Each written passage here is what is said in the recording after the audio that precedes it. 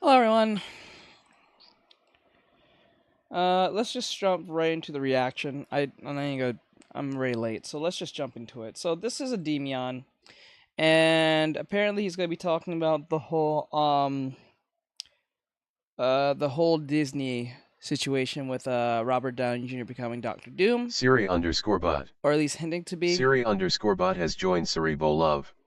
So Stream elements. we're gonna hear. Oh Artextric is God. now live. Streaming art, digital art stream surprise character design study along with skin coloring. Hashtag animeered. Botrix. Botrix has correctly joined the channel. Botrix official. Be a support hero today. By using commands like, support. Nightbot. Be a support hero Oh my today. God. By Okay. using Okay. commands Okay. like, Damn. /donation and, /cash app. Why is it on Discord? The hell? Alright. So with that said, alright, we're gonna just jump into it. So this is a Demion talking about the whole Robert Downey Jr. situation, of him being Doctor Doom, or hinting to be, or for the reboot, I'm not sure. So we'll see what that's about. So let's see. So let's just jump into it and blah blah blah. Is turning back the dial. What's up, everyone? It's Endymion, and today it's time to talk about the future of what is currently the biggest moneymaker in Hollywood that has been bleeding money and potential for years, and how Disney is now positioning Marvel to return to its pre-2019 roots. From Downey Jr. becoming Doctor Doom to reports claiming that Disney is turning back the dial on wokeness within the MCU. So, let's get into it. Obviously, unless you somehow don't have access to the internet or you live in a cave, you likely know that Robert Downey Jr. is officially Doctor Doom, which has for many fans saved the Marvel Cinematic Universe from ruin while also simultaneously pissing off dozens of fans as well, saying that this is nothing but Disney's desperation talking. As for what this all means going forward, nobody can say for sure, but I definitely have my own theories about all of this. First and foremost, it's no secret that Disney has been bleeding money for the most part when it comes to the MCU side of their business. Dozens of flops from the Marvels, Quantumania, and let's not forget about the Eternals as well. And that's not even including all the terrible Disney Plus shows like Secret Invasion, Hawkeye, Echo, and even up-and-coming stinkers like Agatha All Along, which hilariously Disney Marvel did not promote at the San Diego Comic-Con this year around. Even though that upcoming garbage premieres later this year, and nothing, dude, not even a mention. I think Kevin Feige knows that Agatha is gonna stink and will be another blight on Disney Marvel's resume. But he's likely hopeful that this announcement of Doctor Doom and more will overshadow that turd when it releases. Recently on Flashcast, which is Yellow Flash's weekly livestream that I'm a part of, Nerdrotic came on for a bit and he was actually there for the San Diego Comic-Con announcements. According to him, Vanessa Kirby is indeed very hot when you see her up close, which I mean if you have functioning eyeballs, yeah, that checks out. Will you just shut up for a minute and let me finish? I'm not gonna lie, I don't really find her all that attractive. That might be a hot take on my behalf, but I don't just find her all that attractive. I just don't. I'm not saying she's ugly, but just not all that attractive to me. I know that's not really important to hear, but just being quite honest. Footage of upcoming projects from Marvel that weren't shown to the internet, yet anyway. According to Nerdrotic, Captain America Brave New World. Honestly, is anyone actually excited for Agatha? Like, let's just be honest. Is anyone actually excited for that project? Like, at all? I don't think anyone is. I don't think anyone's like, yes, we need to add Agatha Disney Plus show, or just Agatha anything. I don't think majority of most people knew who she was, much less most normies. I don't think they knew who she was. I'm pretty sure she's in the comics somewhere down the line, but I don't think in the role that I'm thinking is major. Or maybe it is. I don't know. We'll see. Looks awful, and he is certain it'll be another stinker from Disney Marvel. Which breaks my heart because I think the original Captain America trilogy is easily the best trilogy in the MCU by a landslide. Nerdrotic also told us that Thunderbolts, which is basically Marvel's Suicide Squad, looked like a student film according to him. And everything that was shown around that film was garbage of the highest caliber. I really hope it doesn't suck, but I think it's safe to say that we're in a weird period for Marvel right now. It seems like everything that got announced recently at Comic-Con, from the new Avengers films, Fantastic Four, which by the way, the trailer and screenshots leaked from that film, which I have seen. But I cannot show any of that here without Mickey Mouse's assassins barrel rolling through my window and taking me out John Wick style. But what I can say about Fantastic Four is that it looks surprisingly good. I just hope they don't ruin it. But I think everything coming from now until these Avenger films are going to be likely more stinkers than not. Because remember that next year, in 2025, it's going to be a deluge of superhero films in 1 year. We have Captain America 4, Thunderbolts, then Fantastic Four, and that's not even including other competitors like Superman, which is also coming out next year too. But let's move on to Doctor Doom. So, what the hell is going on here exactly? Some have said that this is a Tony Stark variant of Iron Man that becomes Doom, but it's explicitly stated during Comic-Con that this is Victor Von Doom himself being played by Robert Downey Jr. So it's clear that this is legitimately I came to learn that in the comics they actually switch bodies or minds at one point. So it's not like it's so outside the realm of that being a thing, or just being a variant. They could just run with that, but like, it's not like it's not possible, right? There's several variants of like heroes becoming villains and villains becoming heroes, so it's not like that's so far off, right? So it's not like it's so out of the loop. I know people are just mad because it's just Robert Downey Jr. I think that's just the sole reason. I totally think it's about the Iron Man thing, but if it is, then well, I guess people don't really read comics all that much or knows a lot about, like, there's a lot of like stories of heroes switching bodies or switching minds or becoming a villain that they fought before or something like that. It has happened. Doctor Doom, which do I think this is a good choice? In all honesty, not really, no.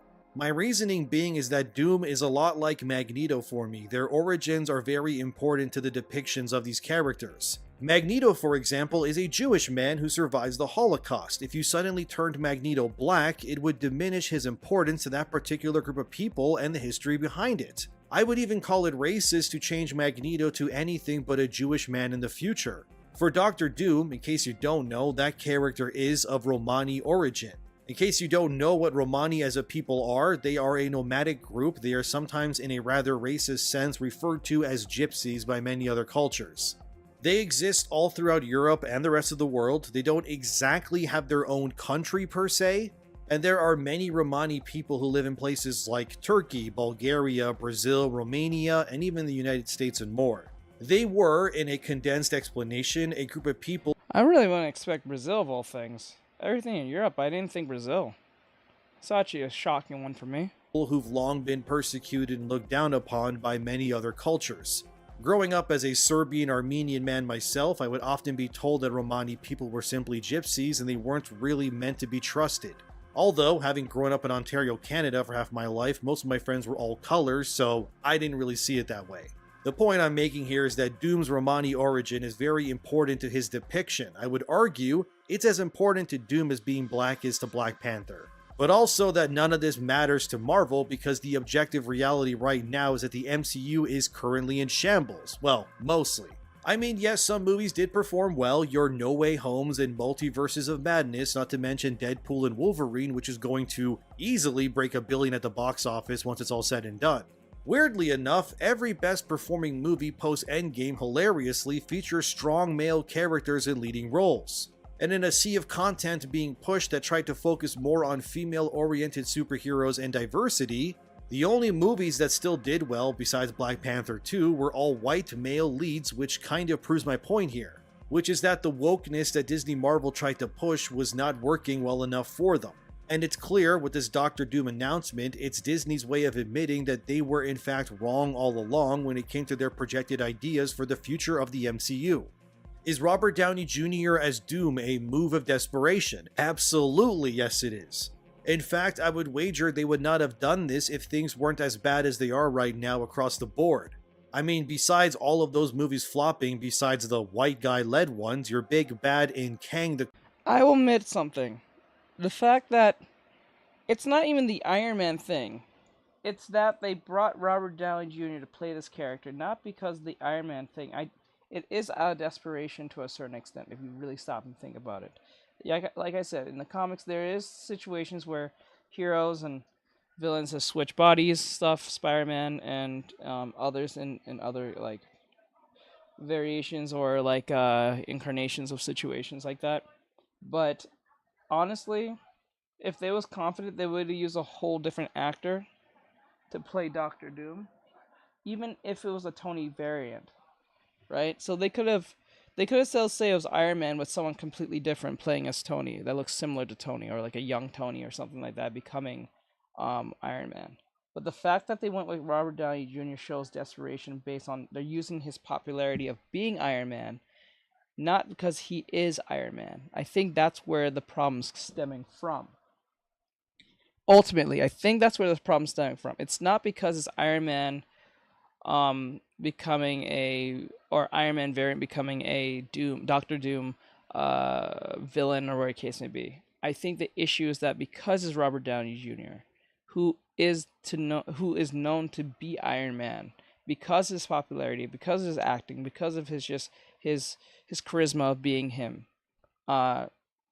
sours the mouths of most people because it feels like a form of desperation because we're using RDJ, not Iron Man, but RDJ, to hopefully help save the MCU, right? I think that's where that was, because if the MCU was doing well with all the wokeism and stuff, they would never went down this path. They probably would have used a female variant Doctor Doom. They would have made probably Doctor Doom in nearly every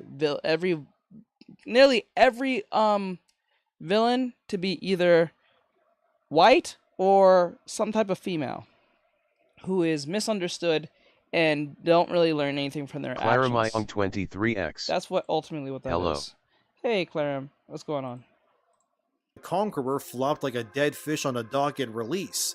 Quantumania bombed hard. Sure, people thought Kang was interesting, but the reality is that for someone who apparently has killed Avengers thousands of times over, he still got beaten and taken out by Ant-Man, of all people. Thanos took on Iron Man, Cap, and Thor in a 3v1 fight in Endgame, and he cooked them. Kang got in a fist fight with Ant-Man and barely survived. There was no way that guy was going to top Thanos as the... Yeah, we're doing a reaction real quick for the stream, and then after that I'll go back doing artwork. I'm doing artwork as we speak, but I'm doing this reaction for a future video, so if you want to listen, that's cool. We're doing the reaction to Disney Marvel's Reject Woke Agenda for Doctor Doom Secret Wars, but I don't think it's a woke agenda, to be honest. I think what it is just that because RDJ became... Turn it off. And close that door.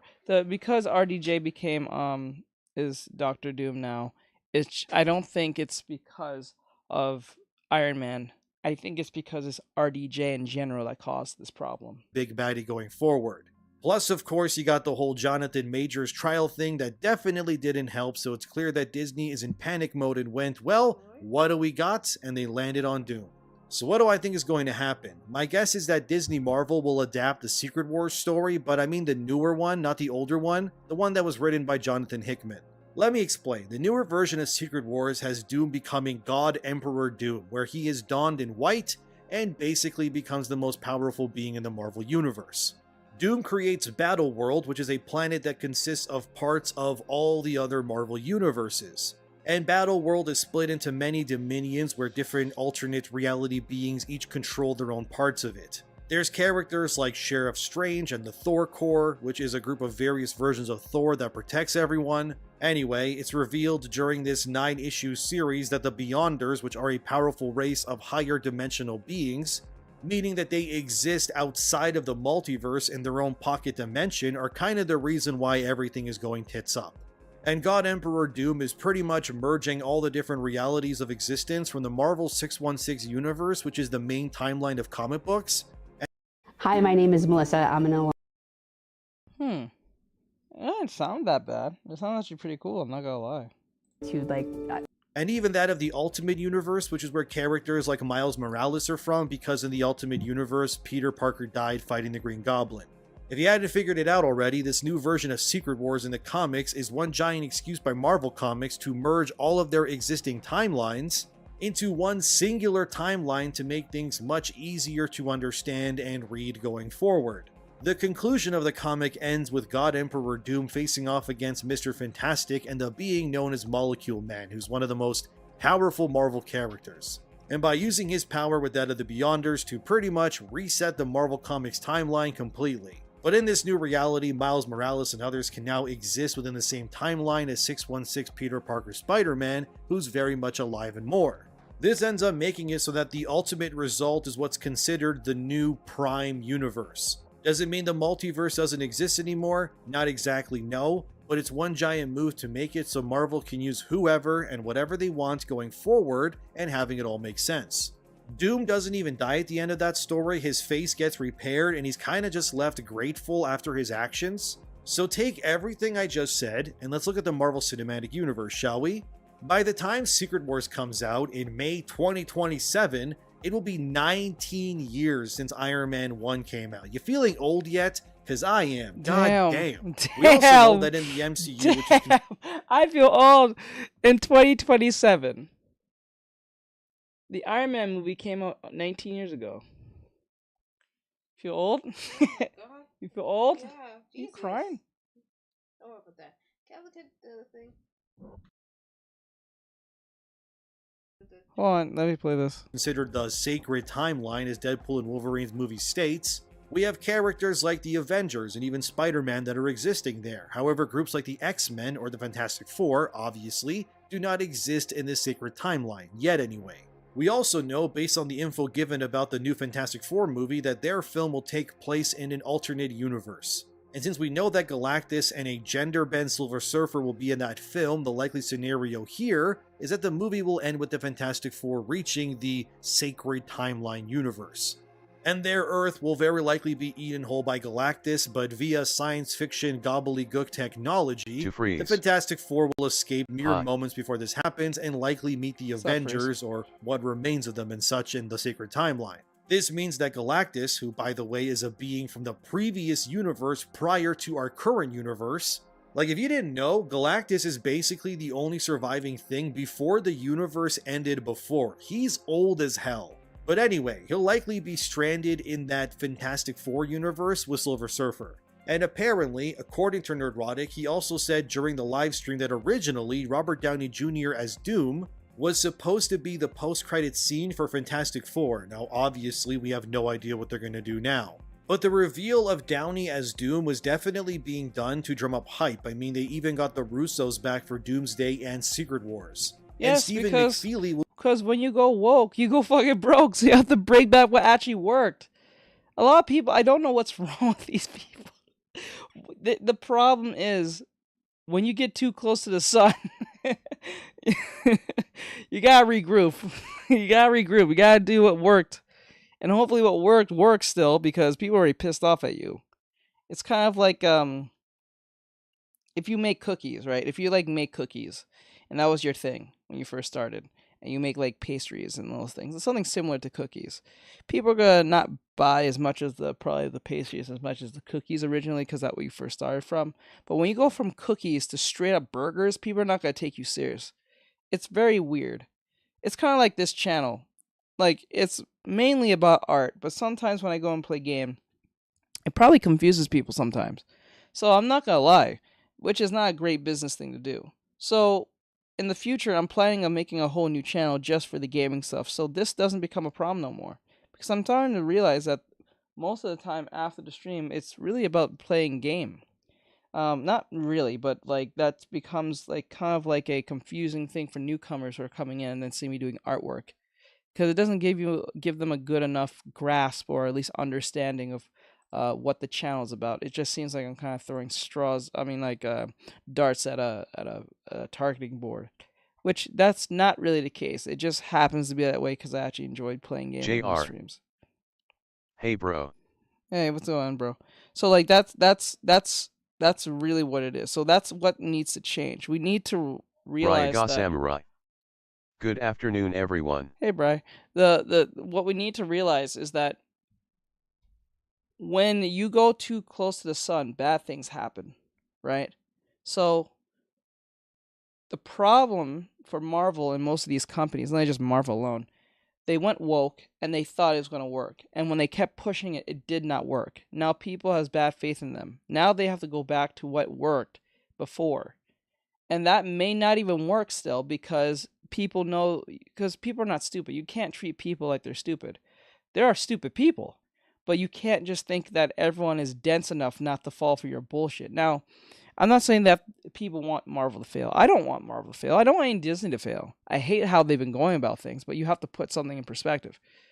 If I think it was said in the Matrix, or I think it was in the no, it was not Matrix. It was the Transformers. I think Sentinel Prime said it in the third movie. I believe was it third or second movie. I think it was the second movie. I can't remember.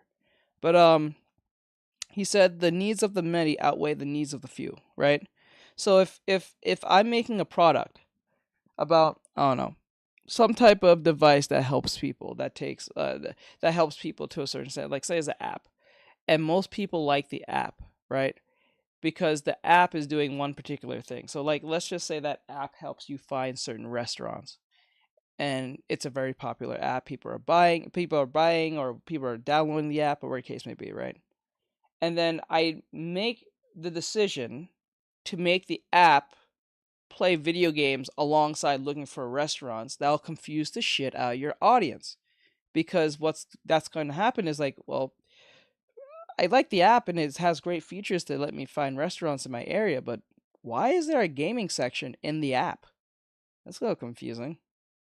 They'll be confused. It's just two things that just doesn't work. Or it may work, but it's just so off to work, it shouldn't. If it has to be good timing and just like something so innovative that it just happens to work. But 9 times out of 10, a concept like that in theory would not work. So this is what happens to Marvel and all these companies: is Disney, Ubisoft, all of them, Microsoft. When you go woke, you go broke, because what happens is when you push agendas and ideals that does not work, and people conventionally know, it's going to be a backlash.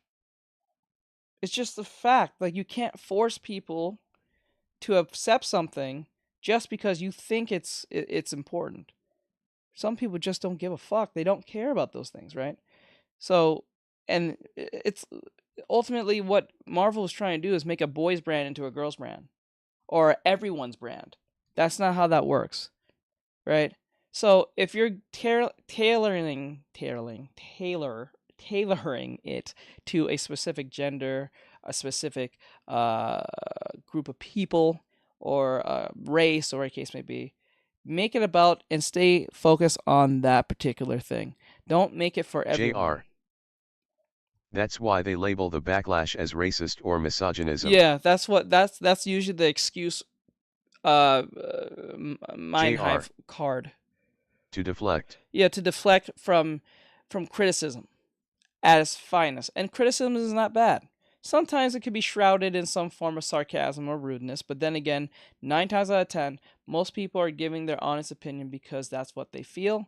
Or you gotta look at it this way: when if 10 or 20 people are saying the same or similar things, you should listen to that. But if someone says, "Oh, I don't like the app because it's too green," and then someone says, "Oh, I don't like the app because it's too complicated," or someone says, "Oh, the app is very lime green," when you start hearing more of the same thing over and over again, that's an indication that there's something about that particular part of the app that needs to be fixed or looked at. But when they say, "Oh, the color scheme is too green," or it's too lime green, when you keep hearing this color scheme is constantly being brought up in some fashion, maybe not in the same fruition as someone else, but similar, then that's something to look at. But when someone says something drastically different from that, like, "Oh, I don't like some button," and that was only mentioned once compared to the 20, 30 people, whatever your sample size is, that is a person that you don't need to pay attention to that much. I'm not saying it's not important, but the chances of that being actually important, like that makes any close to a microcosm of being a difference, no. Just Fuck them right now. That doesn't make any sense. So might as well work. If everyone your fans are saying it's woke, or you guys are pushing agendas, or whatever the case may be, that's pretty a broad term to say sometimes, woke or agenda. Now, what makes it woke? Then, if you look closely at what people are saying, why is it woke? Because most people will explain how is it woke. Then that's where you can actually have your answer from that point, especially if there's a lot of them saying it. And you guys, and Marvel has a giant sample size of people giving their JR, opinion every fucking day. I might disagree with you on that point, How because so? having worked in games before, the only people who complain are the people who dislike it. You have to look at them indirectly as a % of your user base. Yeah, no, but no, I'm not saying that. I'm saying, like, if someone's making a comment that they don't like, that could be just a minority. But if it becomes more and more and more, but then again, that could be just a group of people who just don't like your product. But if it's outweighing more than the people who are liking it, then we have to look at that closely, and why is that a problem? Is it just hatred? Is it just they don't like change? Because that happens. Humans don't JR, like change. moderator timed me out. Oh, for real? They did? For real? The robot? I think it was a robot. Probably was more a robot. Sorry about that. I don't know why I did that.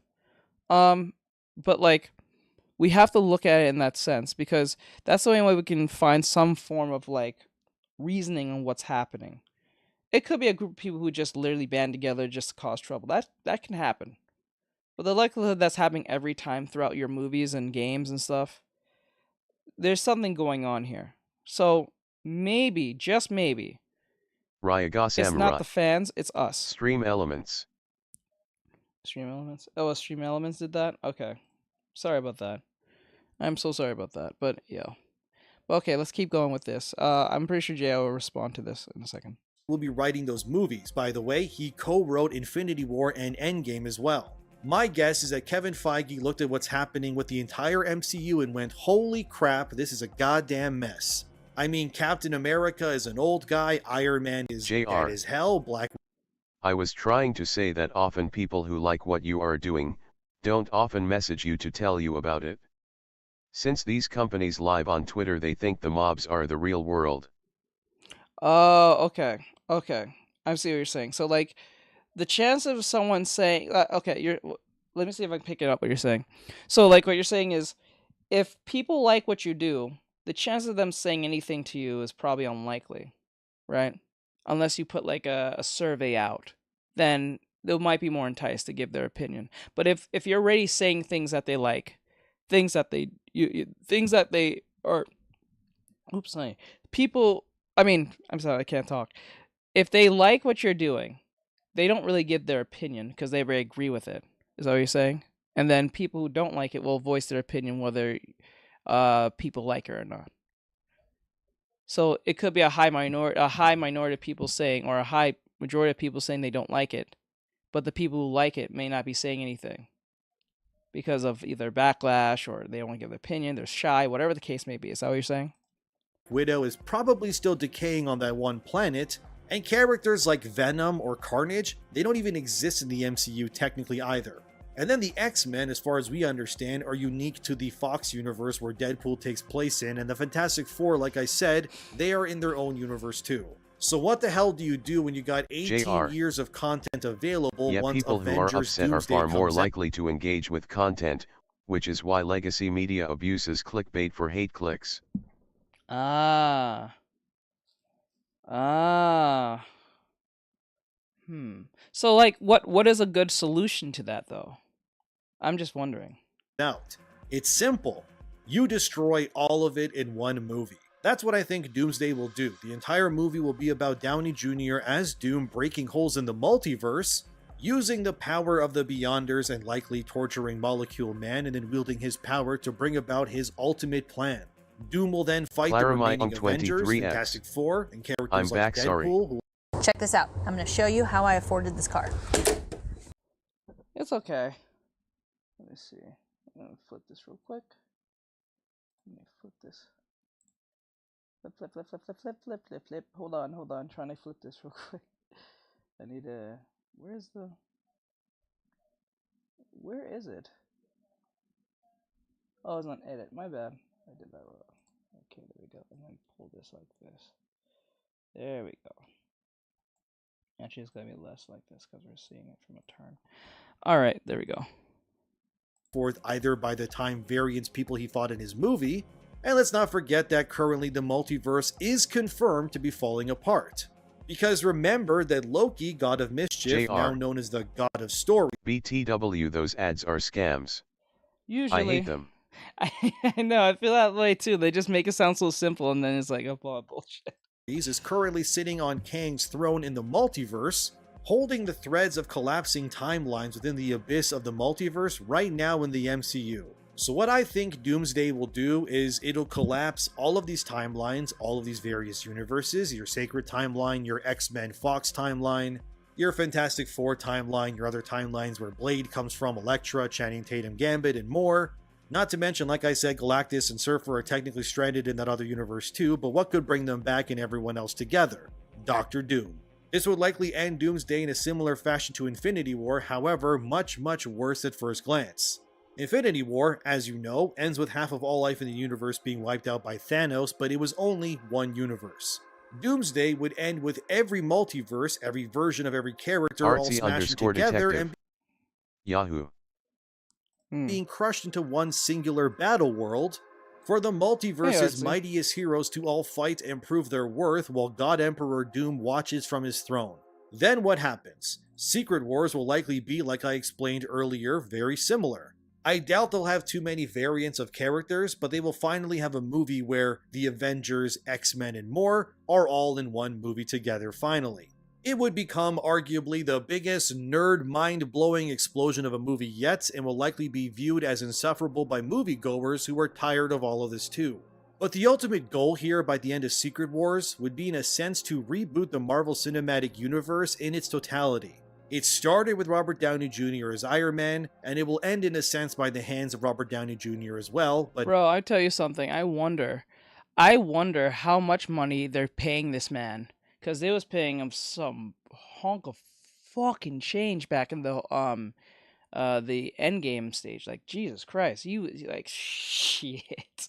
Like, I wonder how much money is they paying this man and the Russos to come back to play, slightly different characters, or at least direct. I wonder how much money they're paying them, because they must be desperate as shit to be doing this. Now, I'm going to clarify this for those who didn't come in. I don't think they're desperate because they're doing the Iron Man Doctor Doom thing. I don't think that's the problem. Because in the comics, there are been situations where villains become heroes, or heroes become villains, or villains switch minds with heroes, or vice versa. Or this is just a variant. This could be just a variant of Robert Downey Jr. going down the Doom route, whatever case may be. There is comics on that. I'm not saying that doesn't exist. The desperation comes in that you're using Robert Downey Jr. Because we all know the reason why that that RDJ is coming back is because of desperation of his popularity being Iron Man. Not because it's Iron Man. It's because it's Robert Downey Jr. Iron Man. That's what it is. I think that's where the problem is. Because if they wasn't desperate, or they didn't think they needed Robert Downey Jr., they would not use him because they know they're going to pay him a lot of money. Let's just be honest, for him to come back. And then we have the Russos. And then also with that, it's just like, if they was confident, they would use a whole different actor. That's one. Or maybe one of the old actors from the Fantastic Four movie back in the Fox times, if that guy is still alive, much less even working anymore, who played I'm not talking about the one in 2016. Was it 2016? Not that one. I'm talking about the one in the Fox era. How do you feel about what they did to Captain America? I still don't know what's going on with that. Are you talking about when they made him old? Or are they talking about the current movie that's going on? Because, I don't even referring to the movie or talking about the actual character of Steve Rogers. Just clarify that for me real quick. But the thing is I don't know. It's just I don't think it's I think it's desperation somewhat, but I don't think it's completely desperation. I don't think it's complete desperation on their behalf. It's desperation because they're using RDJ. JR.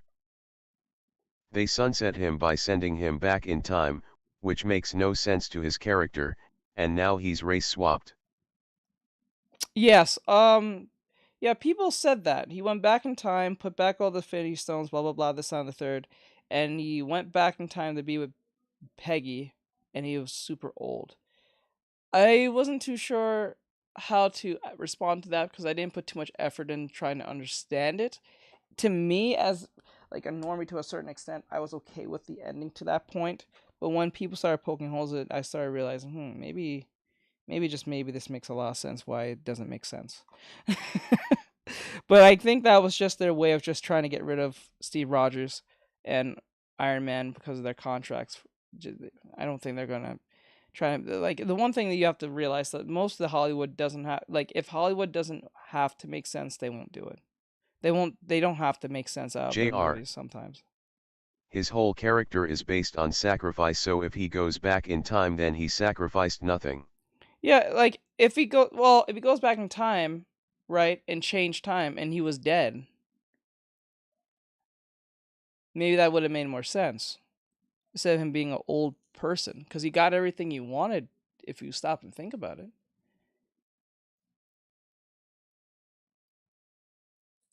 I don't think that, like you said, I don't think it's technically a sacrifice if he gets everything he wants. Right? You're right. That doesn't make a lot of sense.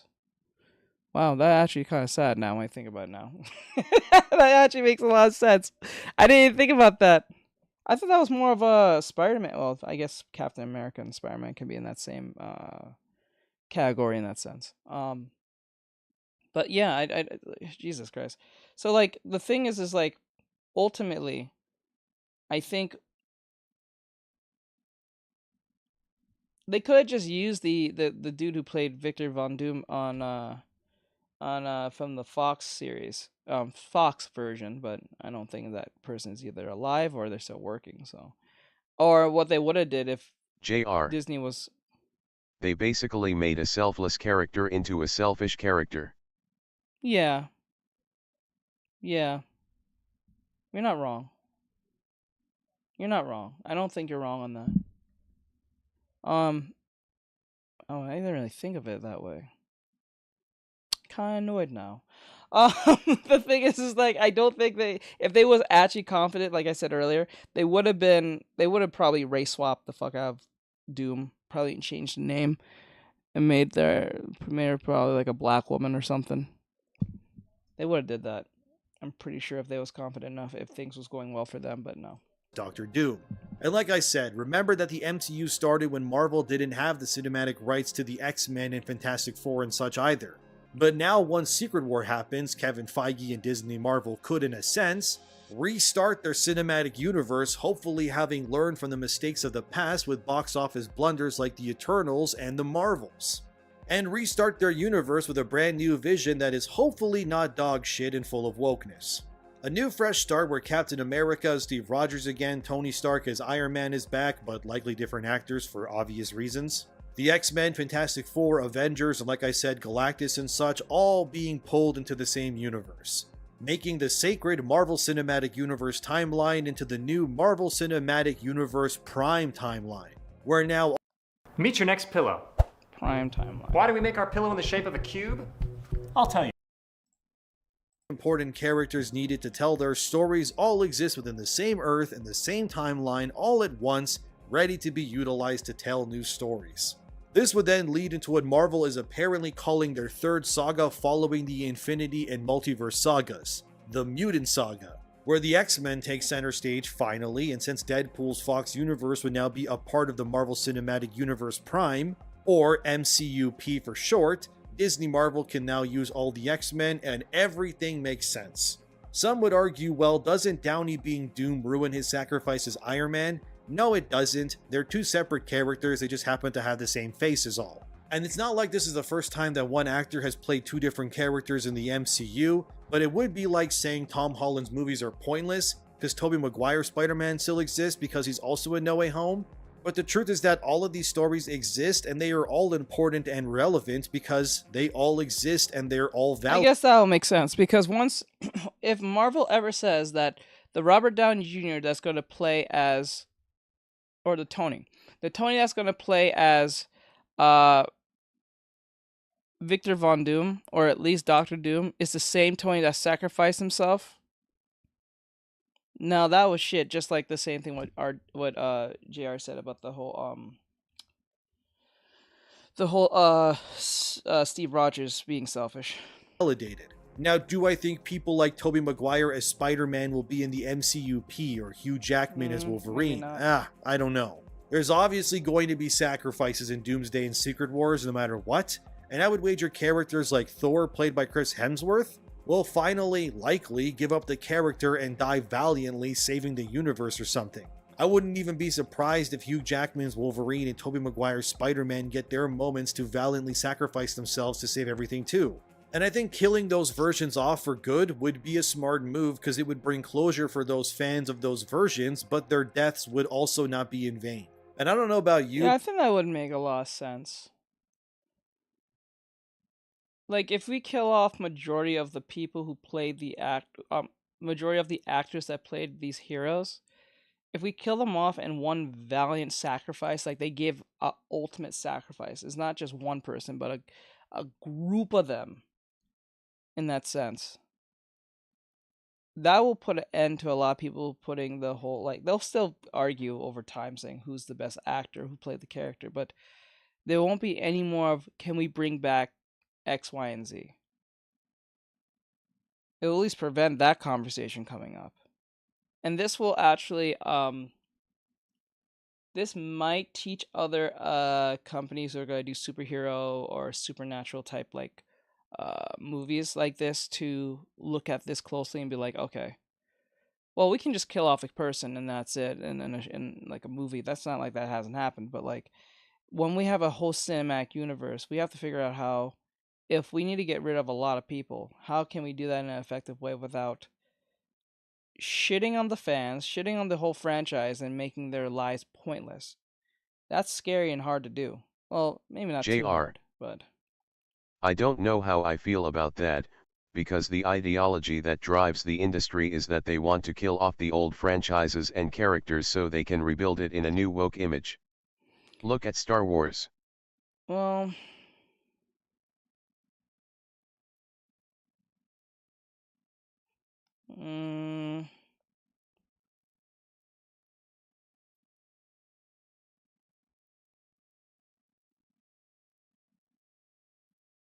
yeah, but when I look at Star Wars, like, it's like, okay, so with something like Marvel is more contained to Earth, right? With Star Wars, this is like a galaxy thing. So, like, let's just say we don't talk about like Anakin, Ahsoka, any of these characters that we know. You can tell a whole different Star Wars story completely without using any of those characters. Now, if we're gonna go timeline wise, then that's gonna, if it's in that timeline, or if it's a different, universe, or just completely different galaxy from where they are, you can probably get away with that because the internet, like the galaxy is vast and big, right? But when something that happens on Earth, JR. What I meant was they deliberately killed off the major 3 characters to replace them with their own major 3 characters in Star Wars. yeah, I know I know, but like,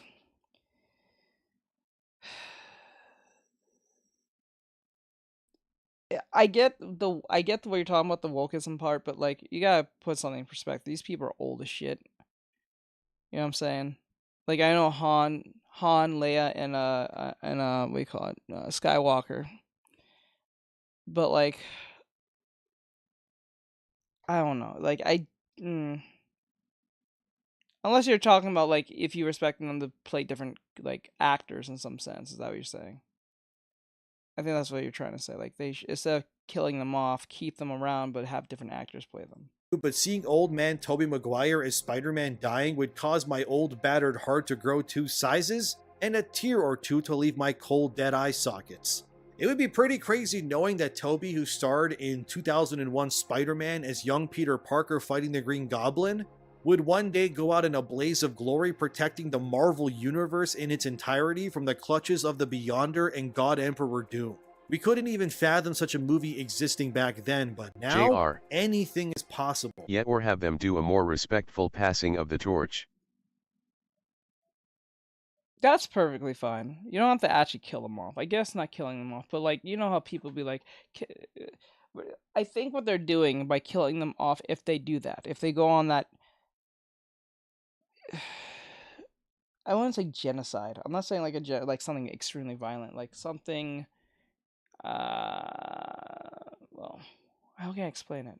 It's hard for me to explain it, but like, it's just a way to just get rid of that whole universe, or at least that whole understanding of that cinematic universe to be gone completely.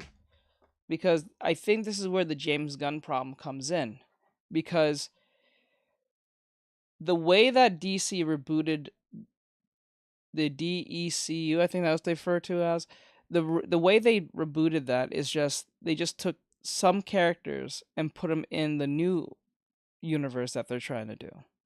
And that causes confusion amongst other people, right? Now, they could have just used different actors completely. But I think they ran with just popularity of those actors who played those characters. And that's where I think the problem comes from. This is where I said earlier about Robert Downey Jr. being a desperate move. Not that Iron Man becomes a variant of Doctor Doom or whatever the case may be.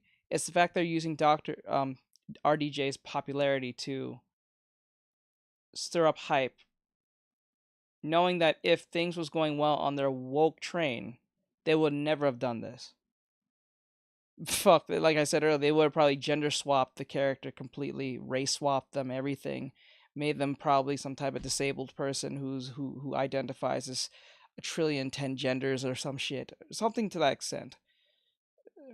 That's what would have happened, right? But because they're bleeding money and they're not making no money from what they're doing, they have to go back to basics, or at least go back to what people recognize. The lingering questions remain, however, like who would remain as their characters, who would get recast, and so on. And besides, the people who was writing Star Wars hated Star Wars anyway. I'm not even a Star Wars fan. I know that the people who are writing Star Wars, even if you look at the accolade, they just hate the franchise completely. They hate everything about that franchise. Same thing with Marvel, especially with these comic book writers and stuff. But Jesus Christ. I think newer additions to the MCU, like the new Fantastic Four, they would remain, but I think a new Iron Man, Cap, Black Widow, and so on, that would happen too. I also wouldn't be surprised if Marvel takes this opportunity to shift their Spider-Man movies from Peter to Miles Morales, or they do both like in the Insomniac games. Just hopefully they don't shit on Peter's legacy like Insomniac kinda did with Spider-Man 2. But I'm not gonna lie to you, if they were to go that route, they would probably go the Insomniac route. Just in case. I do not think they will kill off MCU Peter off like that. I don't think so. I think what they'll do is either a passing of the torch in the most probably wokish way ever, or if he's around, they're gonna do it like the Insomniac games. That's just how I see how that's gonna go. Because if the Miles Morales that we are going to get is even close to the Miles Morales in the video games, or even from the Into the Spider-Verse, I wouldn't put it past them if they try to at least keep the Peter that we all know from MCU, just in case, because I don't think they'll kill him off. Because if things go left, then they have to conjure up a reason why this Peter died and come back just to save their franchise again. Given that they know the only good hero that is still working for them up to this point, movie-wise, and probably in comic book-wise to a certain extent, because I heard that whole comic book was going well and then it went left, about Spider-Man being in his 30s and having children and all that stuff. It will probably go left. So what they'll do is try to keep Peter at bay or at close where Miles is. They'll try to still make Miles the main Spider-Man from that point on, because you know how that's going to go. But they will probably have MCU Peter somewhere in the like he'll be like an Iron Man to Miles Morales, right? He'll be doing his thing, but he won't be being seen. So when Miles needs some advice, needs some word of guidance, or whatever the case may be, Peter will show up and do what he needs to do. You know what I'm saying? So he'll be like somewhat his own cameo in his own damn franchise, which is funny as hell. But I do not think they're gonna kill off MCU Spider-Man. That will piss off too many people. I think that's too much of a risk, given how much the multiverse version or the multiverse No Way Home went, right? Why would you fuck that up? But then again, people are not that smart, so they probably would fuck that up in some form. So, you know. It's very likely what I think will happen with all of this. Do I think Downey as Doom is an act of desperation? I think so. To a yeah, certain because extent. Feige knows he can't make this sweeping of a change without star power and people who actually know what they're doing. So like usual, when it comes to making the big moves, Hollywood reverts to the tried and true formula of hiring people who know what they're doing again. Wow, what a crazy concept, right? And it's clear they are to some degree abandoning wokeness too, like this article from That Park Place titled, Kevin Feige says Marvel Studios has no immediate plans for Eternals 2 after first film lost tens of millions by embracing wokeness. Kevin Feige obviously runs the MCU, and he had an interview with Inverse.com, where he was asked about what the plans are going forward for things like diversity and such in the MCU, and he was pretty coy about it. So let's just go and look at what Feige said when Eternals was about to come out. He was asked about diversity and all of that, and he said during a red carpet interview, well, the notion of switching up the gender, sexualities, and ethnicities of the characters from the comics was baked in initially. That was part of what Nate Moore was really advocating for in moving Eternals to the top of the list for us to start working on.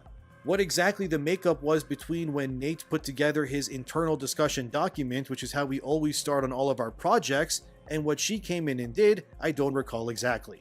This was back when Feige was convinced that diversity, equity, and inclusion was the future of the MCU, and clearly, that didn't work out well at all. Anytime someone did an interview for Eternals, all they kept saying was diversity, oh my diversity, god, dude, that was annoying!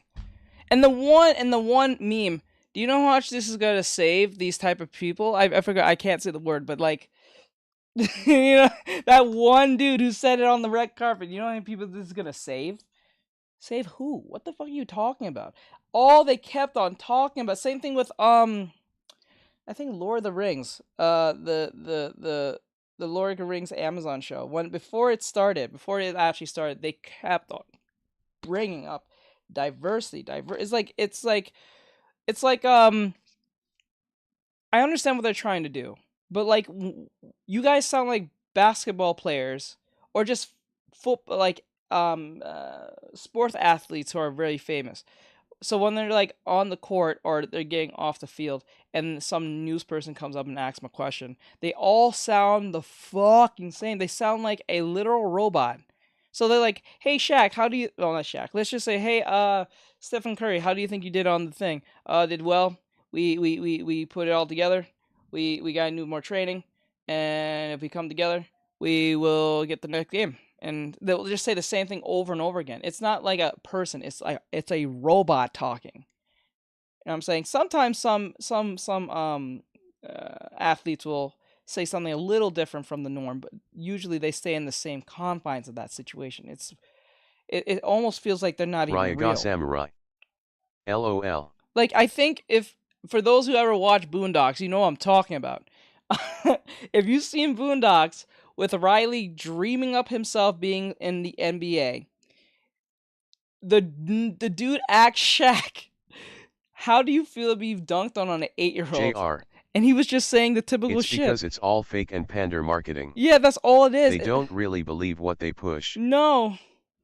It's wild, and it's fucking annoying. Yeah, LOL. Like, watch that clip. Watch the clip of Riley dreaming to be in the NBA at 8. And then the dude asks Shaq, how do you feel about being dunked down by an 8-year-old? And if you listen to this dude, he sounds like a fucking bot. I know that's supposed to be part of the bit, but Jesus Christ. And the sad thing is, that's how they all sound. It's ever rare. I think the only people who probably talks their mind majority of the time most of the time is probably MMA fighters. Hi teach. Hey, Ari. It's usually MMA fighters. They at least kind of seem like they have somewhat of a personality. Usually the whole tough guy thing is usually a marketing employee to a certain extent too. But like, they can usually like get away a little bit more with that. Hi bro. Hey bro, what's going on, Botrix bro? official. Be a support hero I today. don't like this eye. It looks ridiculous. By using commands like support. Diversity. Not if the characters are good or if the story is great, just diversity. That's all it was.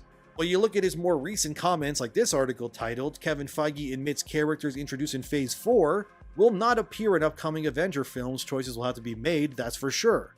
It kind of proves that Feige knows that these upcoming Avenger films need to be mega hits and bring faith back to the fan base. And that's not really going to happen if he has the diverse Eternals and Brie Larson Captain Marvel up front and center leading the way. I honestly hope that Brie Larson takes these two Avenger movies to go out in a blaze of glory and die finally. Nobody would really be sad about it either. If anything, it would be hilarious and delightful to see Brie Larson's Captain Marvel die on screen exploding into a mist. Oh my god, bro. I swear to God, if they write that, them journalists are gonna lose their fucking mind, bro. If they listen. Oh man. If they manage to kill off Brie Larson in the MCU, and then like in the most vicious way ever, people are going to laugh. People might in chat say yay. I'm not dead serious. People will do it. I'm dead serious. They'll do it. No one likes Brie Larson as this woman, as this character. Shit, most people don't even like the updated version of Captain Marvel, like costume wise. They still miss the old, the leotard version. Did you see the Diversity Squad heroes? Oh, they were a real thing. They were named stuff like Safe Space, Snowflake, and so on. Yeah, that was something that was. It was unironic, yeah, and unintentionally hilariously bad. I think that was in 2018, 2019. I think, if I remember right, it was Safe Space, Snowflake. What was the other one? Trailblazer. What was the green one? Something about internet gas. God, man. Of feminist anguish. But here's what Feige said during his interview with Gizmodo, and I quote, "I rarely speak in absolutes like that, right? The notion..." You know, the problem when you're trying to be controversial on the fact that if you're trying to make these characters into a thing like Safe Space, Snowflake, all this stuff, and these are terms of, I wouldn't say like insults to be like superhero names, or at least names that should be donned to be positive. They did almost no actual hero stuff, they just slept with each other. Yes, and I believe, if I remember right, I don't know if this was them or what they, I think, I don't know if it was them too. I think there was supposed to be brother and sister. I think. Safe Space, no, I think they were supposed to be brother and sister. I don't know if they had a weird incestuous relationship, which was really weird. I think someone wrote a, no, I think that was not Silver Surfer. What's the one name? Quicksilver. It was Quicksilver and his sister. They did this thing where they kind of sounded like there was kind of like an incestuous like relationship in some sense in X-Men. I don't know if they did that with the Safe Space and the Snowflake characters, but it mattered. I'm not totally sure. So it is what it is. But like the issue with that was that if you make these things into a normalcy of like superhero names, you know people are just gonna make up whole new insults from that point. That's the funniest thing. They'll just make up a whole new insult for them. It's not like it's gonna stop people from insulting them. Of never ever seeing somebody again. We've got Tim Blake Nelson in a movie coming up next year, so I never talk in absolutes like that. But the truth is, you know, we're going to tell a story in these Avengers movies, and there won't be room for 100,000 characters in it. So choices will have to be made, that's for sure, but that doesn't mean you won't ever see anybody ever again. End quote. JR. Kevin knows that he won't be able to bring trust I back think I know if he what you're relies on the talking about, but multiverse at saga's least in that movies for the instance most they felt part, or like the the shows only for that person in the matter. world that could Nobody's gonna understand want them to was see their Agatha sibling. Harkness. It's yuck, but at least they tried. Oh yeah, you can give A for effort at least. But that tells you that if it's not working, it's not working. You know what I'm saying? Like, I understand if you want to make something work and you're trying and you're experimenting. I get that. Even if it's something that people don't technically like, but if it's not working, you need to change course. I don't know if there's a certain number of times you should stop doing something, maybe 60 times at max, 60 times, and see if you have any true results from them. I think that's a good sample size, 60 times, or probably 30. But 60 times, then maybe it's time to stop. Harkness fighting Doom. I only want to see that. When I say 60 times, this is amongst like your comic books, your video games, your movies, your TV shows. So there's like not 60 times each, but 60 times within each one. So like one each of each genre, and see where it's going. If once we hit that 60 mark of whatever project, if it just doesn't work, stop. Go back to basics. I do this a lot with my artwork. So like when I'm doing a bunch of like character designing and stuff, even though they may look decent or okay or whatever the case may be, I go back to basics because even though I might be proficient in something specific, it's good to go back to basics just in case you probably missed something, because it's always funny because when you go back to basics, you end up looking at things differently, or at least finding something new about yourself when you think you already know. You know what I'm saying? It's kind of like that. If Agatha gets grabbed by Doom and then hurled into the sun at terminal velocity, because that I would pay for. But it's very clear that wokeness and the identity political agenda of the MCU that has been going on for 5 years at this point has not been working for the best. Anything that resembles the newer age vision of Marvel just fails miserably. And anything that harkens back to the 2019 days, like your No Way Homes or your Wolverine Deadpool movies, they How much money do you guys believe if they were to get rid of Brie Larson playing as Captain Marvel, and they brought the original looking Captain Marvel in the leotard black outfit with the thing wrapped around her waist? How do you think how many people will actually watch that? I think a lot of people would prefer that version more than ever. I bet you more people will go and tune in for that. If there was a variant version of that, and you ask a lot of people if you like that version compared to the Brie Larson version in the outfit, I bet you people will pick the one in the leotard faster than anything. Yeah, sex sells, I get it, but then again, new actor and she looks attractive in the outfit, sign me up. Sometimes you can sell wokeism with just sex sells. Triple in sales. Yes, like think about it. If you really want to sell wokeism, put a pretty girl in your ad. You get more people into wokeism, well, more men into wokeism if you put a pretty girl in the front. Works almost every time. It may not work for long, but it'll get you some sales. Did you know that Brie has a butt double because she has an unnaturally flat butt? Yeah, I heard of that. She has a... Yes, I heard of that. I wasn't sure that was true. But they did say that she had a very flat plank ass. And I wasn't sure if it was like a meme or it was like someone photoshopped it. But like, Jesus. I heard that her she got big bazonkas. She got pretty big bazonkas, not gonna lie. But... I heard that the butt thing was a true thing. I wasn't too sure it was true, but that's what people have been saying.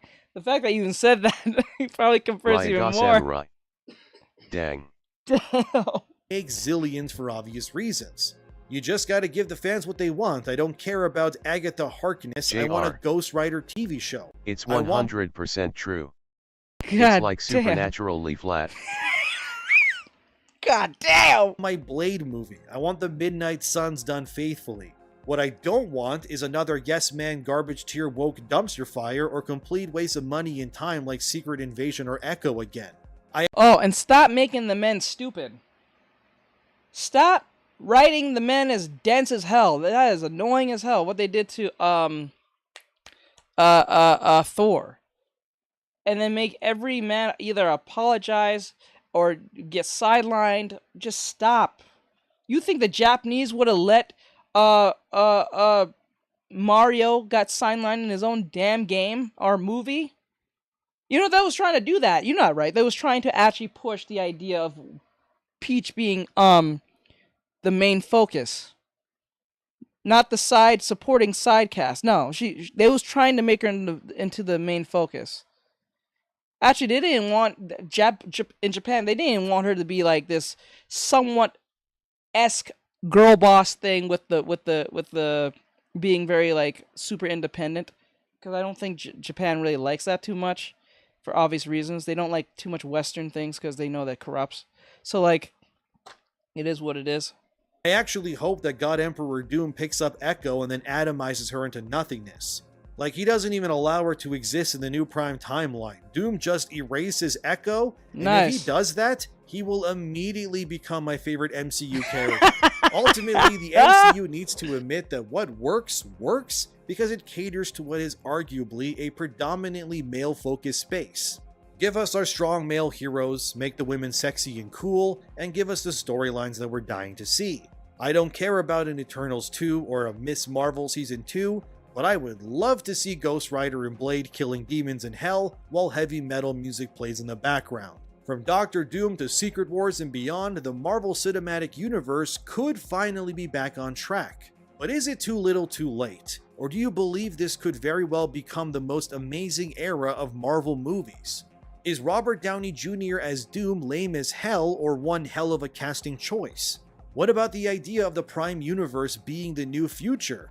What changes would you like to see? Let me know in the comments below. As always, thank you for watching, subscribe, like, share the video, and thanks to my patrons and members as well. You can become a member and get exclusive badges and emojis for $3 a month and help support the channel. Thanks for watching, everyone. Have a wonderful day, and I'll see you in the next one. Alright. I was gonna do another video on this very thing, but it probably will just say the same thing. Let me see. Until you're 90, we're going to talk about the MCU being doomed. The actor for Doctor Doom has been revealed. I honestly don't think, I was going to play this right after that, but I was like, you know, when I think about it now, I don't think that makes a lot of sense. Because Demon pretty much just knocked it out of the park with all that. So, okay, let's do this one. Concord is over. So, like, we're going to react, technically. We're going to, this is the second one, and then I'll do one more video after this, something anime related, something about anime. So, you guys know how I go. I do, like, 2 or at least 3 woke videos, anti-woke videos about what's going on in the industry, and then I'll do, like, 1 or 2 videos of, like, anime recommendations and stuff like that. Because anime is the only thing we have left. Probably not for long because of Blackstone. Anyway, so the point is that we're going to react to Asmongold. And Asmongold here is... Gotcha. Asmongold here is talking about the Concord thing. I would play probably Kael, but you know why. I really love his work, though. Concord is Overwatch for chubby chasers. Let's see what this is about. Let's see. Overwatch for chubby. Concord is Overwatch for chubby chasers. Concord's got a beta out. Pimps, no monologue on this video. Let's just get right into my first impression. Okay. All right. It's fair enough. And the beta's over. Concord is like the Netflix adaptation of Overwatch. They spent way too much money on it and took every last character to the ironing board. Everyone caught around to budget cuts. Even Yeah, they did. Damn, yeah, true. took Bastion's curves away. They turned his ass into a 1,000-gallon trash dumpster. I didn't even know they made plus-size robots. They don't even get me started on DAWs, Man, when you actually put it that way, I'm like, damn.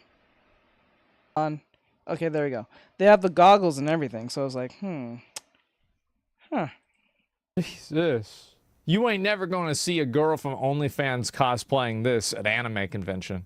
I'll tell you that. Guardian of the Galaxy looking ass. But listen, I'm not here to make fun of old fucking Blueberry. Yeah, kid it's for modern audience. If the modern audience is a Golden Corral. Willy Wonka. Let's talk Damn. about the game. But before we get to talking about the game, one last thing. Honestly, Concord is so shit that it broke OBS and destroyed all my recordings, so go ahead and use your imaginations to see the other missing 59 frames per second. This really the game? Bro, I've seen mobile games that have a less intrusive UI than this. This is crazy. Like, what the fuck? God damn. Yeah, this sucks. This is real bad. This is real bad. It's a real bad. Damn. Okay, all right, let's do it. Let's get into it. First off, PlayStation's never gonna beat the movie game allegations. If every time they steal an idea, their twist is just adding expensive CGI cutscenes to it. I'm sure Sony heard that Overwatch fans just love watching Overwatch movies. I just don't think they were clued into. Yeah, they don't know what the movies are. Like, this is the thing. I bet Overwatch porn is more popular than Overwatch. Oh, that's a given. Like, I mean, That's a given. Let's just call it for what it is. That's a given. And I bet you most males watch it. Then, like, the so-called audience that they're, like, that's meant for people who play Overwatch. If you get what I'm saying. I don't even think those people who identify as such even watch this type of stuff on Overwatch. Samurai. I bet you. It's real bad, lol. I bet you it is, because, like, think about it. I don't think people who are supposed to be about the flag watches as much Overwatch, you know, prawn as much as possible compared to straight men. I'm pretty sure most straight men watch Overwatch prawn than the pride flag peoples. I'm pretty sure. I mean, let's be real. What kind? Shit, they probably at least. And see, Blizzard knows, right? Because you know, bro, like, you think they're bringing in a new character like this? Like, look at that. Look at that, bro. Look at that. Look at that. Look, bro, right now, you can say this character is on that flag. Juno, she could be on that flag, but she could be, even most of them are just on that flag. Let's just call it for what it is. Like, 90% of them are on that flag. She could be on this flag. As soon as someone makes some type of prawn on this character, nothing but men will be watching that. I bet you the demographics high amongst men. Stream elements. That'd be wild. Artextric is now live. Streaming art, digital art stream surprise character design study OBS. along Something's with skin wrong coloring. OBS. Hashtag animeered. Oh god, here we go with this. JR. They encrypted their models for Overwatch 2 so no one would make PRON about it, and it was hacked, downloaded and uploaded as a PRON model the day of the launch. Oh, damn. Damn. Damn. Weird-ass characters. And I bet Overwatch stocks were going down like this. And somebody at Blizzard was like, guys, you know what we have to do. Demon Slayer. Everybody knows what we have to do. Like, face with sweat. We have to make something for the fans out there. And I'm not talking about the fans of our game. I'm talking about the fans of our characters. Like, this is it, right? Fan service? Yeah, like, what do you mean? Like, of course. Just love watching Overwatch movies. I just don't think they were clued into what kind. Shit, they probably at least spent tens of thousands of dollars making these, only for 70% of drug-addled Overwatch players to immediately hammer that skip button. Especially when old Paul Blart strip mall cop comes shuffling and fucking daw. You think fancy trailers can make up for your shitty gameplay? What are you, World of Warcraft? Second, and hey, that trailer sucked. Hey, whenever this trailer, I don't want to hear any of this shit. So this trailer pissed me the fuck off. This made me so. I remember when I saw this, I was like, "Fuck, man, what's this bullshit? Kung Fu Panda garbage? What do you mean that trailer is cool? Nah, it's nah. This is the first soft modern trailer. This was soft modern. You go look at Garrosh and Grom Hellscream killing Manaroth. With no shirts on, sweating, and there's blood everywhere. Like, that's what I wanted to see, not this pussy shit. What do you mean? Craft second, and let's get that PowerPoint up on the screen. Even the gameplay has thyroid issues. I know Sony likes slow, dragged out games, but my 600-pound lifelike movement on a bunch of physically fit heroes and DAW it's like, here's another thing, right? Is like, I mean, I guess that you have Roadhog. But Roadhog is fatter than this, and it somehow looks better than this. Yeah. That's a astute observation right there. Make that make sense. Make that make sense.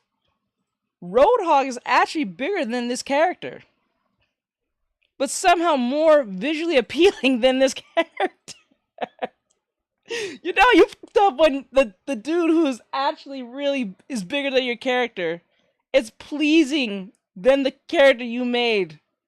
Somehow she's skinnier than him, and it's not as attractive as him. That's weird. That's very strange. Because it doesn't make a whole lot of sense. It just doesn't. Shit, I think you've seen more men who are overweight playing football than you see a woman who's overweight playing anything. I might be wrong on that. You guys tell me. Maybe I'm wrong. Maybe it's just me. Maybe I'm weird. I have not really seen a lot of women just like who are like, I'm not saying muscular, I'm saying overweight and playing a sport or doing anything that crazy active. Now, there's that one video of that one girl who's overweight who does dancing that went viral way back when. I think she still does videos, but she's eventually got to lose weight anyway by doing that shit. So it's kind of like an inevitability. If you do something long enough, your body will change, and you know, it is what it is. So how are you this big doing this type of like work? And then actually, it's not even that Roadhog is overweight. He's overweight in stomach, but he's actually quite muscular in arm and chest. If you really think about it. I got nothing. Yeah, because like think of Roadhog, right? If you look at his character, his JR. build. Dude, go look at Baseball Hall of Fame in like the 20s to 40s, and they are all fat dudes who slam home runs like it's nothing. Yeah, no. Babe Ruth had a gut. Yeah, no. I'm saying women. You see more men who's overweight playing sports than you would see a woman overweight playing sports. I'm not counting that out. I'm saying you actually seen that more in like probably more in football, but I'm not saying like in other sports. But I'm saying 9 times out of 10, you see more men who are overweight, have a gut, whether in MMA, to baseball, to football, you know what I'm saying? And they have somewhat of gut. They're not super not super muscular. Right? But then again, you see more of that than a woman being overweight and doing a sport. And usually when you see these type of women like that, their name is Olga. Like Roadhog. And they're usually muscular in some form. So like if you look at Roadhog compared to this character, if you look from his head to his chest to his arms, he's actually quite muscular from the chest and arms. Right? Maybe that's just a stylized look, but like if you really look at it, he's kind of muscular from that point. His stomach just pops out from that point. So, It's me, yeah. Daw is painful. It doesn't matter if you're playing as this thing or blue balls here. You shuffle everywhere. We do have footage of Totally Not Winston's run. Look at that run. That's not even a jog. That's barely even speed walking. You're embarrassing yourself. But what's worse than the movement is the time to kill. In all fairness, damn, PvP bro. Like, let me see that again. walking. You're embarrassing yourself. shit. I think about it now. Like what's his name? Gibraltar. Gibraltar in what do you call it? What's that game? Apex Legends.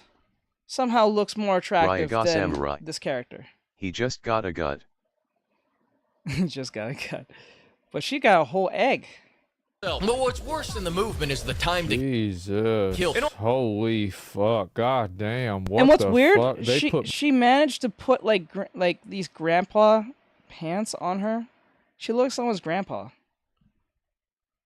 You see the pants? It's like up past her, like pretty much her stomach, up to her, like past her belly button probably. But she looks like she's wearing someone's grandpa's pants. That's not a good look. Like Roadhog. So, but I'm wondering, are you trying to make the the character attractive and appealing, or just appealing in general? Because I don't think it's appealing. And it's not attractive. So it's not doing much of anything. It kind of just upsets you on all fours. Because I can't look at this character and say, oh, that person's either attractive for someone who's overweight, or a case may be. She don't look attractive. And I'm not talking about her weight, just like overall everything. Right? But like, she doesn't look appealing from a character design standpoint either. Yeah. Kind of makes you think, what were they doing? Because there's a way to make this character actually look appealing and attractive, even if they're overweight. It's possible. But for some weird reason, someone was just looking at Overwatch, took very... I don't know. They was looking at Overwatch. What they did is combine Overwatch and Apex Legends and kind of just... Ryaga Samurai. Did what they had to do with it. Walmart Anti. Yeah. Like Walmart discounted versions of these characters. It's like if you took Apex Legends and slapped together with Overwatch. It's me, yeah. Daw is painful. It doesn't matter if you're playing as this thing or blue balls here. You shuffle everywhere. We do have footage of Totally Not Winston's run. Look at that run. That's not even a jog. That's barely even speed walking. You're embarrassing yourself. But what's worse than the movement is the time to kill. In all fairness, damn, PvP bro, like, let me see that again. Walking, you're embarrassing yourself. But what's worse than the movement is the time to Jesus. kill. Holy fuck. God damn. What the fuck? They put money into this? Damn, that's too bad. Oh man, think about how much they spent on this game. No fan service either. It's not even about having fan service. Yeah, it's not. I don't think it's about having fan service. It's just not appealing. It's just not appealing. Like, okay, if we use like okay, what's that I forgot her name, the Hispanic woman from Apex Legends with the pigtails. I forgot her name. Who has beef with Remnant. She's appealing. Right? She don't have to do anything inherently like fan servicey or anything. She's appealing because visually she looks nice. Her color scheme looks nice. Her character looks nice. Is identifiable. You probably have an idea who she's about by just looking at them. That's the point of making a character. As soon as you see them, you should have a notion of what they are Samurai. based on what you see. Loba, there we go. And you look at her, and you think, this is probably a strong character. She has sex appeal, but she's not doing anything sexy. You know what I'm saying? You can have sex appeal without making a character do anything. I know. I do it every day. I draw attractive anime girls, usually with no face. And people lose their mind and call it sus. Because they're appealing. Because they have sex appeal. You know what I'm saying? They don't actually have to do anything. You don't have to have fan service to make people want to be interested in your characters. They could be just appealing based on just design alone. So, about having a character that people want to be. But Roadhog has personality. He's cool. See? And it doesn't really show his face, right? He's not really a person in a way. Nobody wants to be fucking these weird-ass, ugly characters. Okay, let's use a perfect example. Master Chief. If you look at Master Chief, his design is pretty simplistic.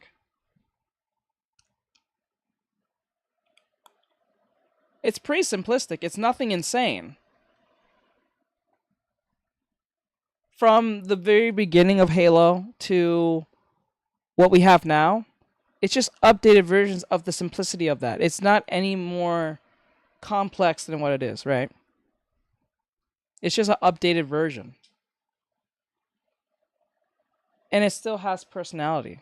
well, let's just no, well, personality to a certain extent, but like it has more personality based on story. Let's just say that gives Chief mostly his personality because he doesn't take off his mask, and you know about his whole Silver backstory Comet. and everything. Hello. Hey, Comet. So like it's like that, you know. So it is what it is. It is what it is. Characters, like nobody wants to do this. Like it's gross. Like what are you talking about? You want to be one of those people, you go to Walmart. You go to Walmart and just take your card. And What did Bry say? What did Bry say? Let's go, Bry. Let's go, Bry. And he said it, Walmart. He referred to the character as a Walmart buy. Like, what the hell? Let's go. Let's go, Bry. Let's go. With your cart, you're going to play Concord. It's pretty much the same thing. You're going to see the same people. All fairness, PvP games where you have to shoot people for too long in presidential. Silver Comet. What's going on? We're doing a reaction on Concord with Asmongold. So he's doing a reaction to him as we're listening to the YouTuber who made the video. So it's like it's two reactions with one good video. So funny video. So terms in order to kill him has never really been my bag. Let me show you a few minutes before Concord shut off my body cam. Look at low T Doom guy firing 5 rockets to kill the enemy. Look at this sniper damage. Look at Dog. He's got that hot dog within. Look at this LMG damage. John Lewis of the Lewis gun just died for a second time after seeing that. And I know you're saying, How is it possible that you could go and make a game like this? Like, I just don't understand. Like, what were they thinking that they thought that they could make Overwatch? They said Overwatch 2. They tried to make Overwatch 3, they made Overwatch 0. This is just a worse version of, like, Overwatch when it came out was better than this. Like, how did this get greenlit? This is amazing, bro. Like, what are you doing? Luna Starlight. They're Delu from the positive Hello, Teach. I've new emote now. Starly 281 Heart Love made it today. let me see. Hey, Luna. Hello, Teach. I have new emote now. Made it today. That looks lovely. I love it. It looks amazing. That looks amazing. You're so talented. You're doing so great, Starlight. I'm so proud of you. Botrix official. Gunplay. That is actually my point. Today. Overwatch is shit. By and using this commands like Overwatch is support. way better than this. Overwatch plays infinitely better than this. It looks better. It's more visually appealing. The character movements are more fluid. The way that people lose health is better. Everything about Luna Overwatch Starlight. is better than this. I had the best teacher right here. Aw, thank you, hon. I appreciate it. But like I really do appreciate it. Thank you, hon. He's not wrong. Listen, it's not really, like I said, it's not really about the whole characters being chubby or anything. It's just that they're not appealing to me. This is my opinion. They don't seem all that appealing to me. I have drawn chubby characters, and people love that. I've drawn I'll say chubby models, but I've drawn chubby models, and people love them because I make them visually appealing to a certain extent. Luna Starlight. It is what it is. I am chubby IRL hee. But like the thing is like the character designs are not attractive. So if the character, like if you already know that most characters who happen to be chubby are not considered the beauty standard to a certain extent, what you're supposed to do is make them as appealing as possible. So if I'm going to draw a chubby character that's going to be a support hero today, that goes against the by conventional... using commands like /donation and /cash app. Botrix, Nightbot, why do you do this? Why do you... Anyway, the point is, because the chubby character is not conventionally seen as pretty, or considered as... Luna Starlight. Like this emote of mine, I try new styles all the time. Starly 281 met. Oh, that's good enough. Always try something new. But like the thing is like, if the character is chubby, right? You can make a chubby character appealing. I think there's an anime about a chubby elf girl, and I think it's doing very well on Crunchyroll. I think there's 2 of them, and they're on the chubby heavy side, right? And the show is amazing. Well, I've heard that it's good. I I'm not sure how true that is, but I heard it's good and people like it, and it's funny and appealing, and the characters are likable and all that stuff. That's the point, right? So if you're already beauty challenged, you're supposed to have a nice personality. That what makes Silver you Comet. That's a good way to. Yay, I like it. You see, so like that's a good way to make up for something that is. So like if you're a tall dude, or if you're a short dude, you shouldn't be short and skinny. So you should be muscular and short. Ryaga Samurai. It makes up for you being short. The dark elf is cute and GL. Oh, I have heard. I seen pictures of her on TikTok. I mean TikTok. Twitter. Or if you're a dude who's tall, or if you're muscular and tall, you shouldn't be intimidating. If you're trying to make friends, I'm saying. If you're trying to be likable, don't be intimidating. You know what I'm saying? Ryaga Samurai. The Asta build. The Asta, there we go. The Asta build. Be like Asta. He's short, but he's muscular. So he makes it up for it, right? Be a support hero today. If you're tall By and using you're commands like muscular, /donation and /cash app. don't be scary. So think of like Asahi from Haikyuu. He's big and tall, but people think he's scary because of his stature. And I don't know of his build. I'm pretty sure his build goes along with it. But people used to make rumors on him in the show that he was scary and made up rumors that he did things that he never did. But because he's a gentle Silver giant, Comet. you know what I'm saying? I thought the Izuku Midoriya build. You see? You see the... I thought the Izuku Midoriya... Well, that can work. That can work. But then again, I don't think Midoriya's the shortest character, because we all know that Asa's the shortest character, I believe, in... Well, no, I think second shortest. I'm not gonna actually count the troll girl. What's her name? The one that likes sugar and food. I'm not gonna count her too much because I think that's just that's a purpose for her to be small, and then when she's in her true form, she's much taller. So I'm not gonna count her too much. So I'm pretty sure that Asa is either the second or the most shortest character in the show, right?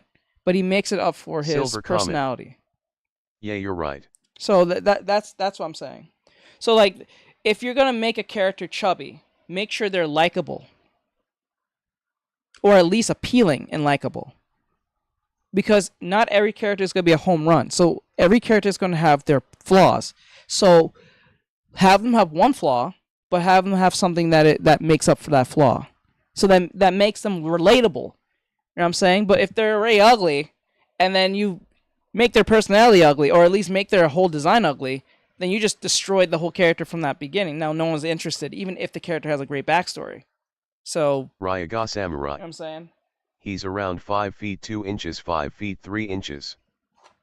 Who, Asta? 5 feet 2. So he's like 5'2" in the... I guess he's 5'2" at the beginning of the show, and then he's like 5'3" after the time skip? JR. Or at least don't make them that way just for the sake of tokenism. Yes, don't do that. It has to make sense. If it makes sense, people will gravitate to it. When you make no sense for the sake of tokenism, it's going to go left. Or you're not going to get the result you want. It may not even go bad. It just won't be the result you want. So that's the point. Grow up and go get shot in Kabul like the rest of us. Very slow, very clunky, not fun, not good. I'd rather be at the Whoopi Goldberg Diablo 4 crossover event than here playing this, god damn. Third, let's all laugh at the player count for a moment. Yes. I was People just didn't even rounding play up. the game for free. I would, well, if you're rounding up, then I would still believe you, because like I know there was a time skip. I don't know if he got taller over the time skip, but if he did, I would believe it. But I don't think he'll go up an inch higher, probably like 2-3 inches more, but you know, that depends how old he was. I'm pretty sure Asa was like 15 or 16 at the beginning of the show, and I'm pretty sure he's like 16, 17. No, it was a 6 month. It was a 6 month gap. He's probably the same age. If he's like 15, 16 at the beginning of the show, and then he has a time skip, which was like a 6 to 7 month time skip, he's probably still like 16, 17. Ryaga Samurai. Because Japan got it in cm. Oh, they put in centimeters. Okay. But they did want to play the other Overwatch knockoff. Ryaga Samurai. That's true. This was 15. so funny. What was the game? So if he's 15, which I don't know what month they had the six-month time skip, but let's just say he's 15, and he becomes 16 the following year. He's still growing. Hopefully he'll still grow a little more, but he's still growing. I doubt they're gonna keep going with it. I'm pretty sure the show, the manga's near done with him being 16, 17 at max. But he's still growing. Game that you had to buy. I think boy stopped growing at like 21, 22. In order to get in onto the game? Was it Marvel Rivals you had to buy it? I'm trying to remember. Concord? No, besides Concord. There was another one. I thought it was. Yeah, it might have been this. Yeah. Marvel Rivals. Well, either way. Ryaga Samurai. So you look at Marvel Rivals. Everybody said, oh, well, it's just the beta. It's just the beta. Beta. Let me see. Marvel Rivals. Look at this.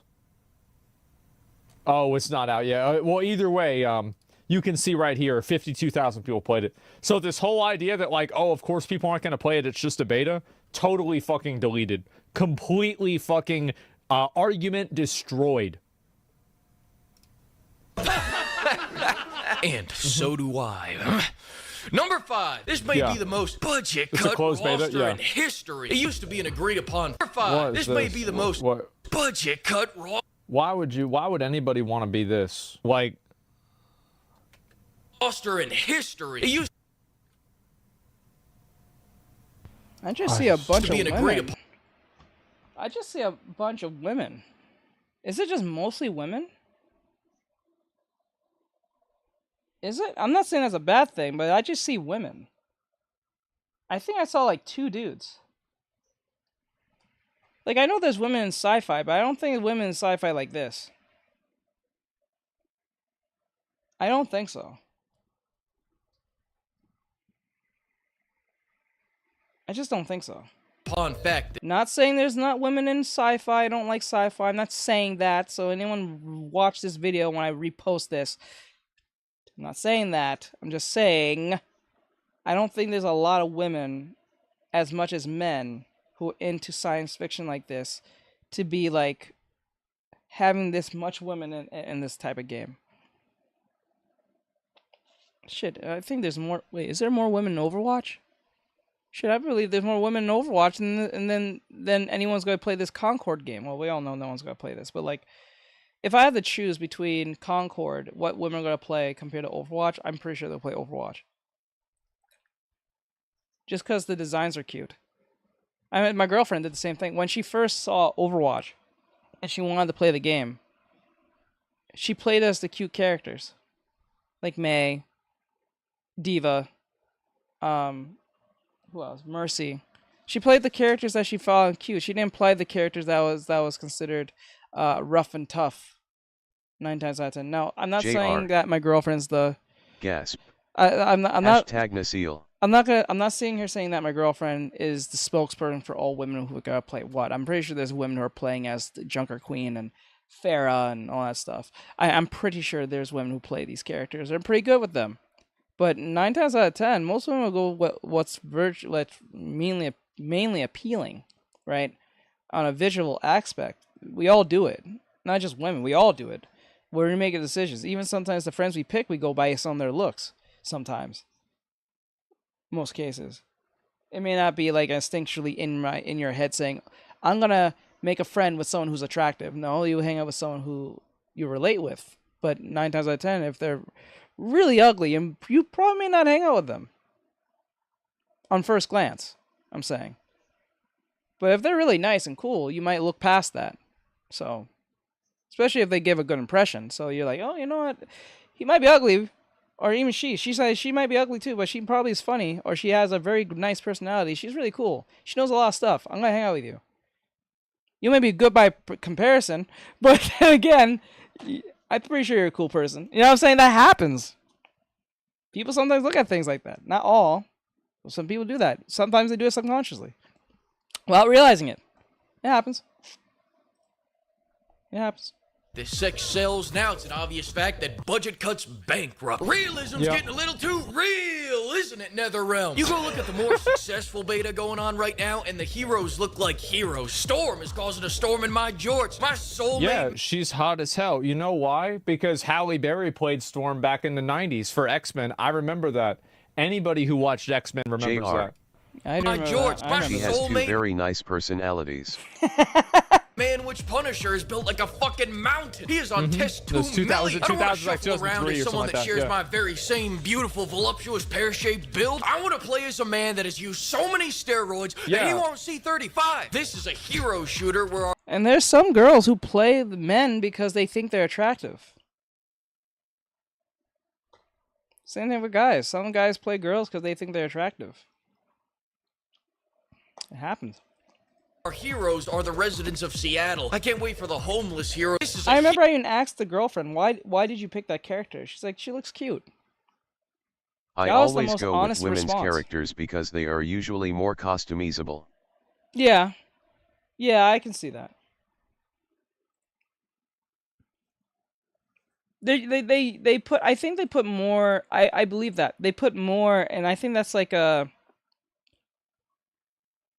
more of a scientific thing. I think women, like, if you put more cosmetics onto the females, more people will buy than the males. Because some males just don't care about, like, cosmetics and skins. Even if it's customizable, some just don't care. But what women is a lot more diverse. I don't know why. It's just like, it's just, I think it's just sex appeal. Even fan service, depending. Hero shooter where our heroes. Why would they give her? Why would they give her Thugnificent's haircut? Like from the Boondocks. Like why? Like, it's just so weird.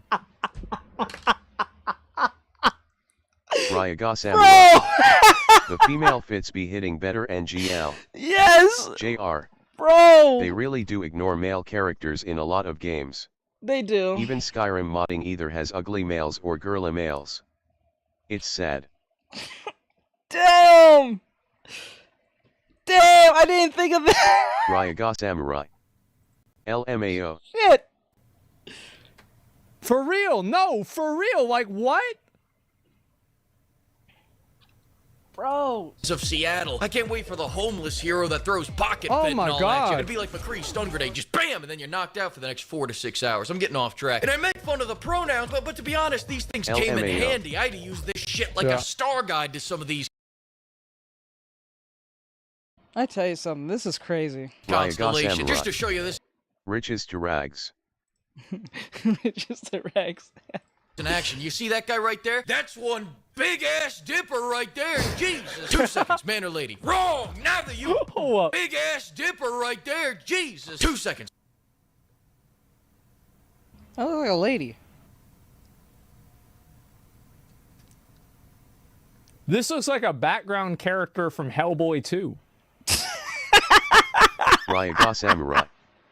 Hi Mono. He's not technically wrong.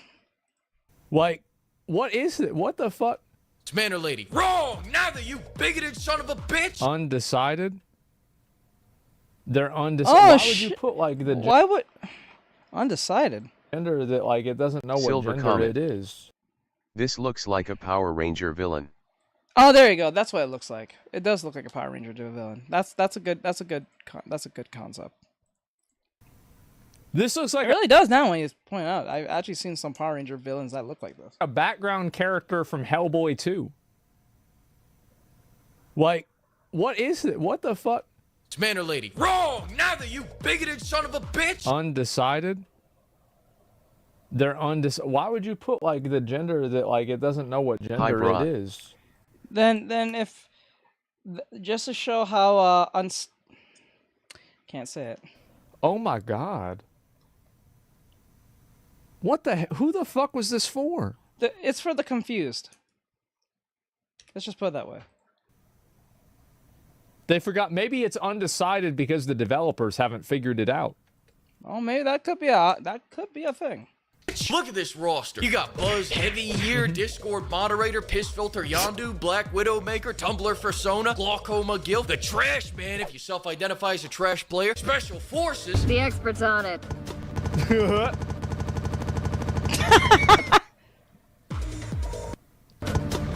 lady. I wonder, since she's a more you know, masculine female character with short hair, I hope they don't make her a lesbian. You know, like, I wonder, what do you think the odds are that they're gonna try to make her a lesbian? Oh, like almost 95%. 98. I'm gonna just round up there. 98.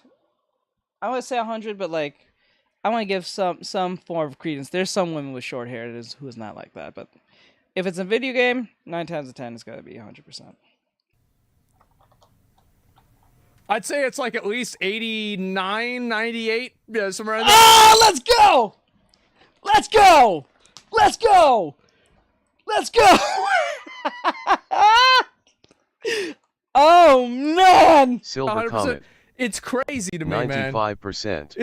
I said 98, and Asmongold said 98. Let's go! Let's go back on that. Let's hear it again. Let's hear it again. He said it. Let's go! Let's go. I'd say it's like at least 89, 98. Yeah, somewhere in there, 100%. It's crazy to me, man. It's really something. Isn't that a stereotype? That's the funny thing about it, isn't it? Yes, it is. But progressives don't see that. They see like they make stereotypes without realizing it. You know, I got nothing. She's the only one on this roster that actually does damage. 2007's Heart Attack Grill winner, Soldier 75, the heavier weapons guy, African-American sniper, Hank Hill ass, Florida Gators fan, looking chubby buddy motherfucker. This thing that looks like it crawled out of Dawes Yard, goggles stay on during sex looking ass, big ass baby. That's one big ass baby. The new Blade, Michael Jackson pre-allegations, Shimon, oh shit, blood mom dead. Bro, come on, man. Come on, man. Am I really have to say it? Isn't that Seer from Apex? Come on, man. You guys are just stealing at this point. He has a stupid hat and everything, almost like the same. Come on, man. Botrix official. Be a support hero Ain't today. that Seer from By using Apex? commands like /donation They have the same like everything. Let's go back. The new Blade, Michael Jackson. Jackson. Samurai.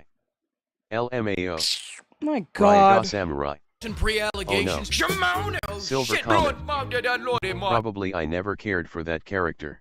I never cared for that character either. I never really played that character at all in Apex Legends. It just never really appealed for me to play him. I don't even know what his abilities do all that much. I forgot what it does. I think he's a scanner. I think he's like a scanner type hero. That one's a thinker. That one's for the Rainbow Six fans out there. The Goon Goblin. Wait, what the? That one's a thinker. That one's for the What the fuck? Rainbow Six fans out there. The Goon Goblin. Wait, hold up.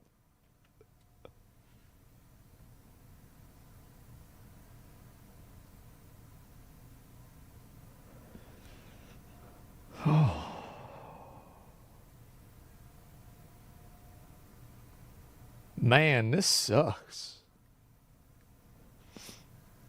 It's just like, I don't even know what to say.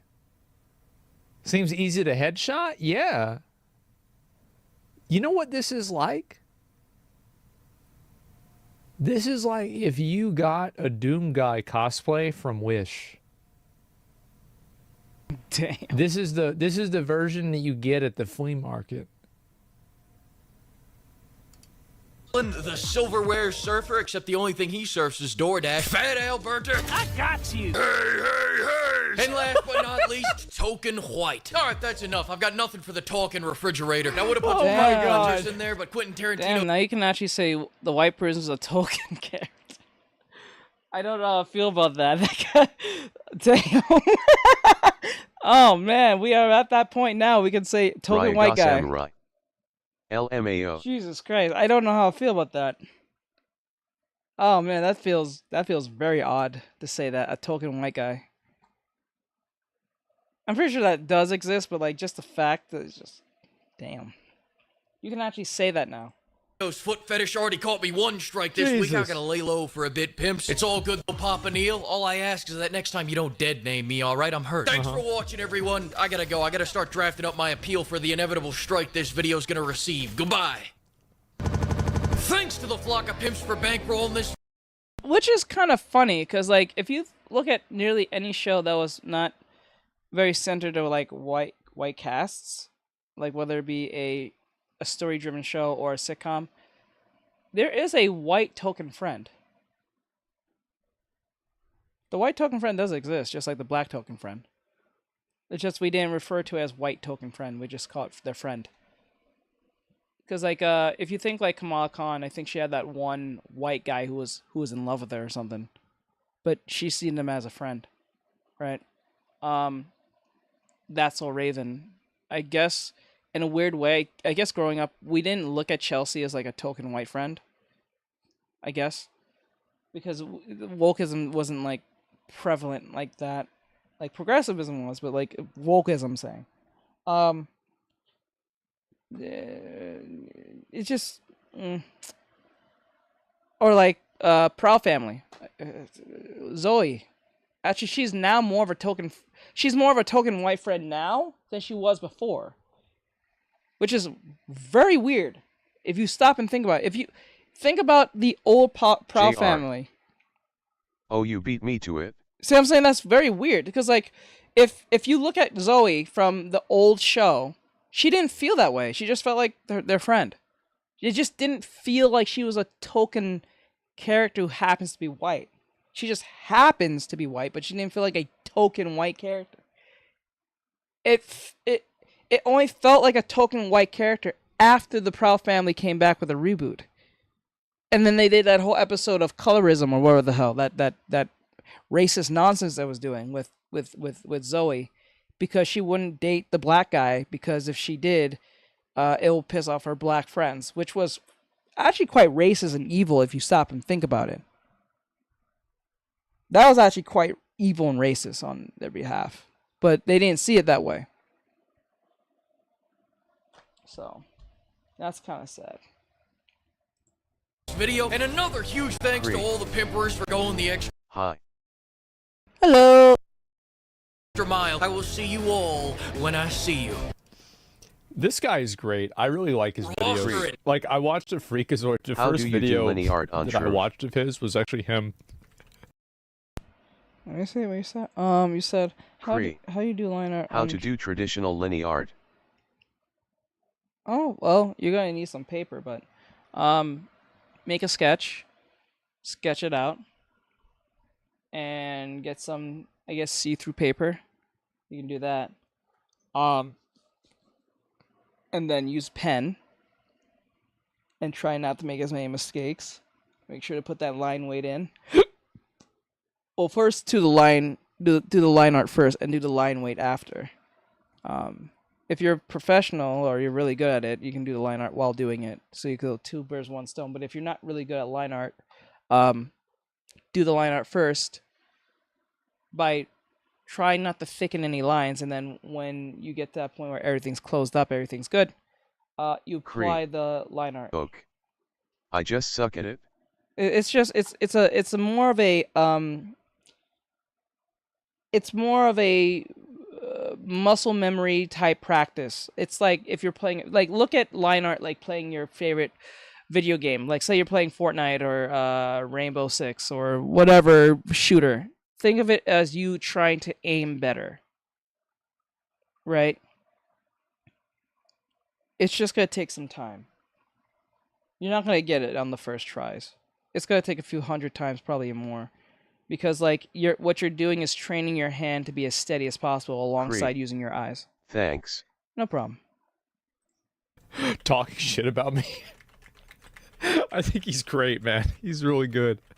There's a video. Wait, what? Video that I watched of his was actually him talking shit about me. I think he's great, man. He's really good. There's a video. Give it a like. Yeah, it's great energy. I know, man. It's funny.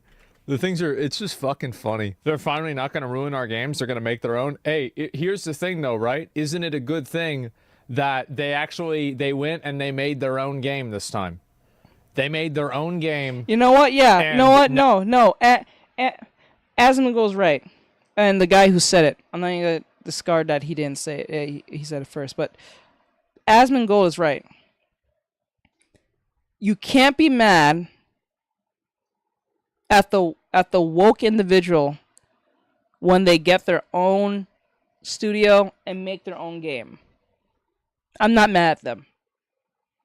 I have no problem with the woke individual who make their own woke game, who got their own woke studio and do their own woke stuff.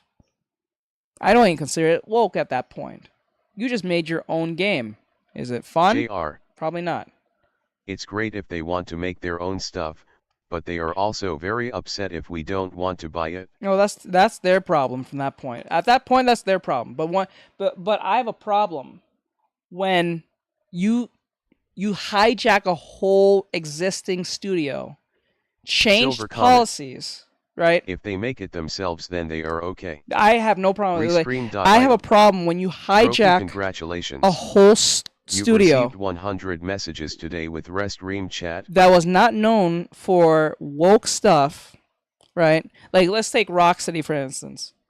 Rocksteady was Silver the comment. pinnacle of, like... But I'm not going to play it. Yeah, like Rocksteady was the pinnacle of all the Batman games, Arkham games.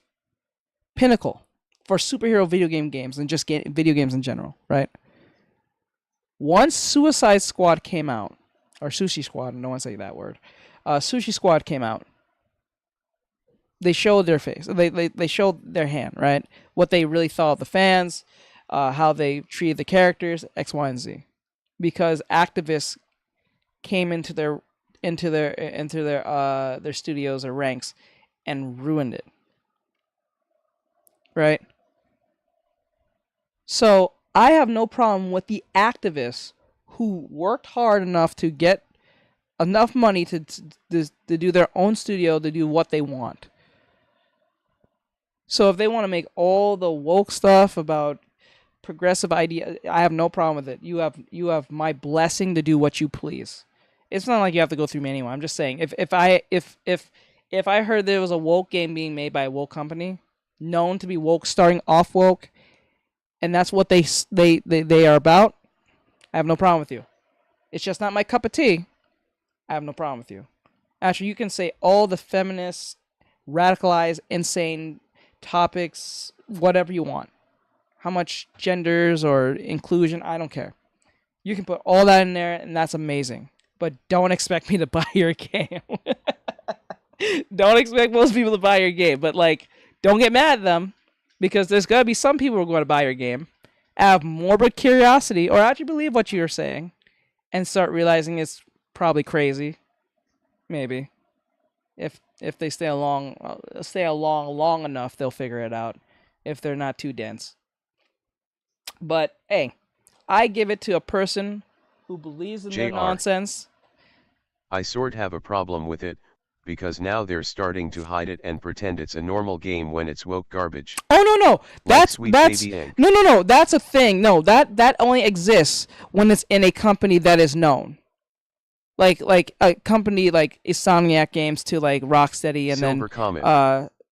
I'm a curious person, but I'm not that curious. like a CD Projekt Red. Like these are studios that was not known for these very things. They was known for their innovative ways and how they pushed did storytelling and all that stuff. That's what I'm saying. These are AAA companies that we all know based on their games that made them popular because there was no wokeness.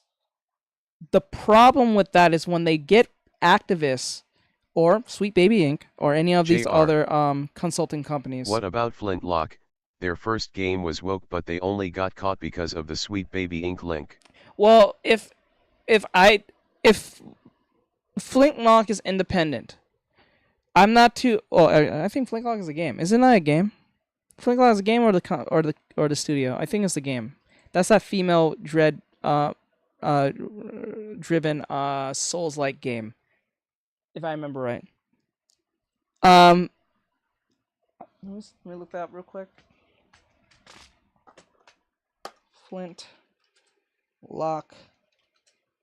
JR. game. Game. Yeah, okay. It was from Xbox. Well, it was published by Xbox. I don't know who's the studio that made it. If the studio is already woke, I'm not mad at them for going to Sweet Baby Inc. But if the studio was like known, I don't know who made it. Let me check. If the studio's already woke,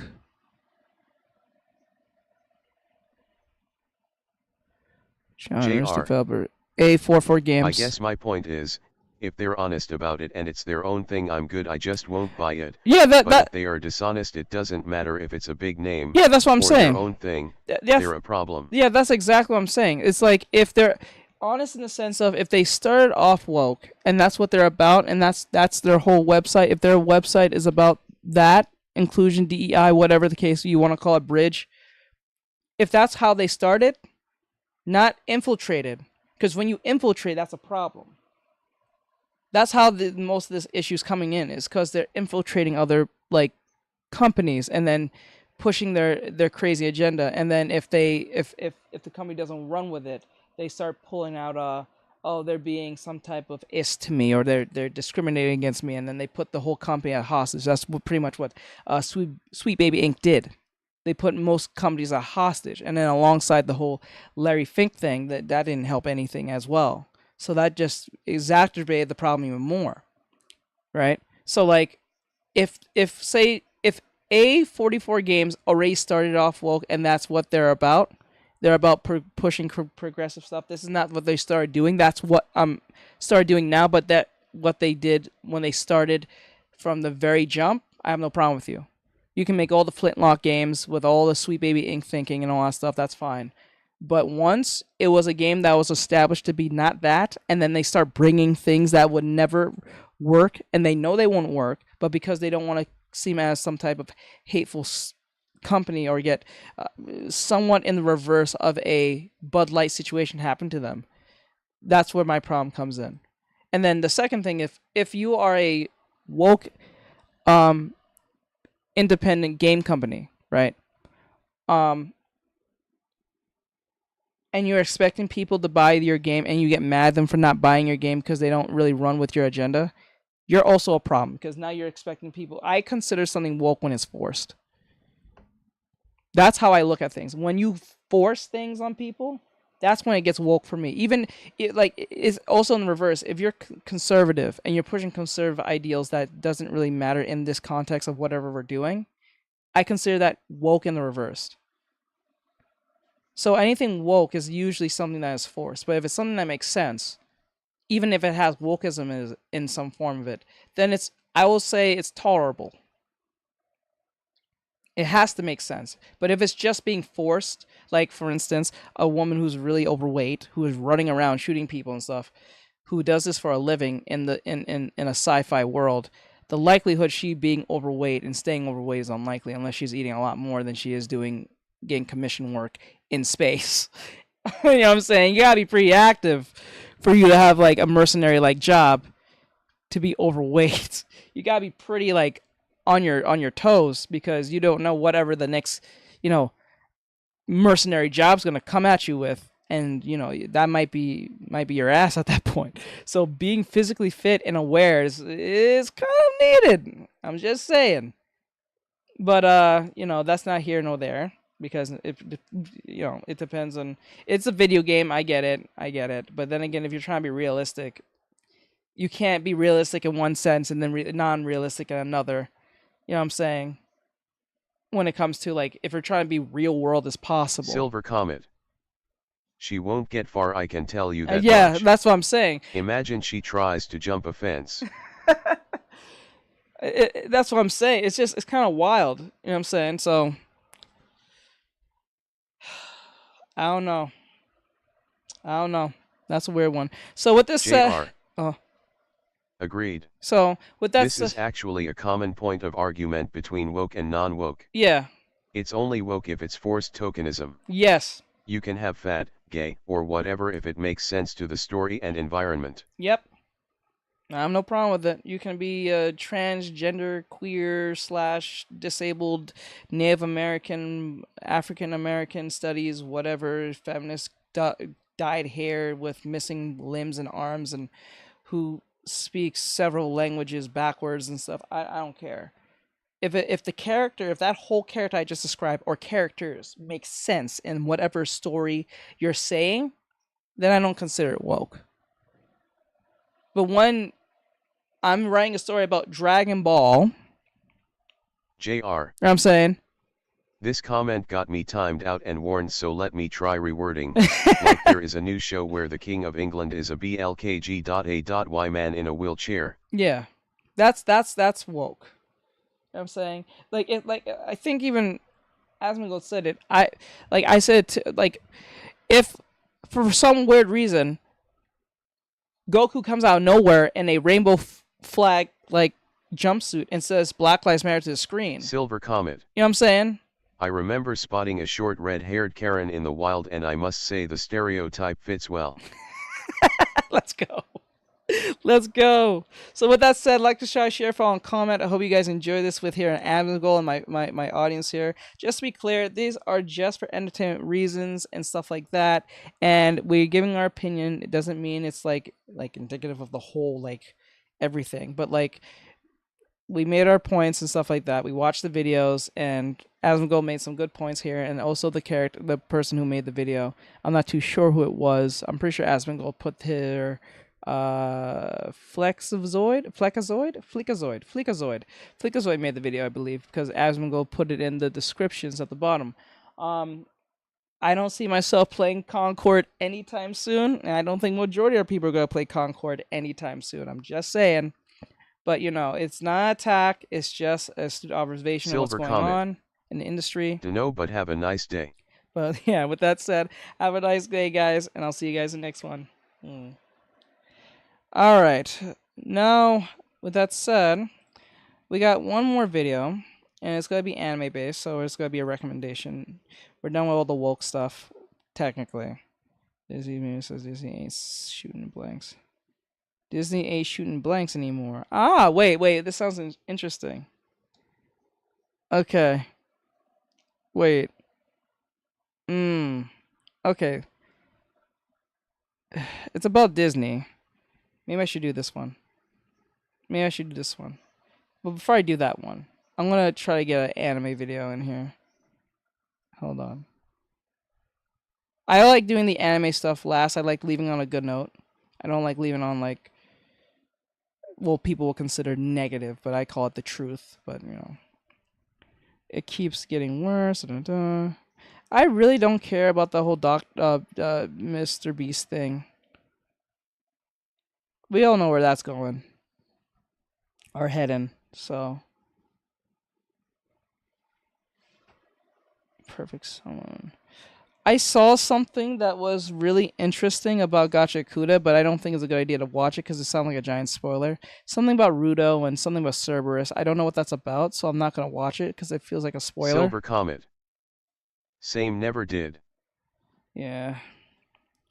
People keep talking about it, I'm like, yeah, that's kind of tragic of what's going on, but I really don't care. Someone came to my stream the other day and it pissed me off. They saw me drawing a female. I was drawing literally a female model. And it's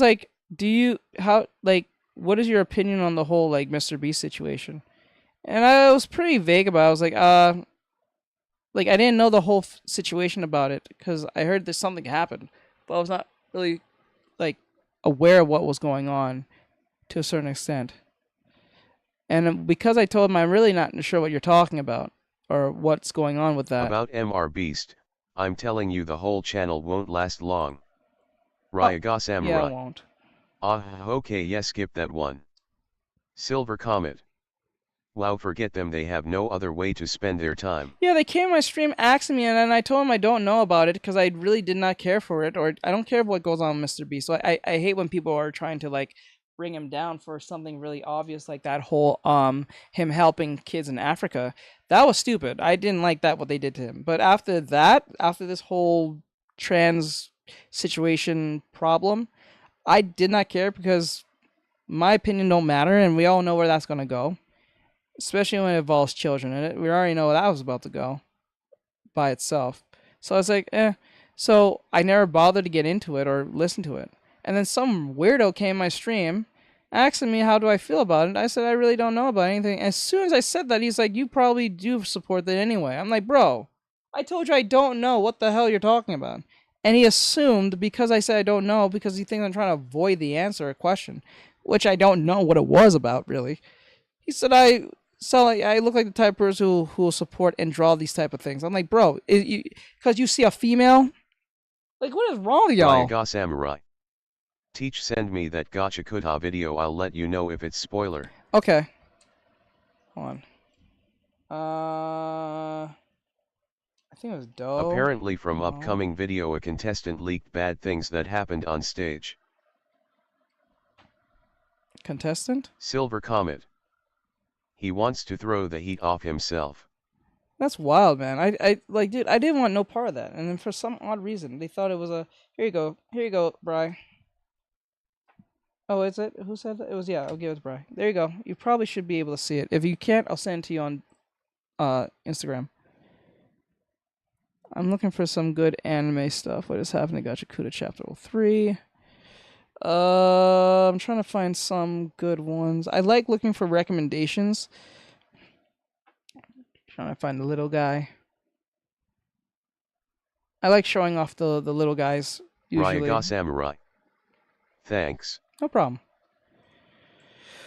Okay, I can't. Okay, Domo Senpai. Let me type in anime recommendations. But people are weird. Like, I don't like. And what makes this what made that annoying wasn't even the fact. Basically, I don't think the channel will last for another year. I don't think so, given what's going on, and. I eat glass .789. Hi Artex, I'm done crying. Smiley face. What are you drawing? Okay, that was kind of People random. will slowly bring up the old Mr. Beast 6000. I don't know where that came from, but I'm doing well. I hope you're doing okay. 10 upcoming isekai anime to watch. I think most people are tired of isekai to a certain extent at this point now. Action Front, 4 weeks ago. The best anime spring 2024 tier list. Ryaga Samurai. Yeah, it's basically a chapter review. Yeah, I'm not gonna. Yeah, it's best we just stay away from that. I actually like that anime, but just the fact that I just love everything of what I see about that anime. It looks super promising. I'm hoping it surpasses like My Hero and everything. I eat glass .789. Are you using a reference? I was yesterday, but no, because I was combining several things at once. So there's a OC I'm working on.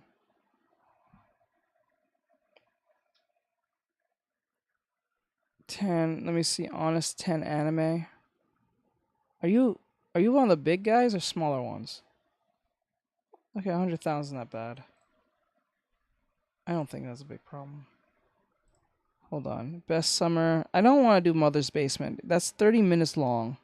It has to be at least 10 minutes or less. You know what? I'm doing manga. Manga recommendations 2024. I find manga a lot more. Ooh. There you go. Anime Collective, huh? This looks interesting. Okay. Silver Comet. Today I plan on drawing Master Roshi with Gojo's 6 eyes. Ah, let's go. That sounds awesome. Are you going to put him in the black and white outfit too?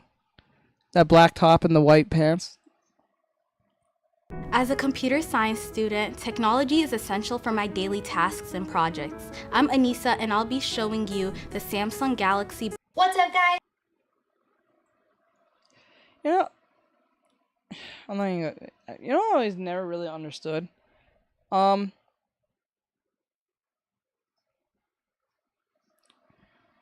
don't get, like, if... You know what, I'm not gonna talk about it. I'll talk about it one day.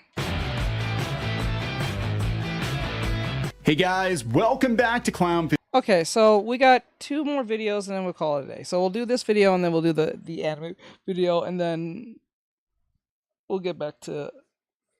I don't think I'm gonna do VR today. I don't think I'm gonna do VR today. I'm doing my commission. Ryaga Samurai. Gotcha. Yeah, I don't think I'm gonna do VR today. I think we've been doing a little too much VR lately. I think we need to get back to basics, do some reactions, and alongside some art, stuff like that. So once we play this, I'll start YouTube Shorts and TikTok. Silver comment. Yes, but Imma make it a customized outfit with what he has in DBZ. Also his Limitless makes it so he can't approach women much to his ire. Let's go. That's clever. All right, so this is Clownfish TV. We you guys know who they are. I bring them up a lot in my videos.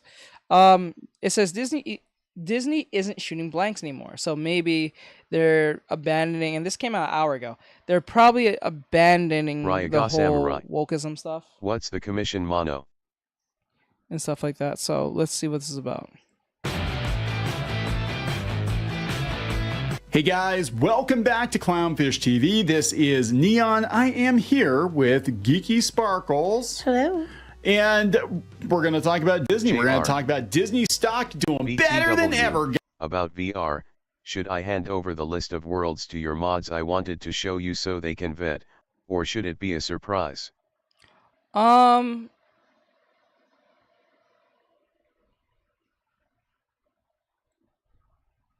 I want my, I know my boss will like to know, so that you can send it to them. My cousin got an idea to sell paintings of the city she lives in, so I'm drawing popular things from there. Oh, paintings, okay. Yeah, you can send it to my mods. You can send them on either Instagram or on Discord.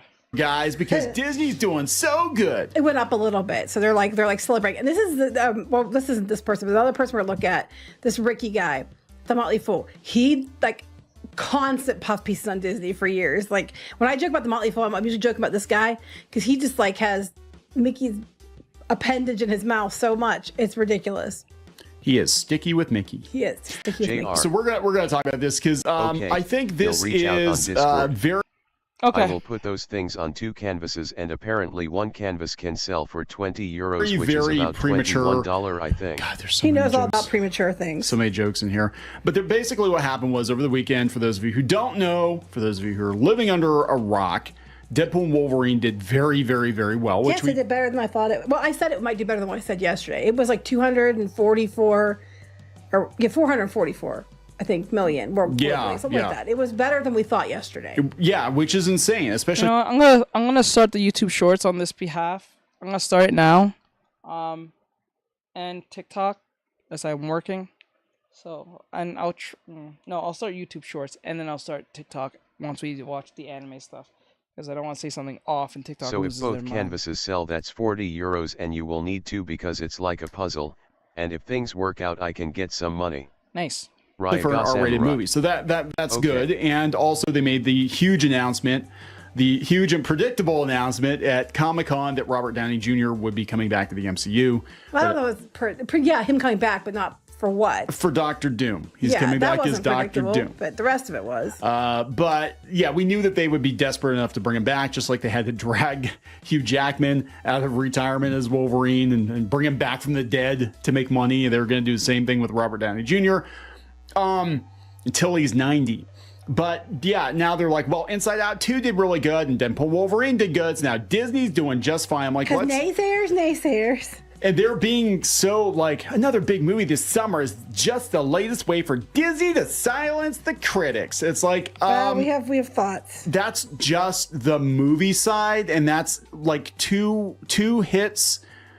Doesn't negate the like 8 box office bombs that you had, and we'll talk about this because they have a lot more problems than just the box office. That Disney is a multifaceted company. If they were just a movie studio, this would be fantastic. But they also have theme parks, which are down. Well, they gouge to pay for the failures. Right. They also have television, linear television, which is down. They have Disney Plus, which is not doing as well as they'd hoped. They burnt a lot of money on it. Bundle might help. It might help, but they're going to have to start slashing prices. And I think next year, especially with Epic Universe and the theme parks, they're going to have to start slashing prices. But this is way too soon to be like, Disney's finally turning it around, guys. It's like, no, I don't think quite yet. Let's talk about this. Before we get into it any further, please subscribe. For more pop culture news, views, and rants, guys, you get woohoo if you do. Woohoo!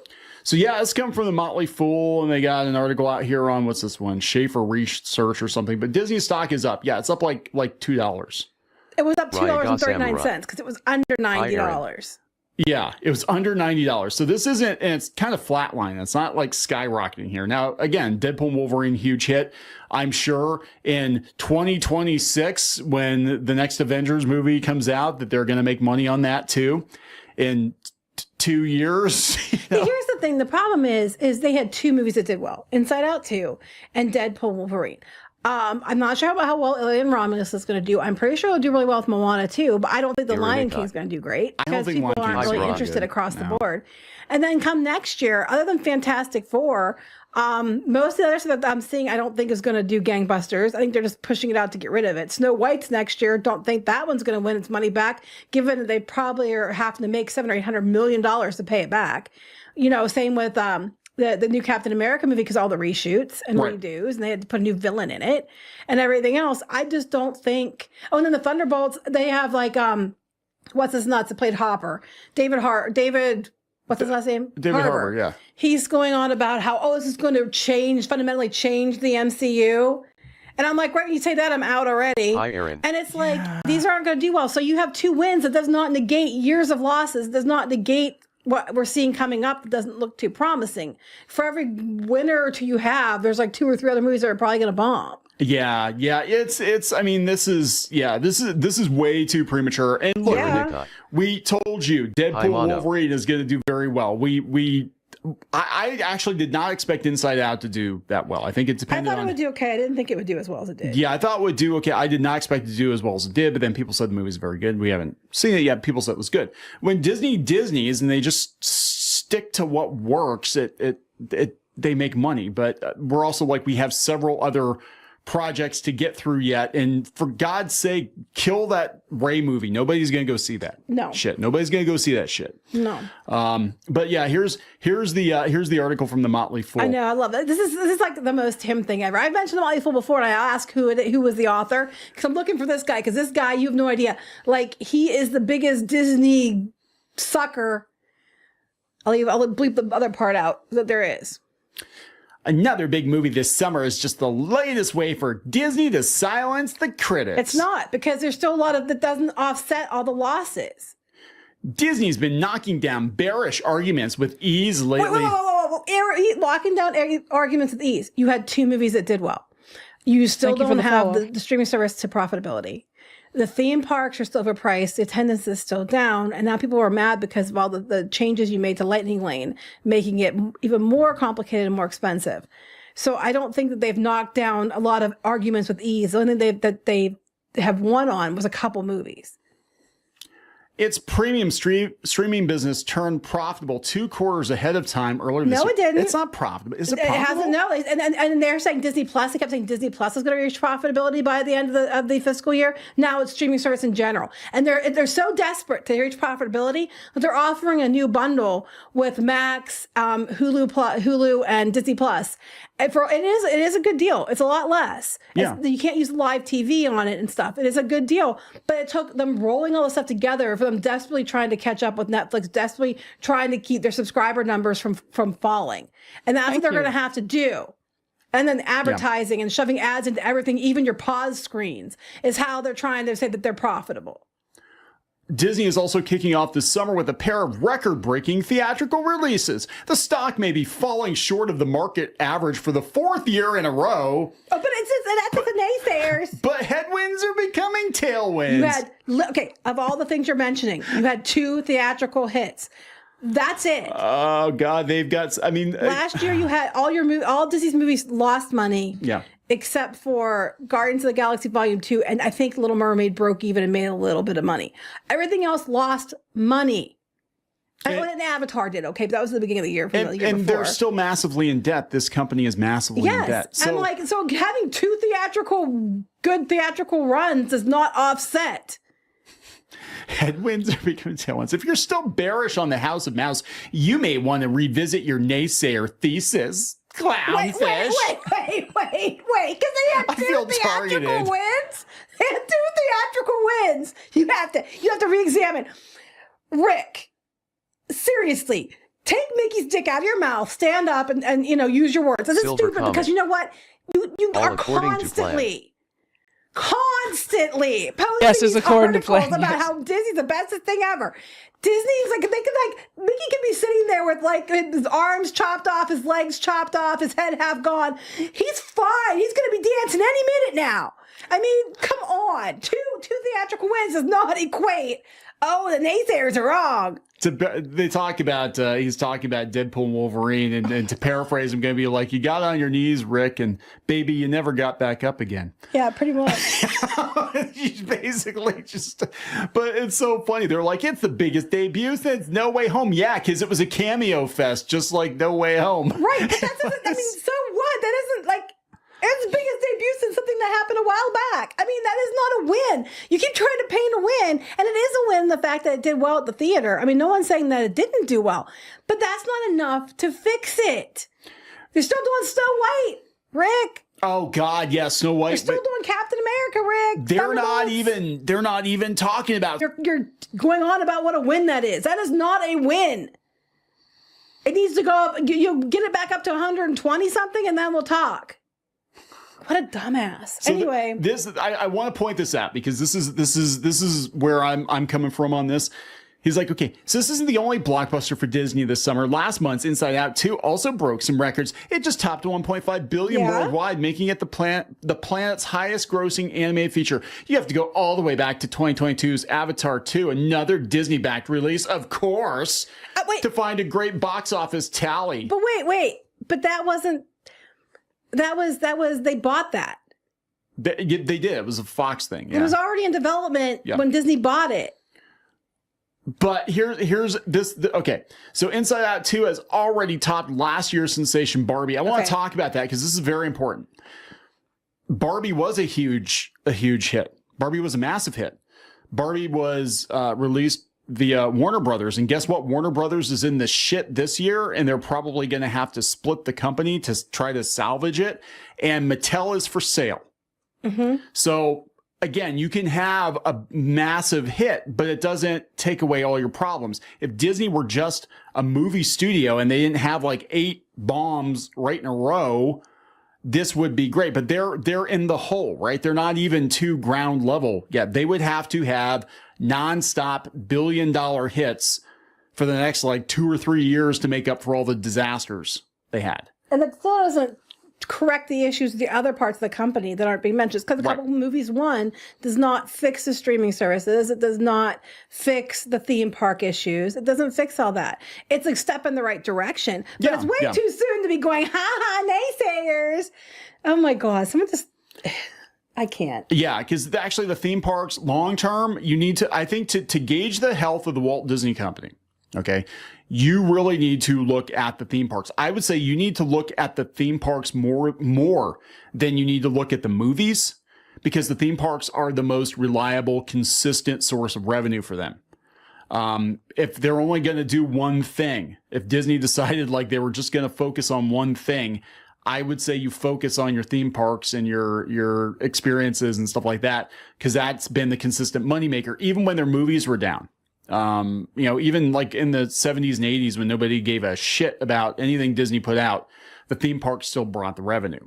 This is this next part. Last year was pretty bleak at the multiplex for Disney. You had more high-profile misses than hits, yes. Naysayers argued that Disney had lost its touch, and that was a fair knock. But I'm going to sit here and mock you. Well, it was 2 for 2 this summer. Disney's back. 2 wins, again, does not negate the millions of dollars they lost in the last couple of years over stupidity. And again, coming up next year, for like every Fantastic Four, you're going to probably have, like 2 or 3 other movies that don't do well. I don't think until they're constantly hitting on every time they put a movie out, or at least, maybe 2 out of 3, I wouldn't be like whooping and hollering and saying, I want that no. Yeah, they're talking about the profitable turn for streaming for Disney Plus. They had to roll Disney Plus into Hulu and ESPN to make it quote unquote profitable. Disney they Plus keep calling streaming services now. No, it was Disney Plus will be profitable. Now it's streaming services will be profitable. Because they know, so they're counting on the investors not paying attention to the terminology because the investor, oh, okay, streaming's profitable. Okay, that's all we no. Disney Plus by itself was supposed to be profitable, and now what they're doing is they're merging it into everything else to kind of hide that expense. And then they have to team up with other people to try to get subscribers. Because what's going to happen with the Max, Hulu, Disney Plus bundle is they're going to get people taking the deal because it's a good deal. I'm not going to say it's not. It's a good deal. If you want the services, I recommend it. Today. However, they're all going to count the subscribers as their subscribers. So yeah, it's going to show that subscriptions went up, but their prices went down. The amount they get to. Well, ultimately, the only issue that Disney really has is that if they just go back to basics and do what they need to do, it won't be considered shooting blanks anymore from that point. As long as they do their job, make it easy for the consumer to want to like buy from their products or go to their theme parks and stuff. Make it friendlier, and also cost-wise. I'm saying be a support hero today. And then by using commands try to compete /donation slashing prices /cash app against Universal. That's what they can do. And don't push any crazy woke stuff, and then you'll be fine. Keep went down to get those subscriptions, and they're going to offset it with advertising. They're going to say, oh, we have this many more subscribers to get higher ad rates. Yeah. But it's not necessarily, I mean, he's bragging about stuff that hasn't really come to pass yet. And even then, again, I want to point out, Motley Fool is an investing site. Stream Elements. The stock went up a couple bucks. Artextric is now live. It's still down Streaming like, $30 from where it was just a couple months ago. Right. It's still not a win. Animered. God, what a dumbass. Yeah. It's like, I won. It's like, well, you came in next to last place. That doesn't mean you won. It's pretty much flatlining around $92, right? Get over. I mean, I told you he was a suck up, but this is a new level suck. So a new level of sucking. Oh my God, the next pair. I know, that's why I highlighted it. This is funny. No, when you're done with that, the last sentence underneath I know. Oh my God. We're getting there. We're getting to the end. We're getting to the end. So he's talking about the attendance not being back to pre-pandemic levels, but that's okay. There's another theme park. It's going to benefit Disney's attendance. It's going to send Orlando visitors, the tourist count skyward. No, what's going to happen? And Universal is, I guess, Remember, Disney is just not movies alone. Remember, he said that. These are the levels of these things. Like, Disney's not only just a movie company alone. It's also has their own animation company.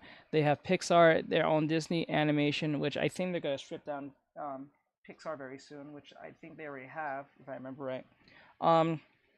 They have the theme parks. They have products that they make alongside TV shows and Disney Plus and all that stuff. So like. Yeah, there's levels to this. So they're not going to be fine till they get all those things back in order, at least majority of those things back in order. They don't have to be all good. They just have to be in a condition where, okay, they're not doing bad, but they're not doing good. You know what I'm saying?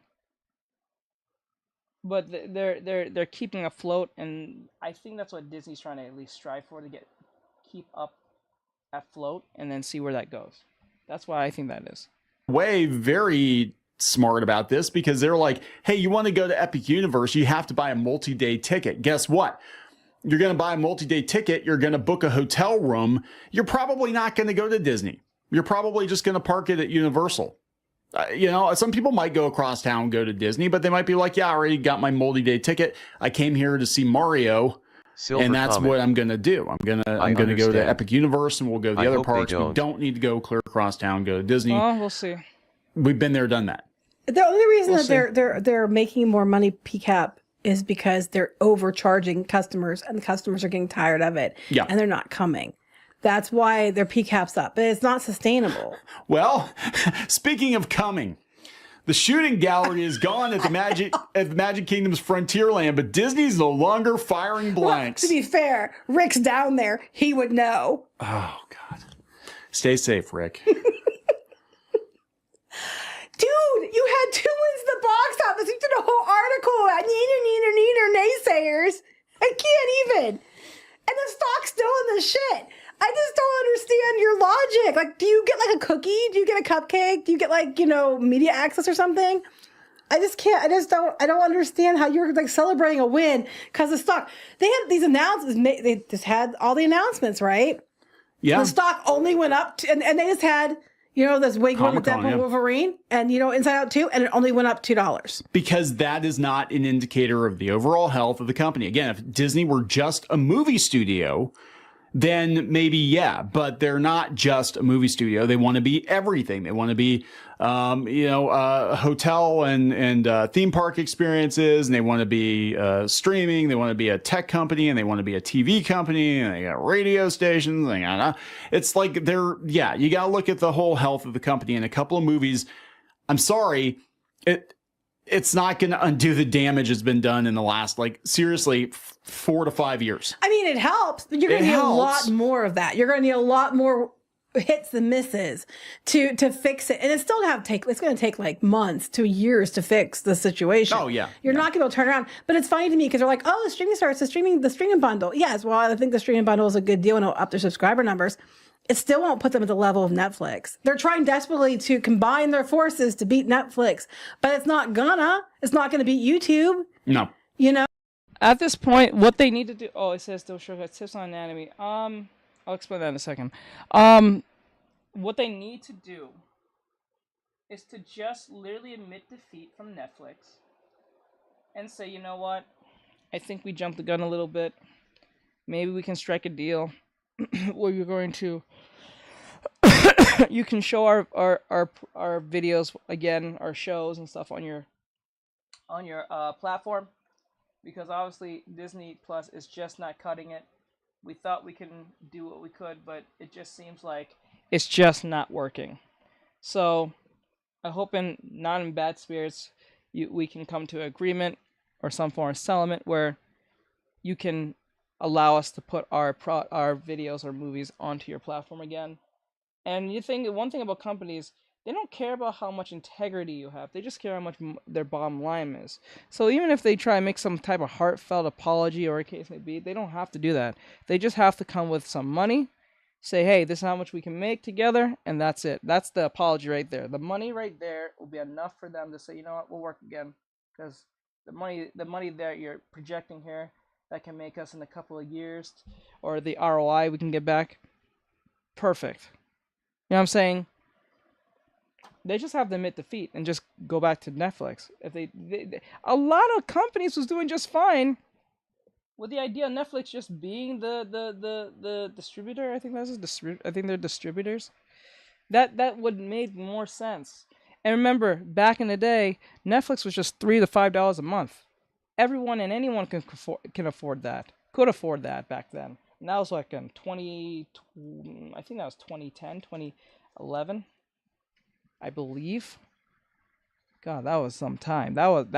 Man, saying that a streaming service of $3 for $5 a month. Oh my God. Now I wonder if they were to do that. If every company were to come back to Netflix the way they did before, would they drop the price? I doubt it, but would they drop the price? Maybe not back to $5 a month or $3, probably not. But they might drop it to, I think currently Netflix is like $20-something now a month, if I remember right. Probably $25. I'm gonna round it up to like between $30 to $20. I'll say $20, $25 to $20. They probably might drop it to like $10, $15 a month. Premium. That would be great for most people. You know what I'm saying? So it's a possibility. Ryaga Samurai. Dang. It's a possibility. And then like what's worse is like what's better is like they'll get Hulu, ESPN, they'll get virtually everything that Disney has if Disney's willing to share that with them in the contract. So they'll get live TV, you get your shows, every show that Fox has will be back on Netflix. You might be able to watch Seinfeld and Friends again. You know what I'm saying? For those who care about that crap. That'll be a win for most people if they got back together again. But like a lot of people, I don't think they're going to do it though. Because pride comes before the fall, bro. And that mouse is stubborn as hell. So especially Bob Iger. No, it's just not.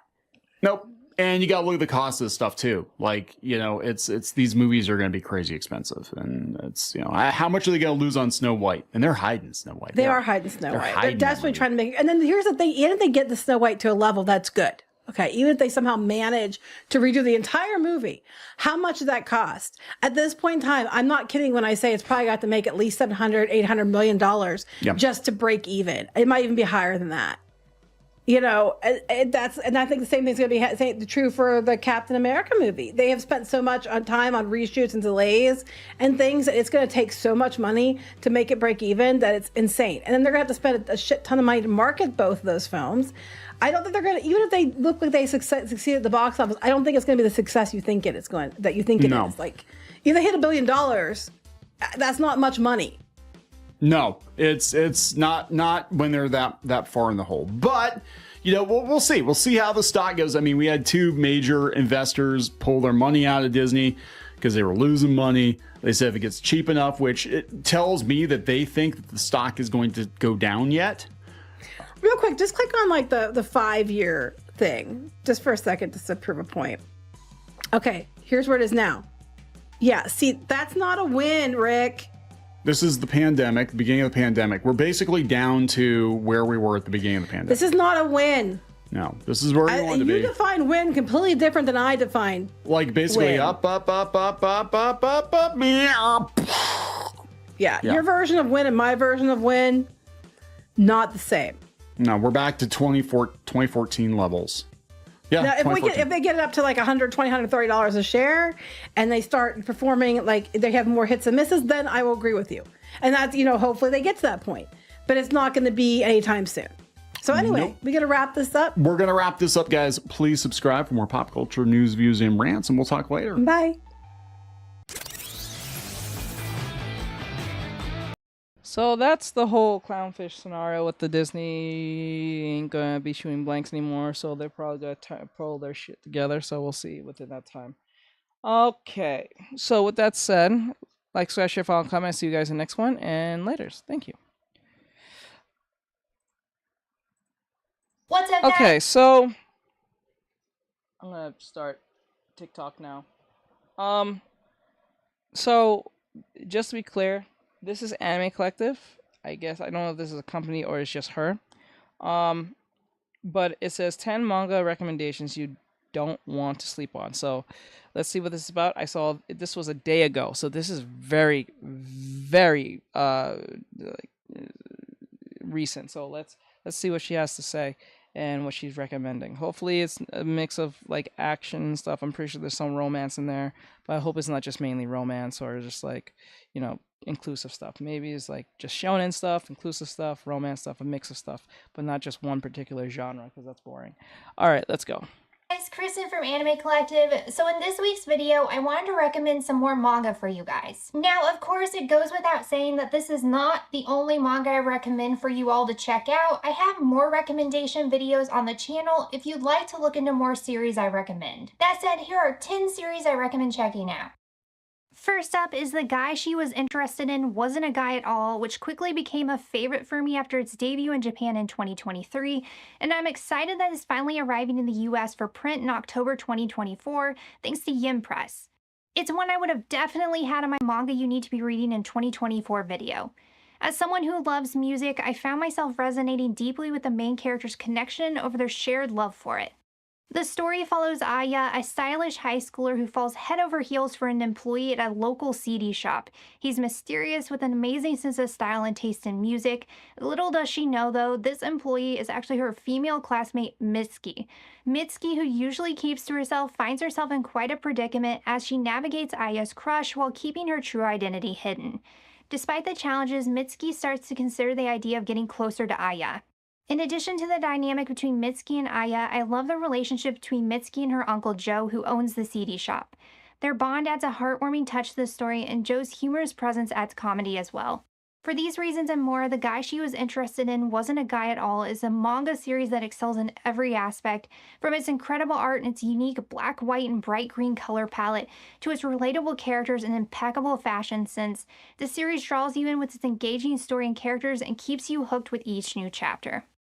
I've talked about Togen Anki on the channel before, but I wanted to highlight it again because it's definitely one I would have added to my new manga you need to be reading in 2024 video that I recently put out. It's being printed in English in 2024 under the title Togen Anki Dark Demon of Paradise, and I'm eager to see it translated. I'm drawn to shonen manga with an edge, and Togen Anki is that and so much more. I also find its protagonist to be interesting. Shiki, with his Oni bloodline and hot-headed yet kind-hearted nature, reminds me of shonen MCs like Shinra from Fire Force. But what sets Togen Anki apart is does look kind of Fire Force inspired. Kind of like a mix between Gachakuta and shonen and Fire Force. It looks like that in that sense. Hi again. Hey Alex, what's going on? Hope you're having an awesome day. Yeah, but it looks like that a little bit based on the recommendation. Ryaga Samurai. I reading that. Oh, you're currently reading it. How is it? World and unique character abilities.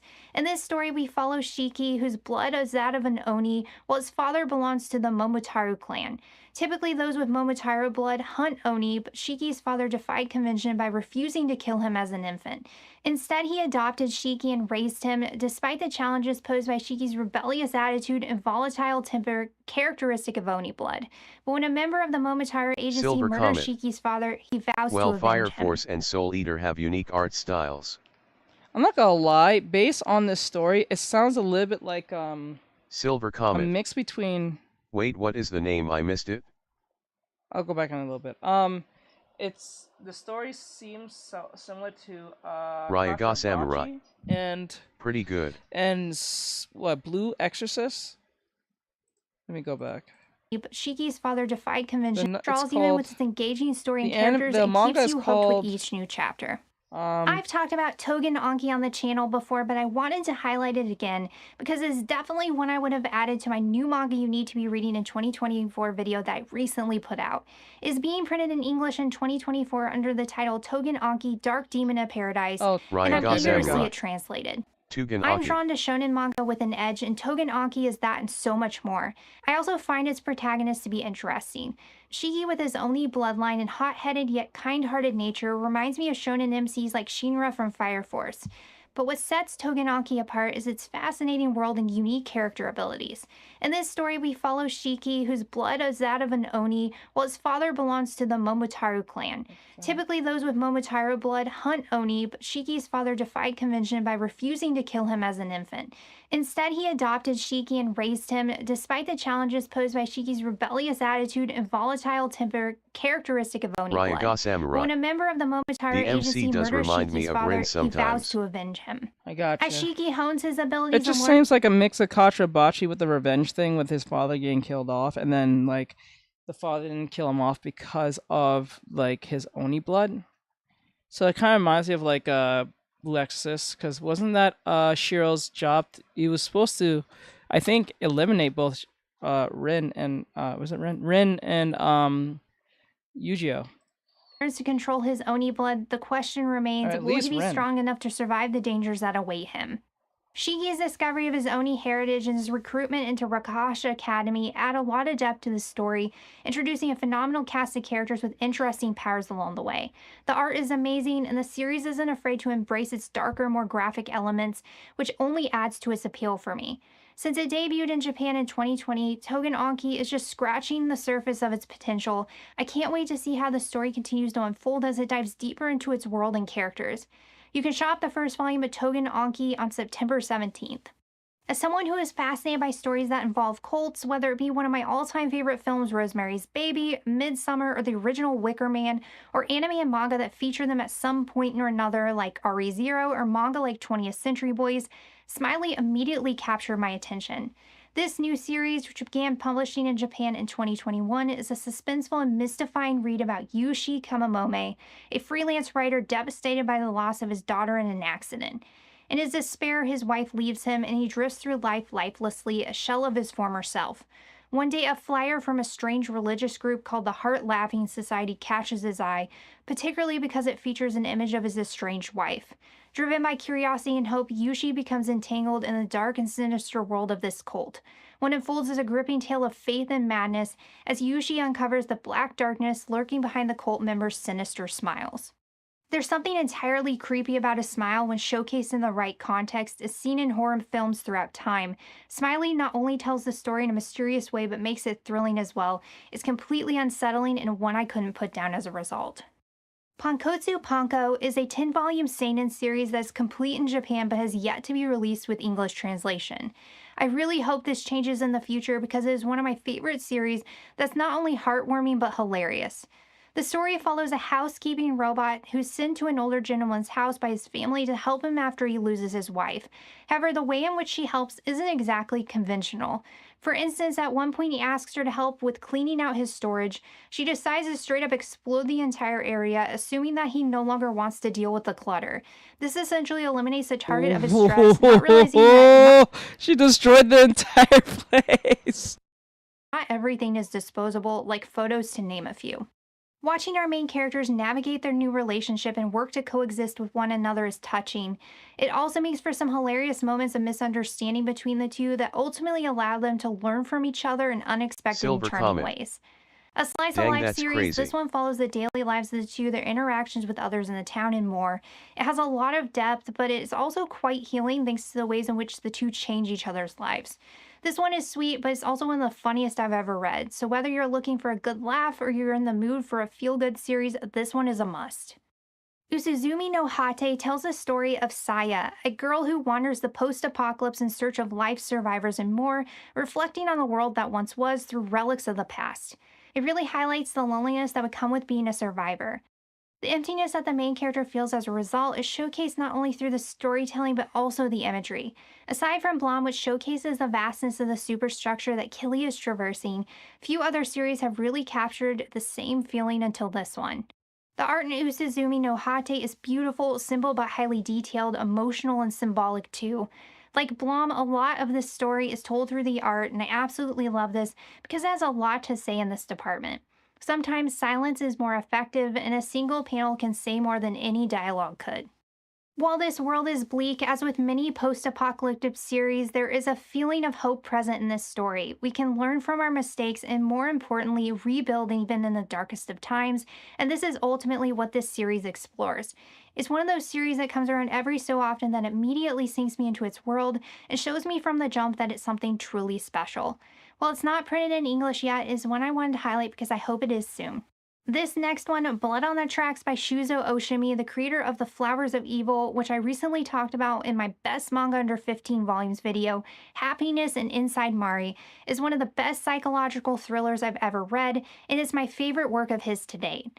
It's unsettling as well as eerie, and if you picture yourself in the MC's shoes, it is a truly terrifying read. Thanks to a chain of events that occur in this series, it gets creepier and creepier as it goes on, but the art further sets its dark tone. Blood on the Tracks is about a relationship between a boy named Seichi and his mother Seiko. But they don't just have any ordinary relationship. She loves him so much she will do anything to keep him to herself and protect him, even if that means doing the most heinous and unthinkable things. Their extremely toxic relationship prevents Seichi from living his life because there are no lengths his mother won't go to keep him under her grasp. You wish for Seichi to break out of this terrible relationship which is ruining his friendships and preventing him from living a normal life. Throughout the chapters, it's easy to question how someone can become so easily controlled by their mother, but Oshimi does an incredible job at explaining the how and why behind a toxic mother-son relationship. To me, Blood on the Tracks is Oshimi's best work yet, and this is saying a lot because he's created many series that I love. It's a fast and effective read that features a horror that's quiet yet so loud at the same time, and it will make your skin crawl. If you're like me and think that series don't always have to be outwardly scary to be thought of as one of the scariest manga of all time, you'll want to check out Blood on the Tracks. There's a sense of realism to this one that makes it, in my opinion, one of the most unnerving mangas to ever be released. Toilet-bound Hanako-kun is set in Komamome Academy where rumors of the 7 mysteries run wild. Hey, what is the name of this channel so I can check it out? I will put the name of the channel or the video in the link description, but right now it's called Anime Collective. I put in every reaction I do, I make sure to put the name of the person, name of the channel in the title and in the descriptions as much as I can whenever I'm doing these reactions. One of our main characters, Hanako-san, who resides in the third stall of the third floor girls' bathroom. When summoned, it said he grants any wish. High schooler and occult fanatic Nene Yashiro heads up to the bathroom to make a wish, but the Hanako-san she meets is a lot different than she expected. One of the things I love most about Toilet Bound, in addition to its characters and its premise, is its art.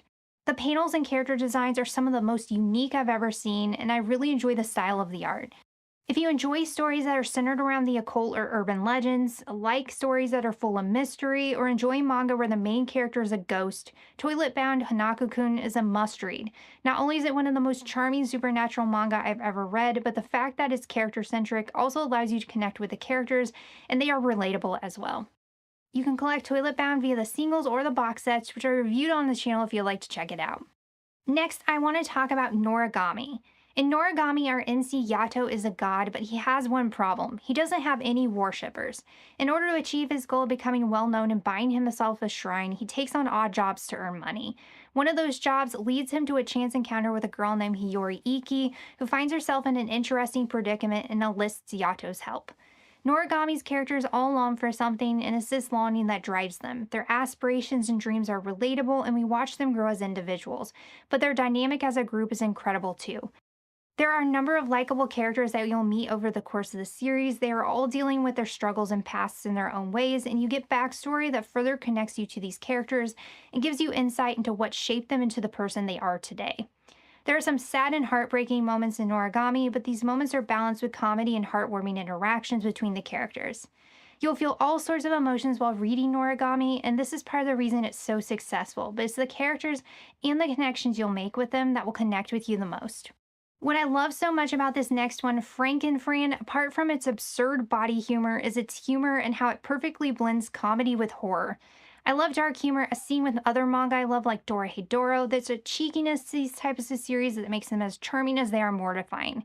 However, I will say that Frankenfran's humor is more black than it is dark. While the humor is a bit of an acquired taste, the social commentary and the way it explores human nature make it well worth reading.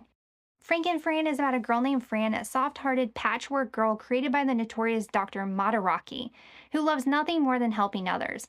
But her idea of help might not be the same as yours. Even when her experiments go according to plan, they often have unanticipated consequences. Playing with life and death can be a messy business, but whether in her lab or making house calls, you can always expect the unexpected with Fran. Frankenfran may be shocking at times, but it's full of heart as well. It's one of the best black comedies I've read to date. I know the reviews for this one, which are quite polarizing, scare some people off from checking it out, but I hope more people give it a shot and see what they think about the series themselves.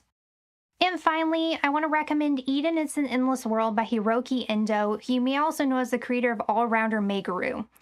It's one of the best post-apocalyptic sci-fi manga of all time. It also has a cyberpunk feel and is more violent and dark, which puts it more so in the category of series like Akira. Even though it's one of the best released so far, it's still a highly underrated sci-fi series, so I wanted to take the time to highlight it. One reason why this could be is because it's so expensive to collect right now, especially given that the individual volumes from Dark Horse are out of print. I'm hoping that Eden will be released someday, as they did with the Berserk Deluxe editions, but as of now, I started collecting it via the singles here, but they were really expensive, so I decided to go with the French Perfect editions instead, since they are much cheaper to collect and are beautiful editions to read. And the interconnecting spines are such a nice touch. Eden It's an Endless World is set in a post-apocalyptic future where a devastating virus that hardens the skin and dissolves internal organs is ravaging humanity. Those who aren't immune are left severely crippled, or if they can afford it, live on with cybernetic enhancements. In a world thrown into chaos, a paramilitary group called the Propator has toppled the UN, setting up its own government with the intent of taking over the world. Elijah, a young man searching for his lost mother, travels towards the Andes Mountains with an artificially intelligent combat robot.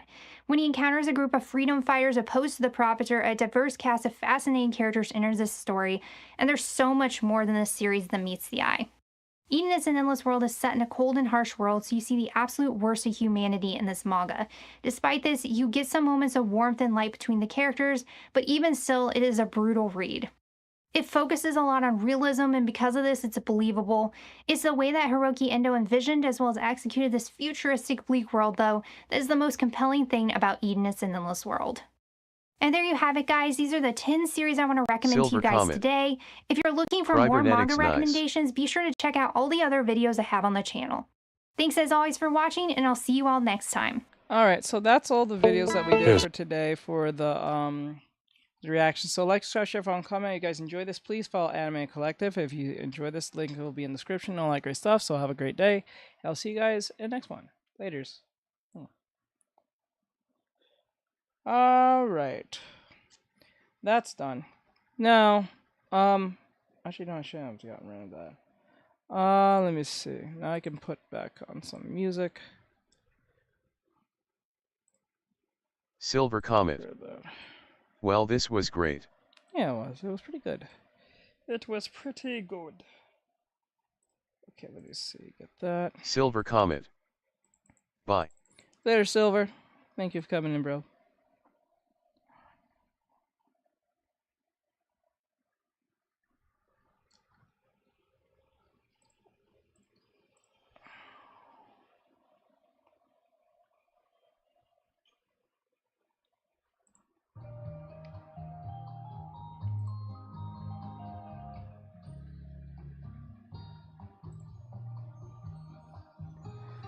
Okay, there we go. Alright, we're back. So, we're just going to enjoy most of the day now, just doing this character design. Silver Comet. You're welcome. Always, bro. Always.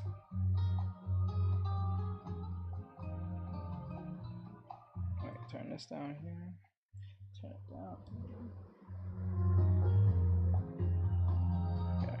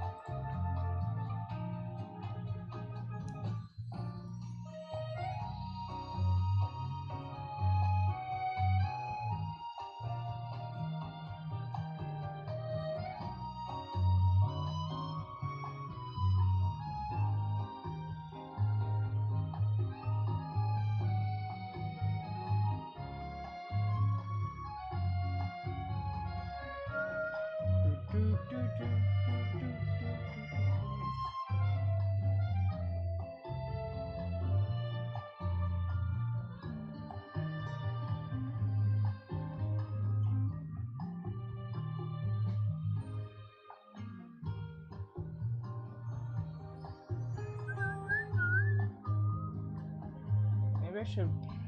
Hold on.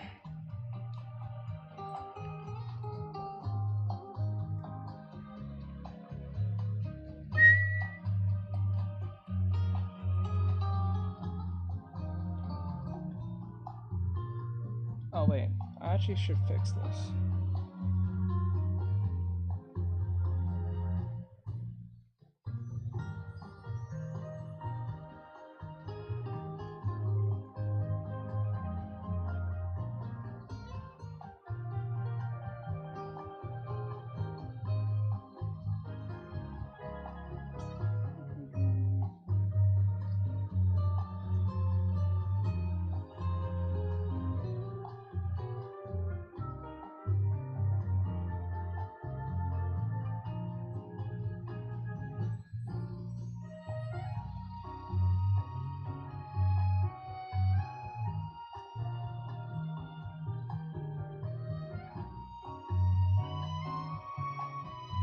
I'm doing an OC.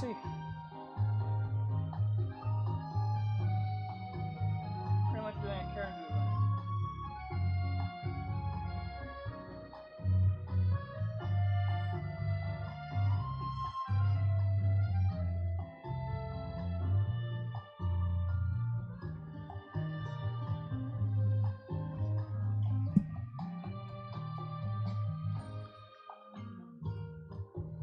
JR. You done for the night? Yeah, I'm done doing reactions. I'm gonna keep going till probably 9 o'clock.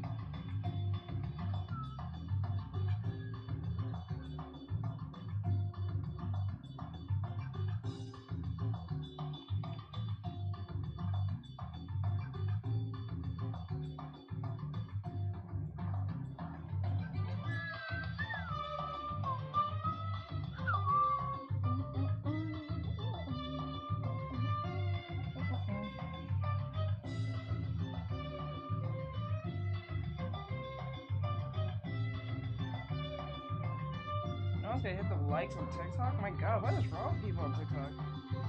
Something's going on with TikTok. TikTok is weird as shit, yo. Not a single like.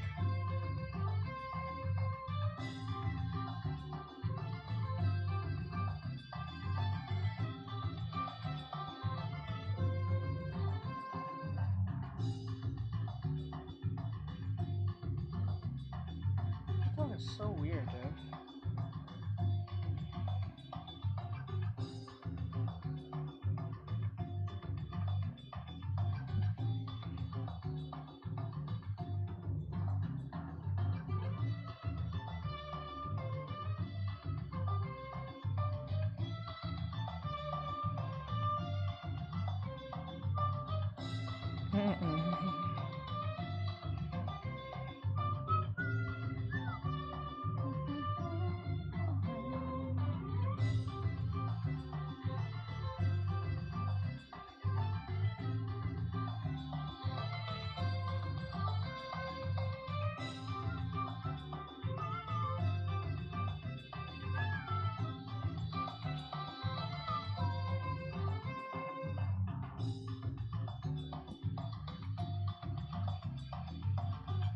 Okay, that's good.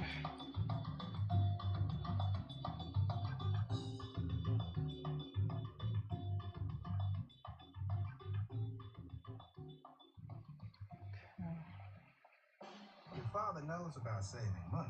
Everything I'm wearing, I've had since boot camp.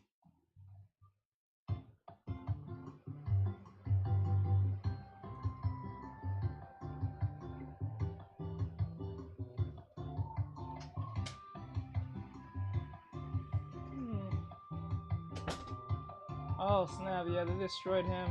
Oh yeah. I think we're in a coma. Oh, he's not dead? No, he's in a coma. Yeah, the guy didn't get attempted murder. Jesus Christ, that's crazy.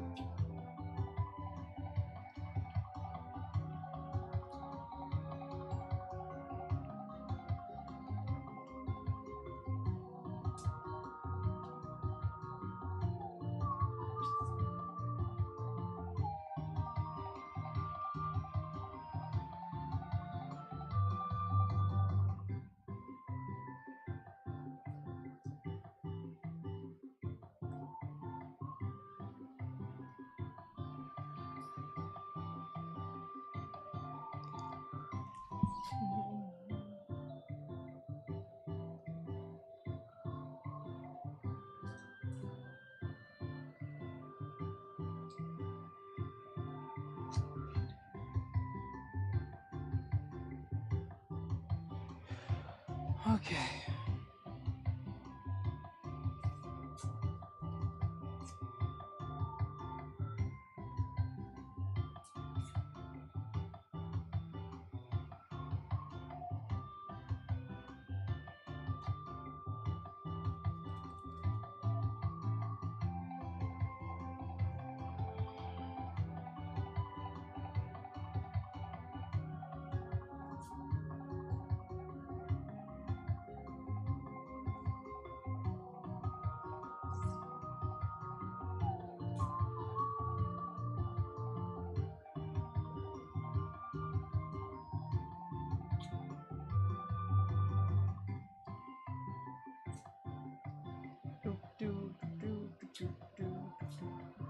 Wow, people are not hitting that like. There's only one person here. Why is that? That is so weird. Guys, can you guys jump to TikTok real quick? I don't know what's going on with TikTok. TikTok's weird as hell.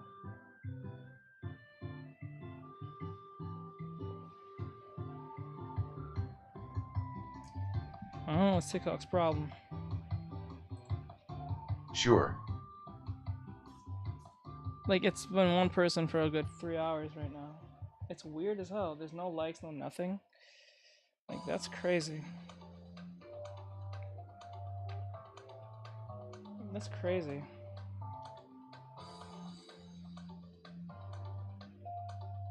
Says nope, I'm only one here. Yeah, that's crazy. That's crazy. That's weird.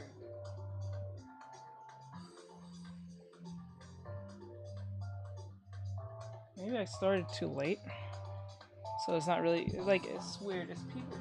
Like I don't think TikTok is pushing my channel to anyone. I'm starting to think this more and more as time goes by. JR. I don't use TikTok, Says but it when I doesn't come even on show me YouTube I how see many 0 people likes there's and I in the hit live. like. So maybe you need to refresh. Says maybe shadow banned. Maybe? No, let me delete. Let me restart the stream, and let me see if I am. Hold on.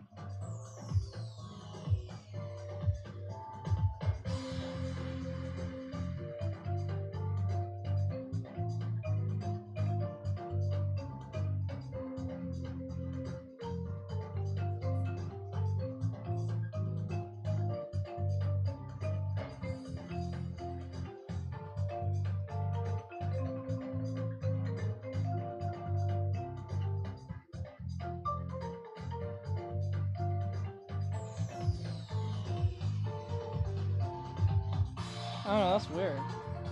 It was like sitting there for like an hour and only one person was in there.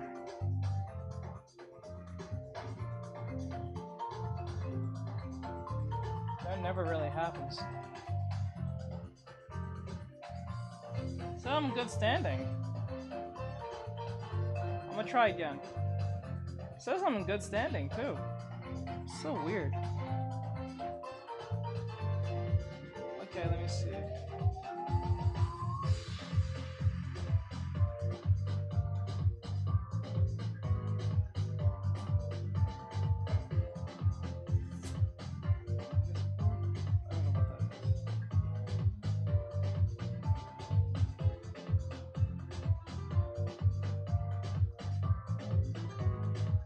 Try again.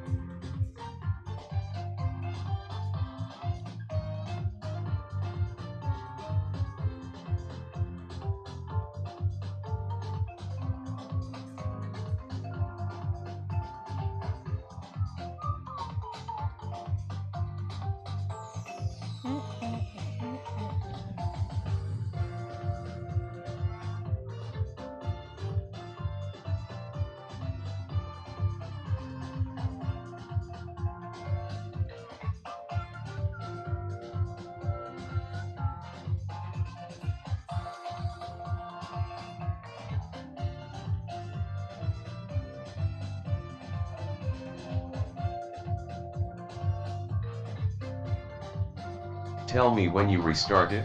I just did.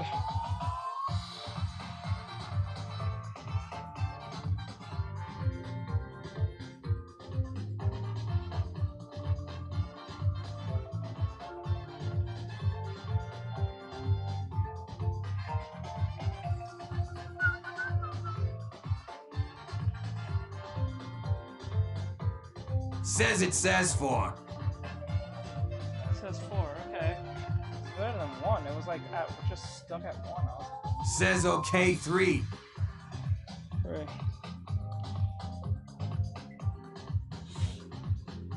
That was weird.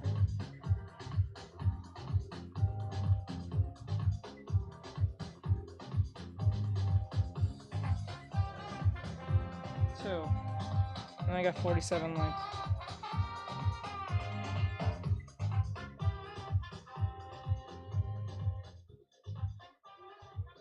Hello? Thank you, I appreciate it, guys. Nezuko. Hello. Hello?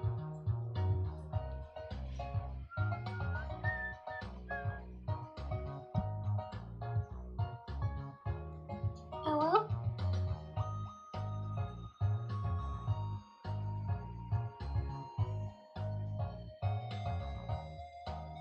Hello?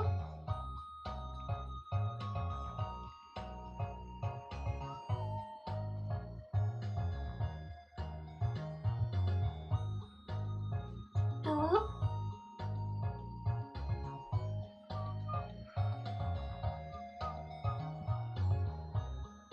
Hello?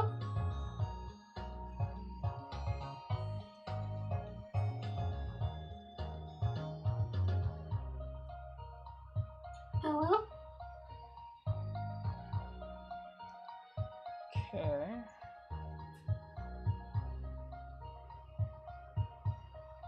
Hello? Thank you, I appreciate it. Thank you so much so. Thank you, guys. I do appreciate it, guys. I don't know what's going on with TikTok. TikTok's been acting really weird. Like, really, really weird.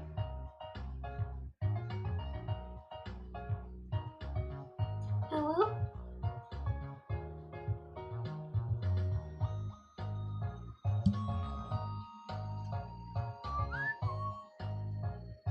Hello?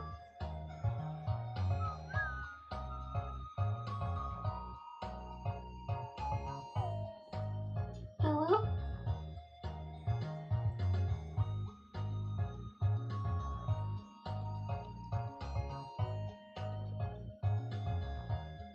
Hello?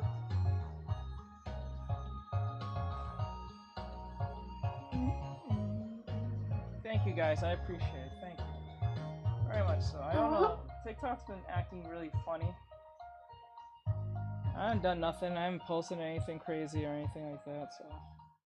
Hello? Maybe I haven't posted in a while, so they just thought it was kind of like, I don't know. I am Joe from Pennsylvania. I've served this country for over 41 years now. Hello? Thank you, Kaza Plush, for following. Thank you.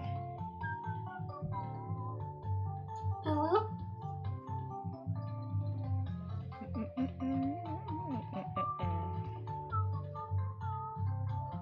Hello?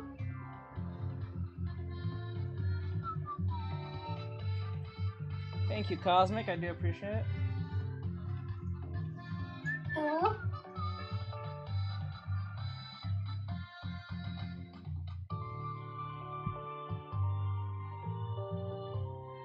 Cheers, love! The cavalry's here! Hello?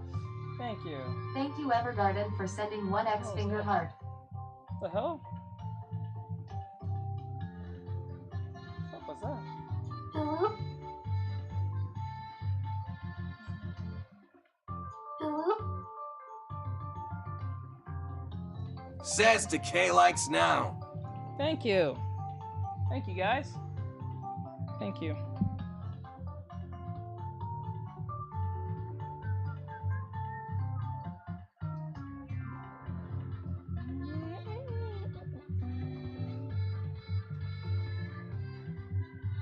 Hello? Says I think since you started late, no one joined in because you were on. Maybe that was it. Oh, that's gonna change very soon. Hello? I'll tell you guys that right now. That's gonna change. Says Low likes TikTok probably didn't push you out as much. It is late, so it's already like 6 for my channel, so I'm not really surprised. But that's gonna change. Thank you, Yetta, for following. Thank you, I appreciate it.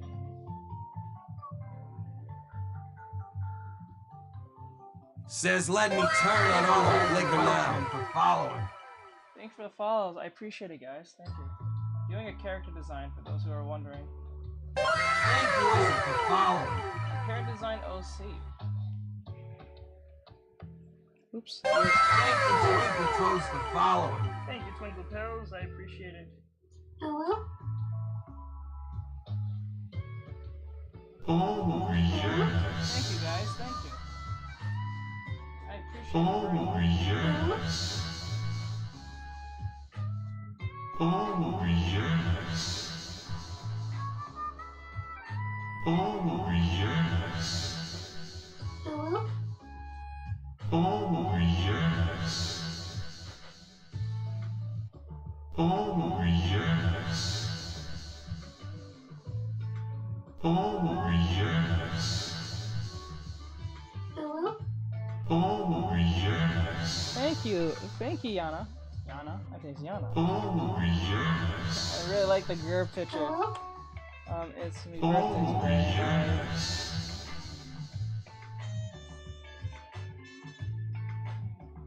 And like, Hello? I'm not really sure what you're asking. Anyway.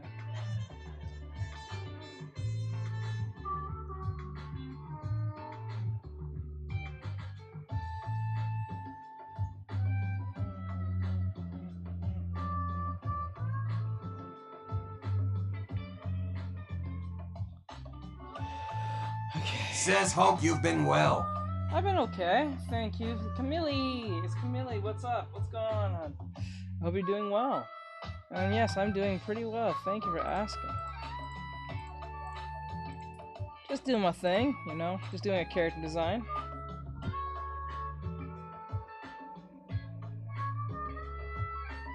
It was supposed to be another skin. Says glad to hear. But I ended up making a character. This character was supposed Says to at KMLI73, welcome back, Camille. Welcome back. Says construction and tree workers like your style and queen. Aw, thank you. I appreciate it. Aw. But yeah, I'm working on this character design.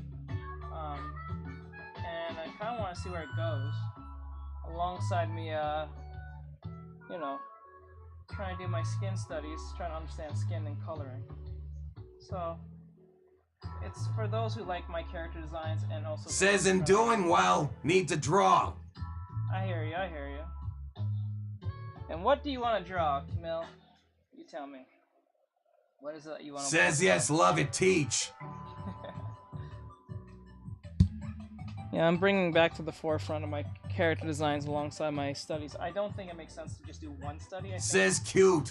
I'll bring back my Says at brighter close, hey. alongside my artwork. So it's killing two birds with one stone.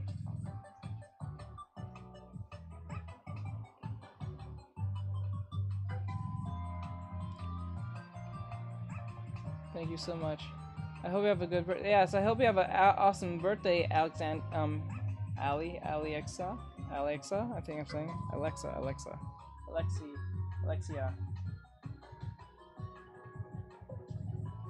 But I didn't put too much disrespect on that name.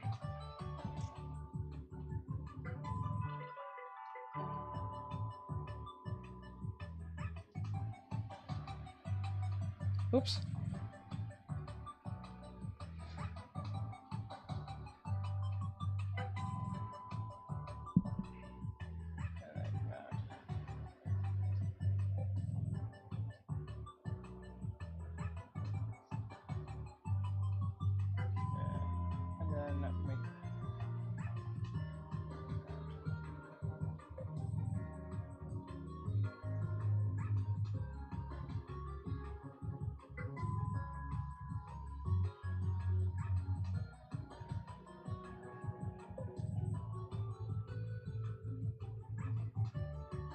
Okay.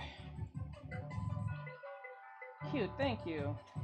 Says teach I will go, both since it's late for me. Yeah, do your thing. Thank you, I appreciate it. Says have a great day, everyone. You too, Mona. Thank you. Sins for following.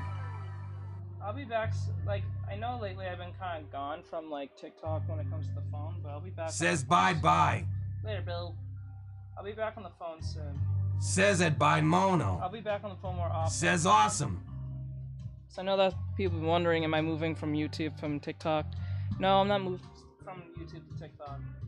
I just had to make some adjustments to it, but I think I'll be back on the phone pretty soon.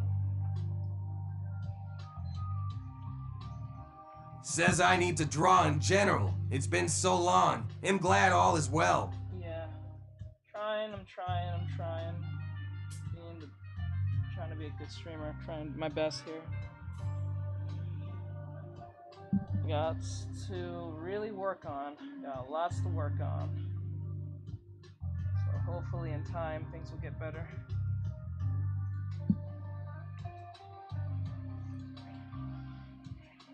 Hello?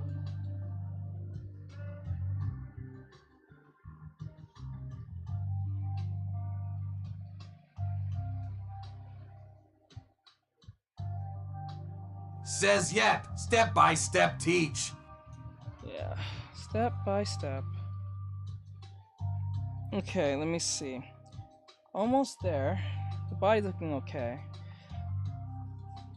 Okay, let's get the...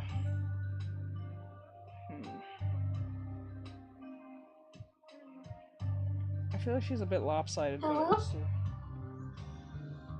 I feel like she's a bit lopsided.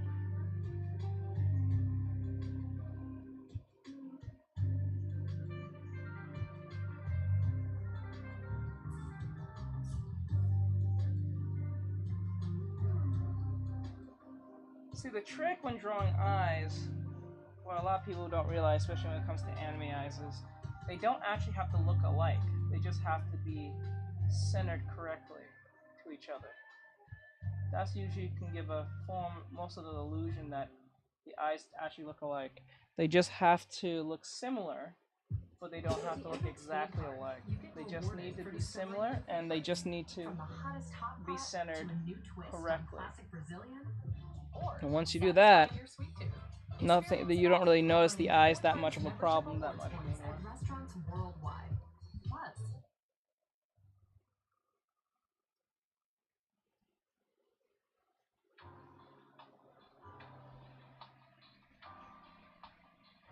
Let me see like that.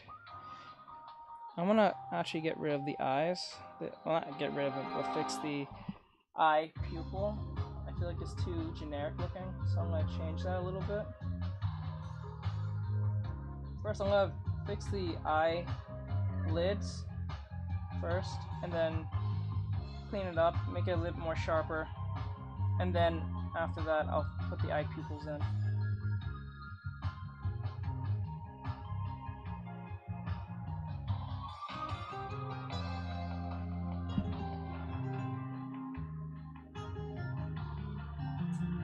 Clean up.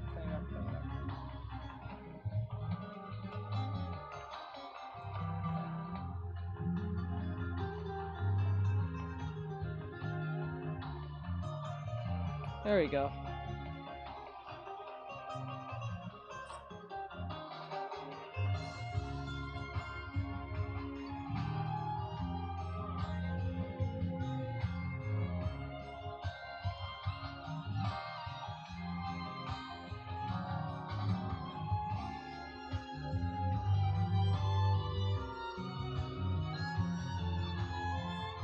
Now I'm gonna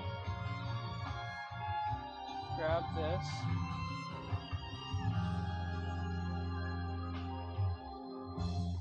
And flip this.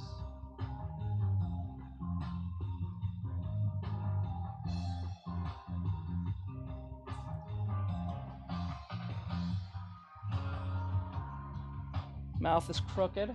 As you can see, it's a bit crooked. See how it's like slanting like this? We don't want that. We want the face. You draw very good when you started to draw. I started to draw when I was 6. I'm 29 now. I've been doing this for majority of my life, but I didn't go professionally till 2017. I started doing digital art back in 2015.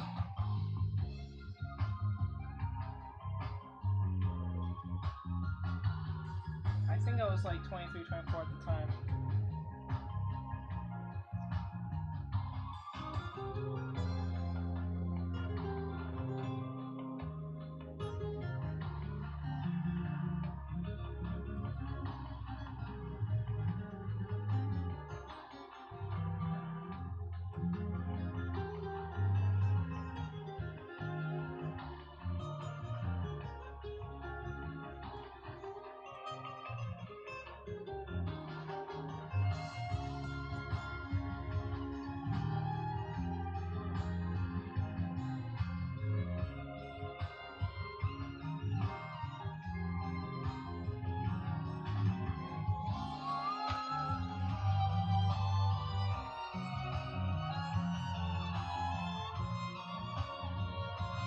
What the hell?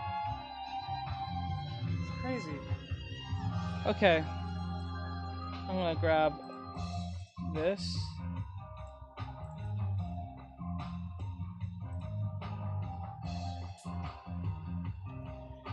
Then I'm going to flip this.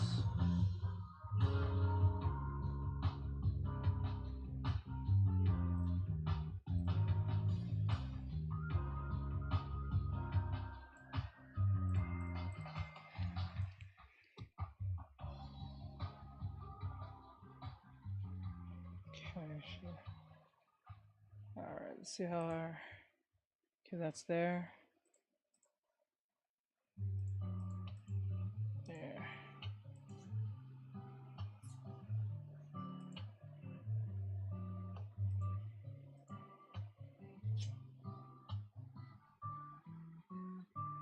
I wonder.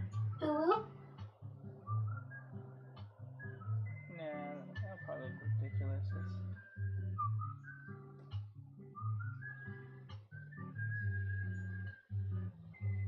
Nah, let's not do that. It's gonna look really weird. Alright, let's go for the eyes.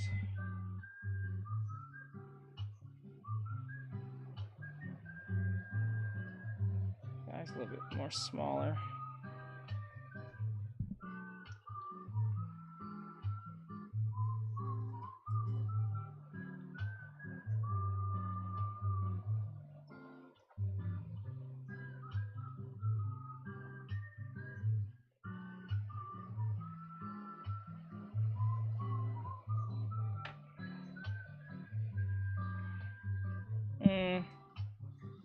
Don't like it.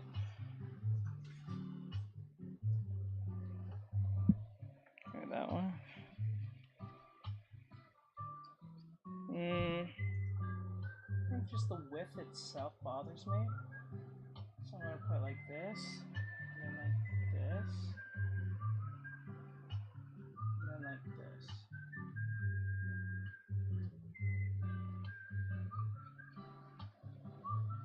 That's a little better. Could be better, but we'll see.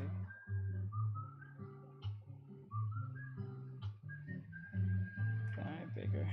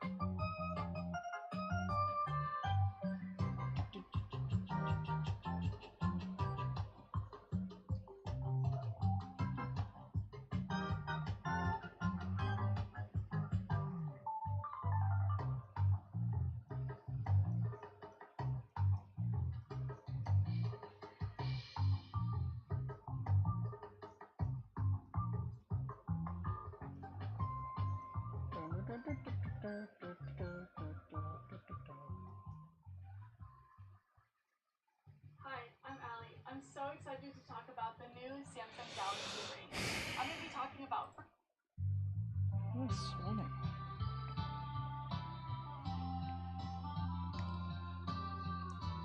Now this arm is going to be the biggest problem right now. Let me erase that.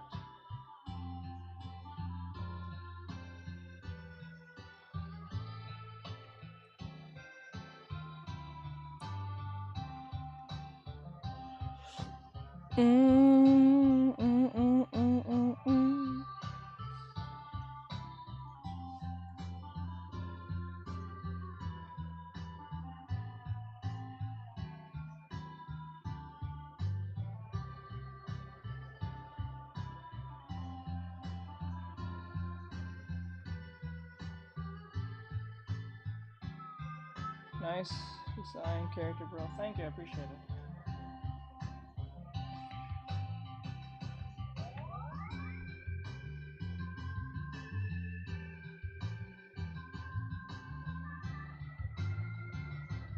Oh wait, these are not the same size.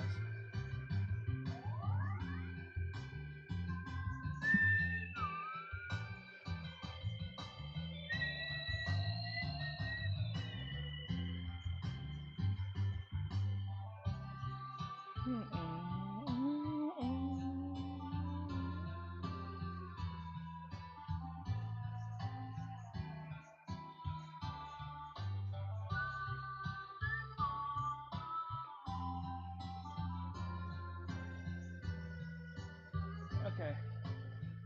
So the problem. Okay. So we need to erase this. We need to make this the same size. We're not making them the same size.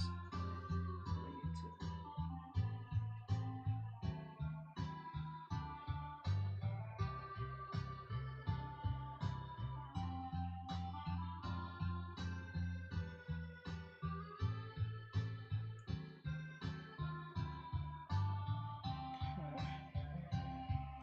I'm making a character design myself.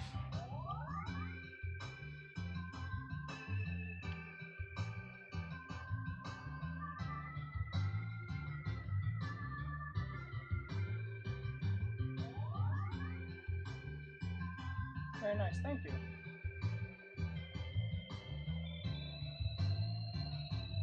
At first it was supposed to be a skin study, then I ended up just making a character. So I said, you know what, I'm gonna see where this goes. And it's coming out okay. Not as perfect as I want, but it's coming out okay, nonetheless.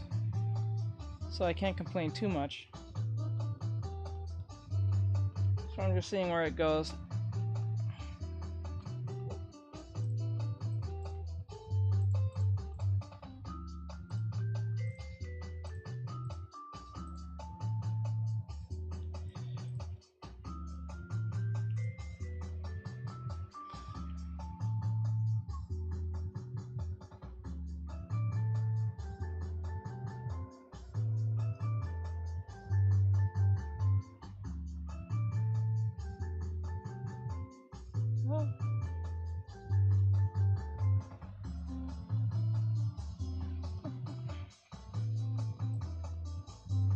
Oh damn, what the hell?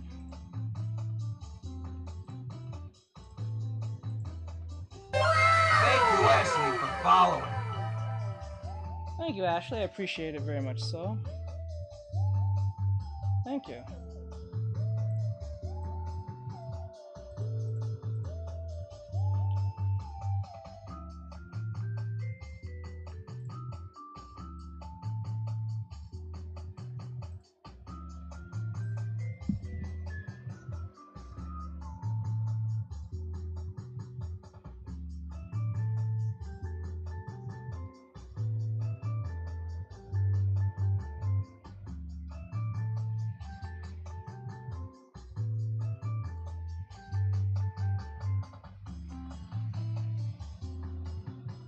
Says hey teach.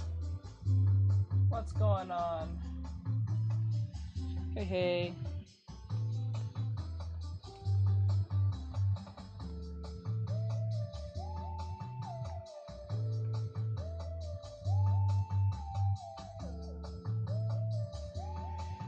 Okay.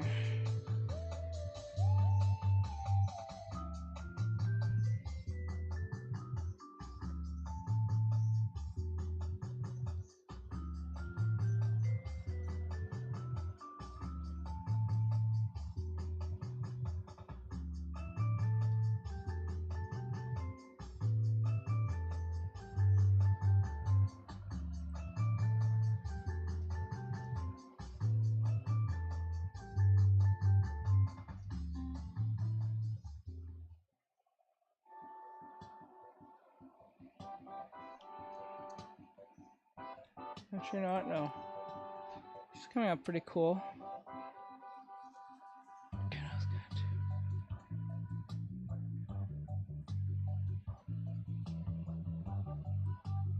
Can you make membership subscribe in YouTube? Wait, what? Being a YouTube member is different from just a subscriber. If you choose to be a member, you're paying for services, you know. Teach if it's possible when you have time. Can you show how to do that chest I sent over Insta? When you have the time please and thanks, smiling face with smiling eyes. The chest. Yeah, I'll do it after the stream. Promise. I'll do it after the stream. Oh wait, that's the problem. Botrix official. Be a TikTok, YouTube. I'm gonna have to get rid of OBS and re-download it again, because it's causing me no more but problems now.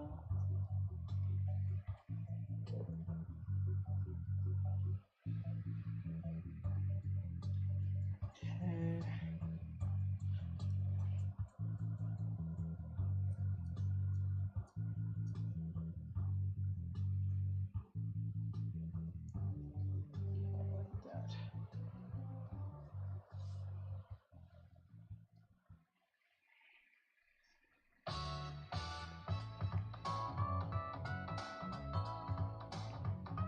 Okay, pretty good.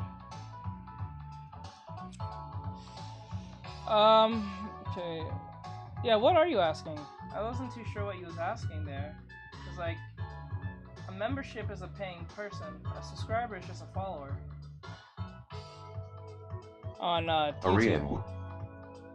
Yeah, I think you mentioned contour lines to be once. I just didn't understand it until they showed it in more detail. Yeah, contouring is when people say you need to contour something, what they're really saying is the outline. The outline of the shape.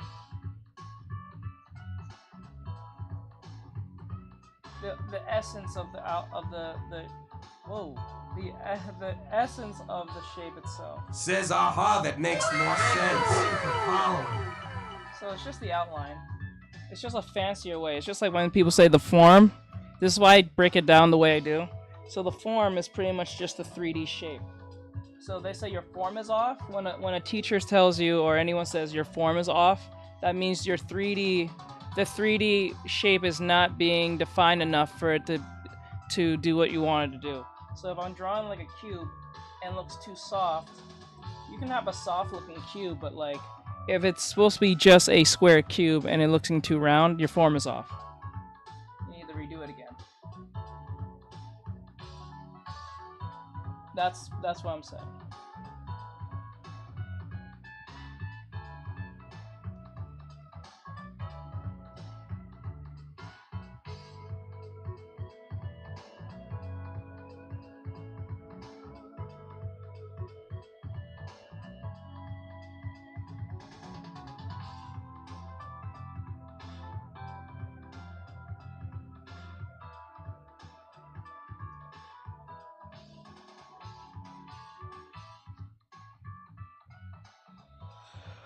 Okay. I'm too sure. I kind of wanted to know what you was asking.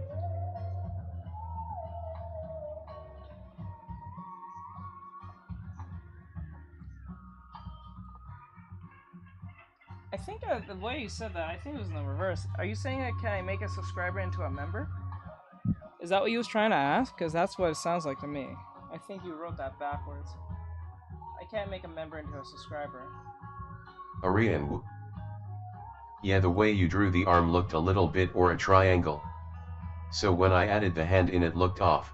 Yeah, They said to sort of layer it piece by piece to show the placement of the hand and arm connection, but in more detail. I realized what they did Botrix is official. they went for the actual Be a arm. support hero today. By using commands like /donation and /cash app. I mistakenly drew the arm with the shirt, so it looked like it was that was where I went wrong. I actually drew the arm with the shirt.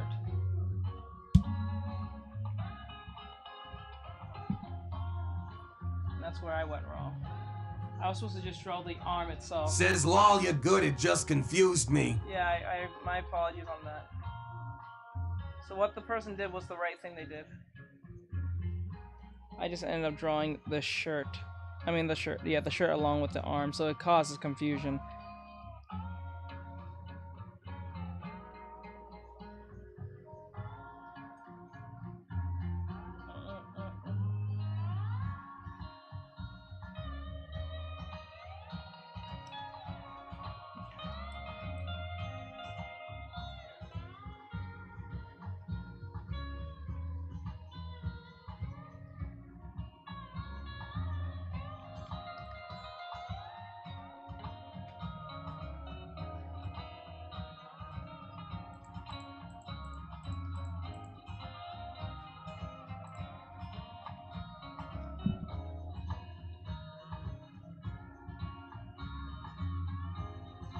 Arian. Yeah, when I first drew it, I wasn't sure if the arm was supposed to be drawn near the main focus near her chest, or the neck area. Figured out it was sort of in between. Yeah, it's one of those tricky ones. I'm just trying to act something, so never mind, but okay. Alright. Yeah, I hear your, alright.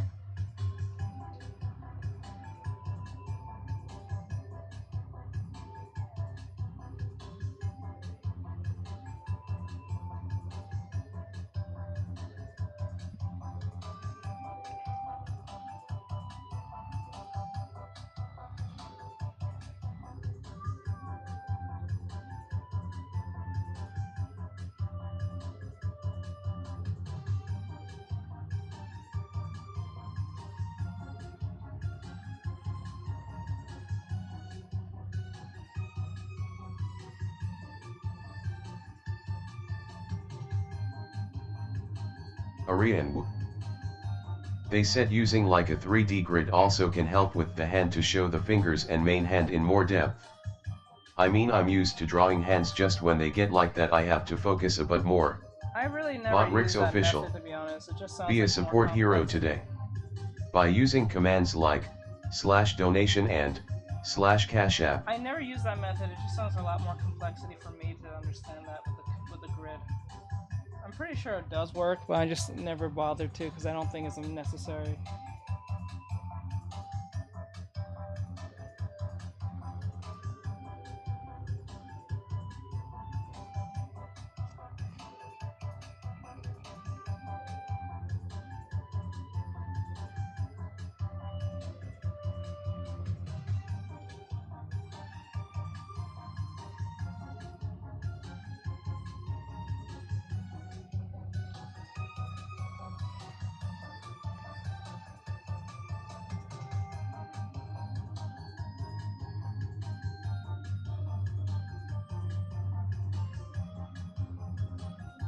Says I use it sometimes to see something in more depth.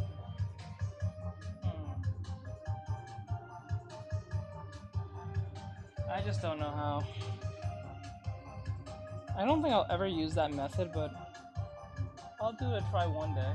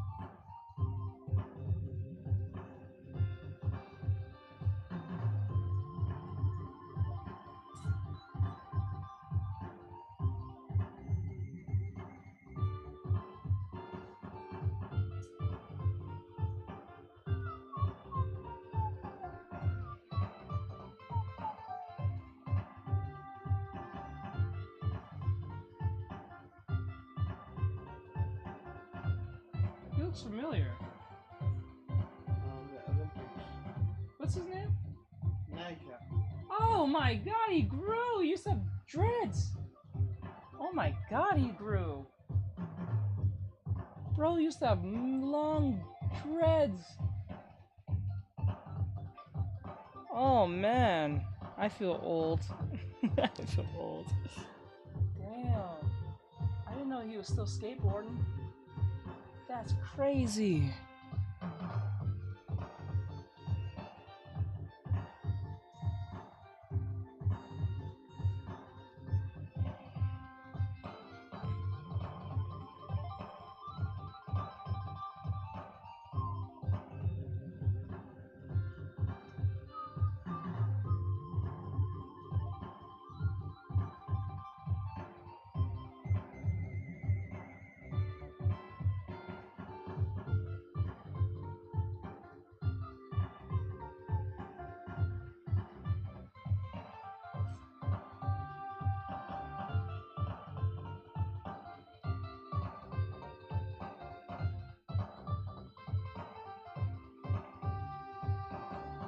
Stream elements. Artextric is now live. Streaming art, digital art stream Something's wrong surprise with character OBS. design study along with skin coloring. Something is Hashtag really wrong animeered. Something's wrong with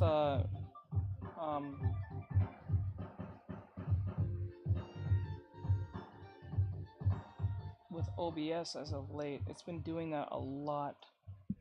It'd be disconnecting and reconnecting, and I don't know what's causing Arian. that.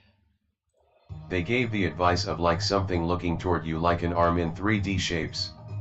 They said they heard that advice from a professional thinking face.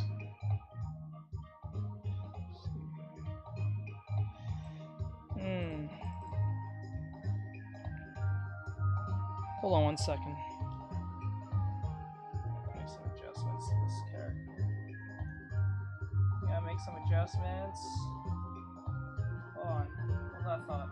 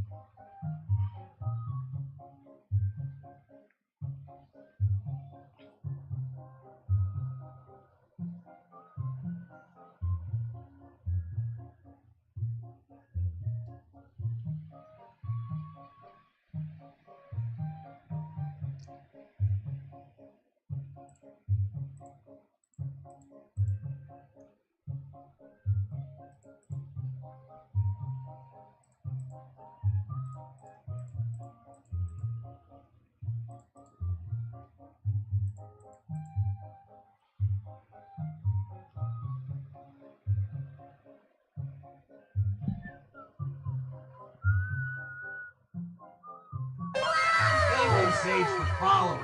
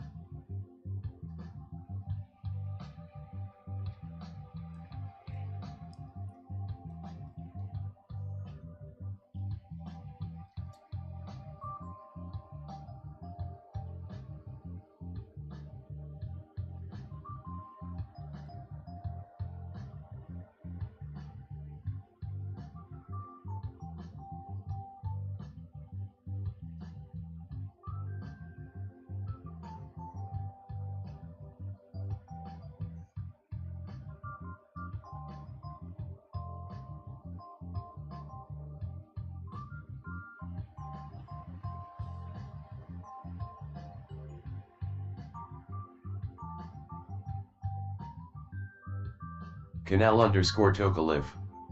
Oiusu sua nova iscrita. Please talk English, please. Not really sure what you're saying.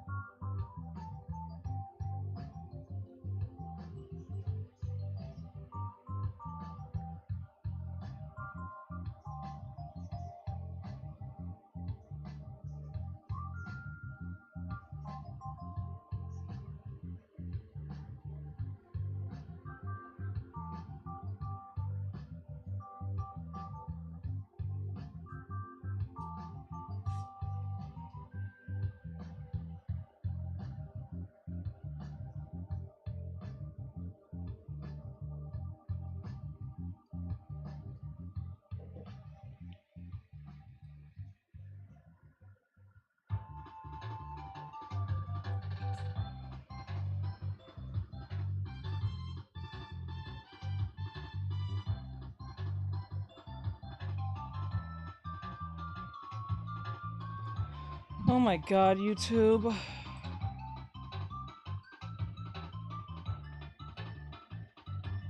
Hold on.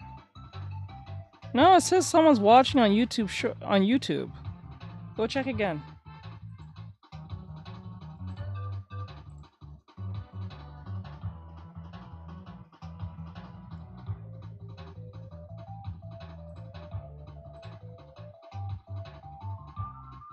JR. I'm on YouTube. Yeah. JR's watching from YouTube. And I think Aries over there too.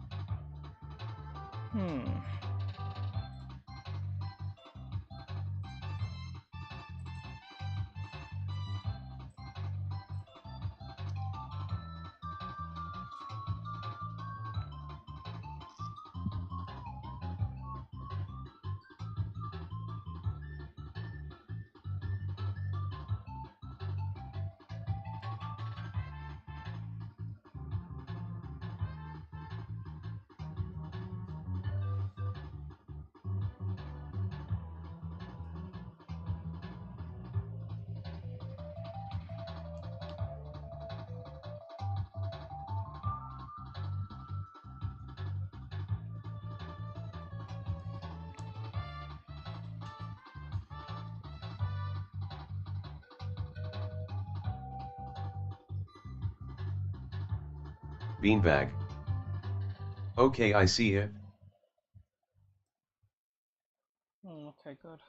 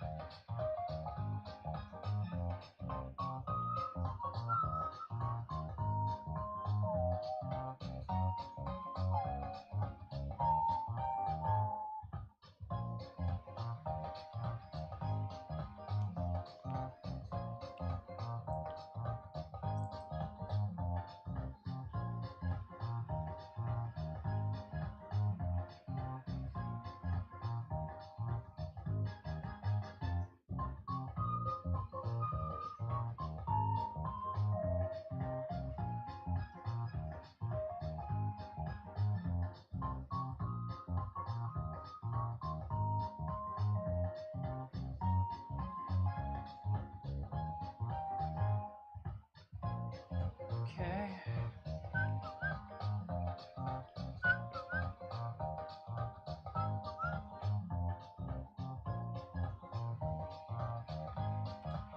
Hello?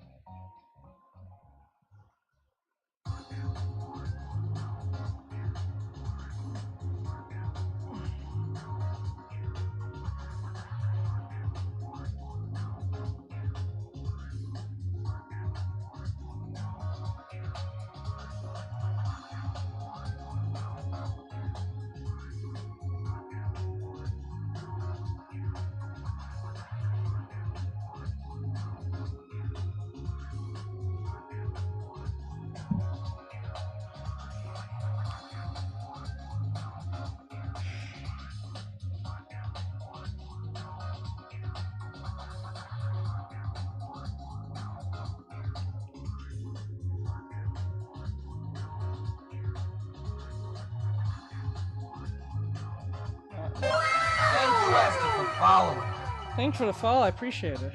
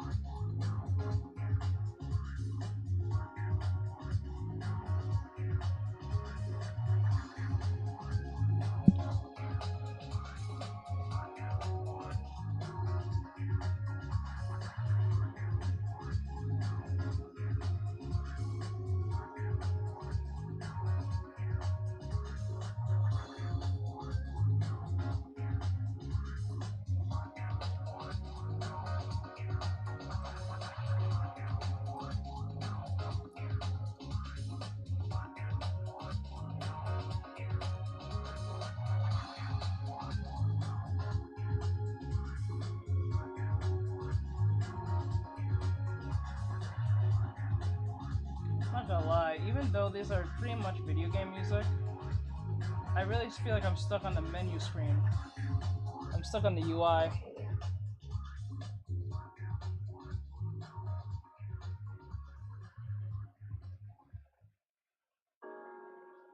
Says Law. Like an old anime game or something, some type of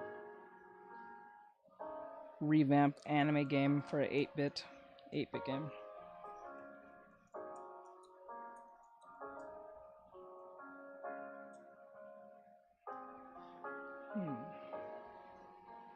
Just feels that way.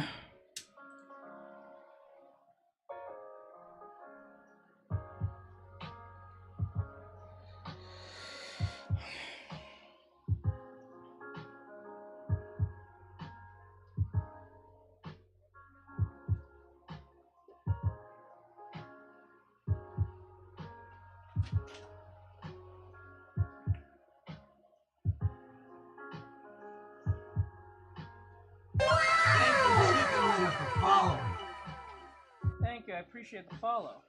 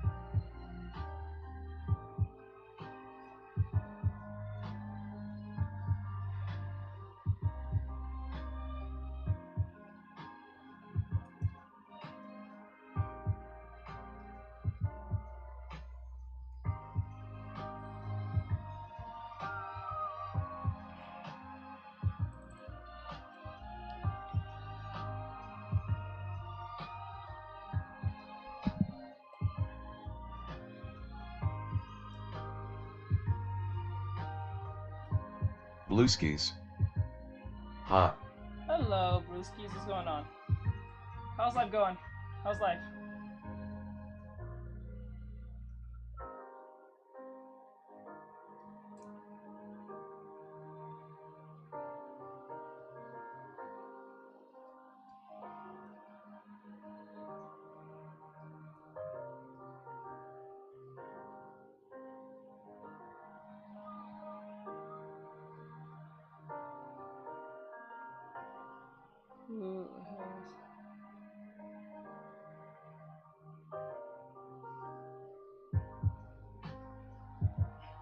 The real question is why it doesn't matter.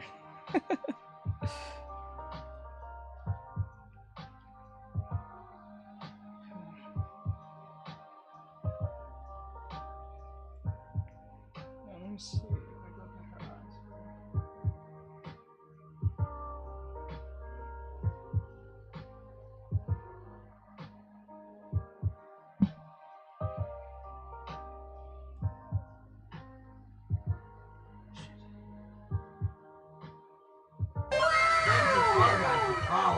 Thank you, I appreciate it.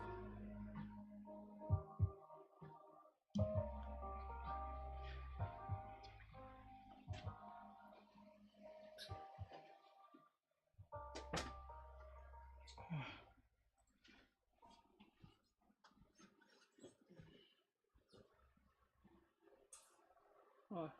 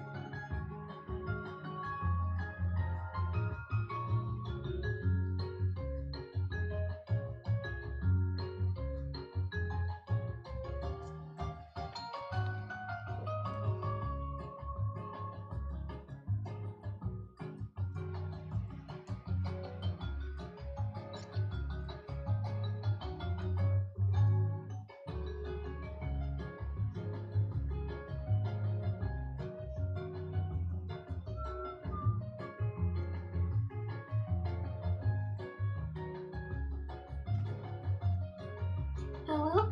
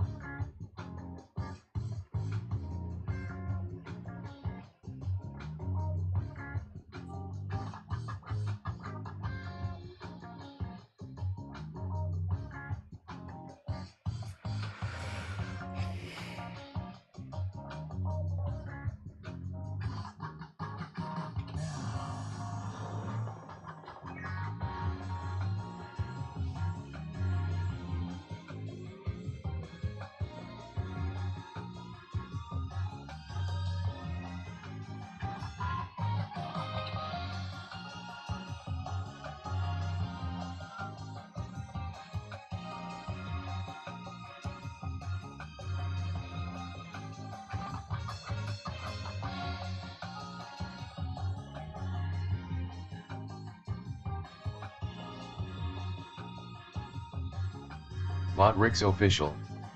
Be a support hero today by using commands like support.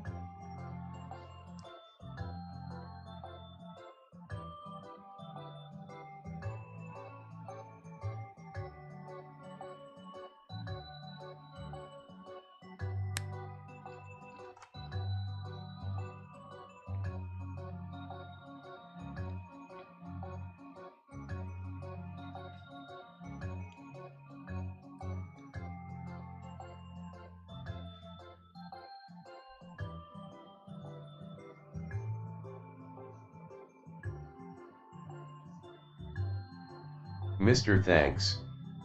Guess who's back again? Hey, what's up, bro?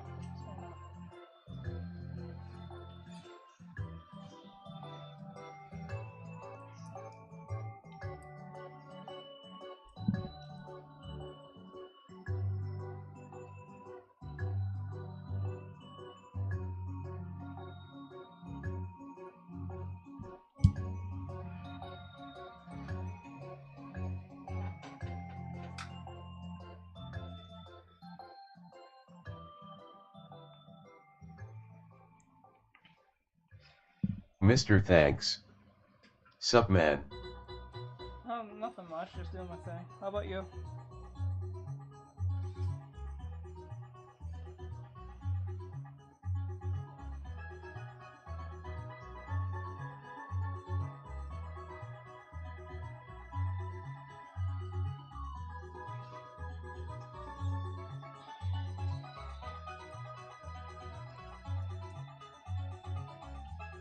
Mr. Thanks. Sorry, I haven't been joining the stream for a while. That's alright. Don't feel bad. It's okay.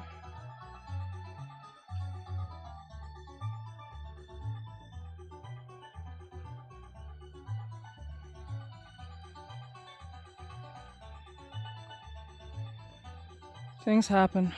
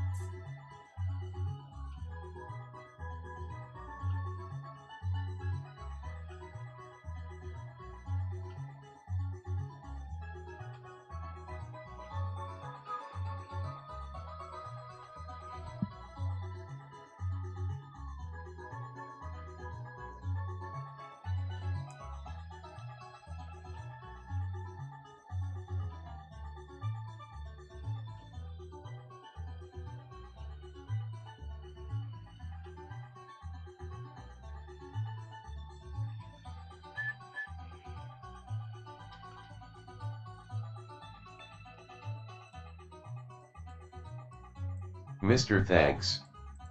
Sue from family, so I gotta deal with that. It's not my fault first of all. I hear you. Shit happens, but sorry to hear that. But now, with Metro, existing customers can get the same great deals as new customers. Finally, introducing Metro Flex. Get that new customer feeling again and again. Free 5G phones when you join, and the same great deals as new customers when you stay. That's not a yada yada. Only at Metro.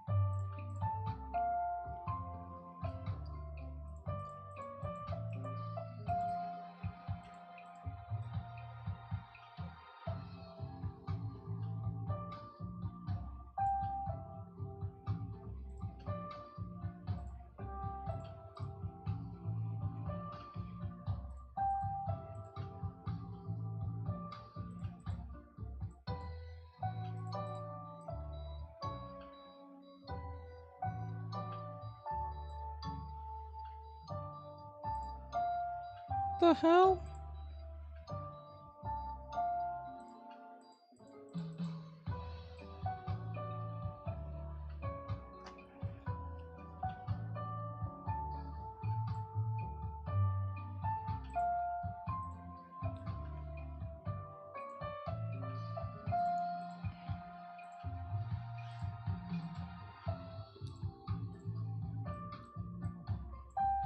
There are just some RPG songs I can listen to, and there's some that just drive me mad. It'll just drive me up the damn wall, bro. And these are one of them. I don't know why.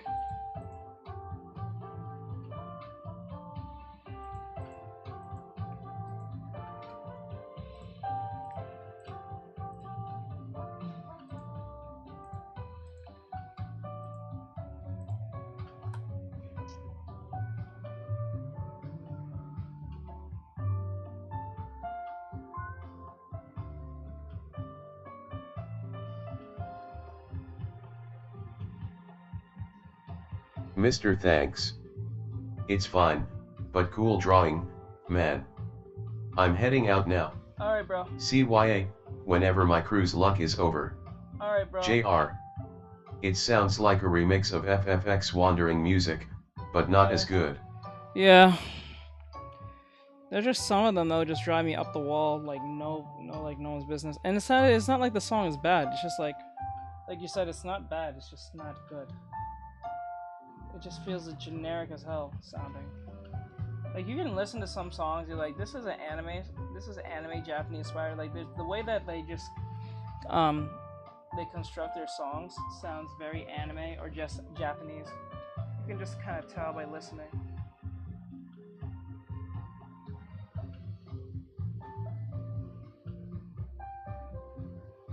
You can harken the music back to like an anime you watched or a video game you played. RPG, JRPG. They have all a distinct type of sound that you can just kind of identify that this is an anime or anime inspired like song.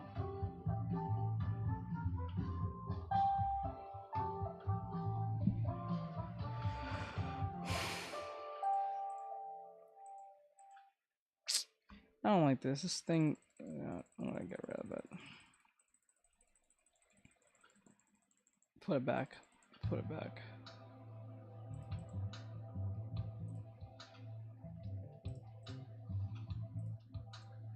Some of the songs sound like from Final Fantasy 13.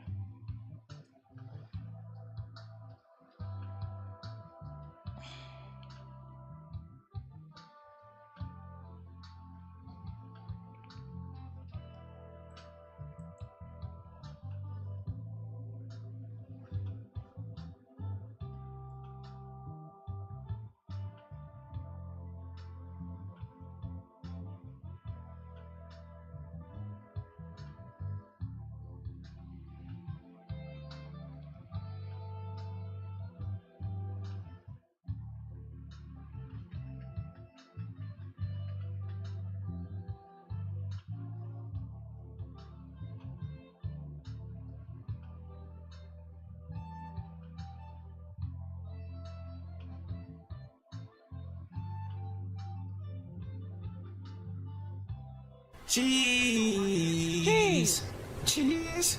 Cheese. Cheese.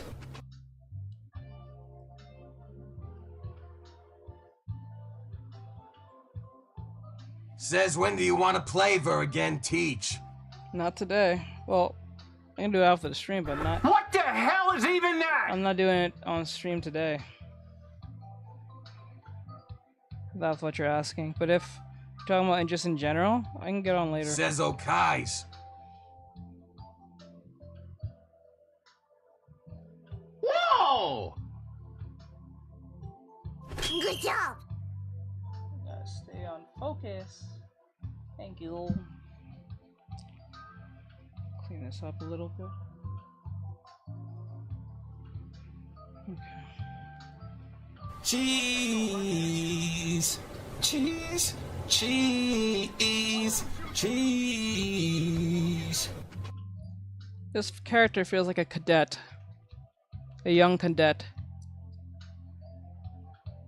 It gives me cadet vibes.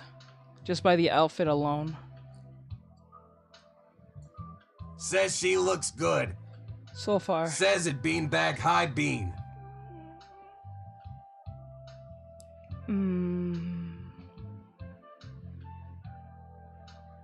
Says it brighter close high brine.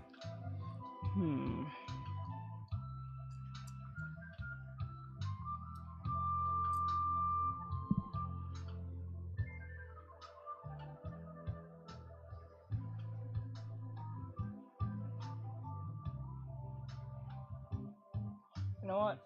Forget the feet. We'll come back to that last. Says definitely, or she can be an elite officer. Yeah.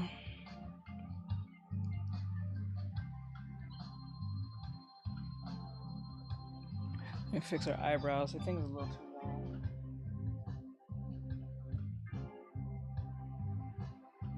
Says of the Galactic Space Raiders.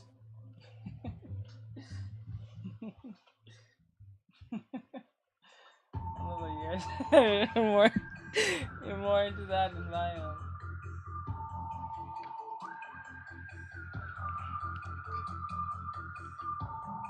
Says she seems like she'll be the one to protect the princess. We'll see. The Galactic Princess. She must be protected of all times. Because there are some bad actors who wants to assassinate her because of her political standings. The princess wants to bring peace on Earth, but those guys want war, because war brings money and greed. And this is her noble Says bodyguard. Teach. Something like that. Sounds typical. Noble bodyguard. She's young, hot-headed, but she knows well. She knows what to do. Spunky. A bit inexperienced, but she was the top of her class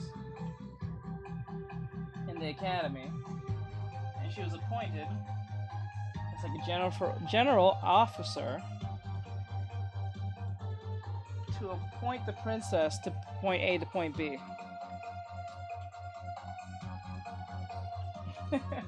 Sound like typical anime stuff.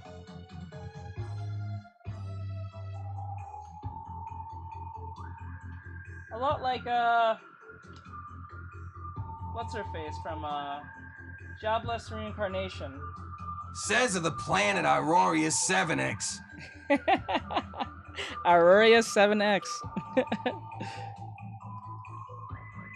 That's amazing. Let me see here.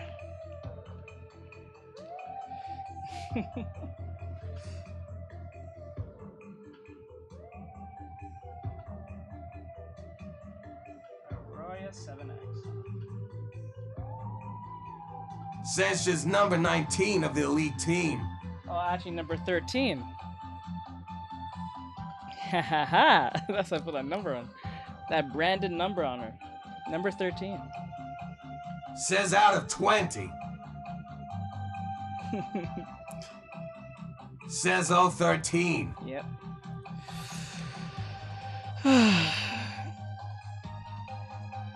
Says Fitz. Fitz, there you go. And she is 19 years old. Soon will be 20 in a year.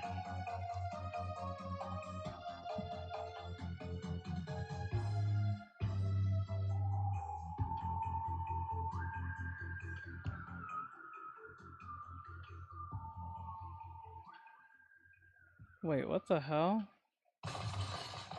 Drab mint. Cooling flavor crystals. Says she's the one that came the further than her other ones. Yep.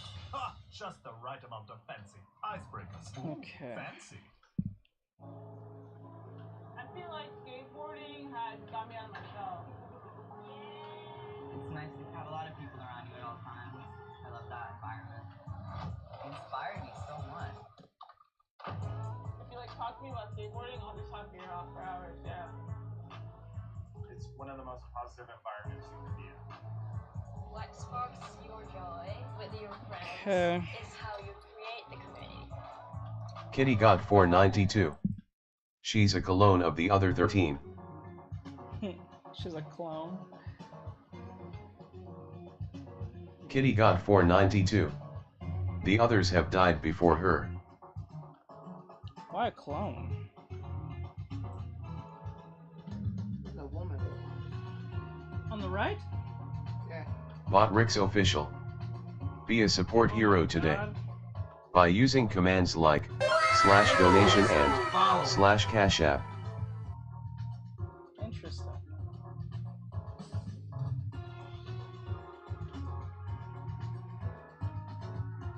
Interesting. Kitty got 492.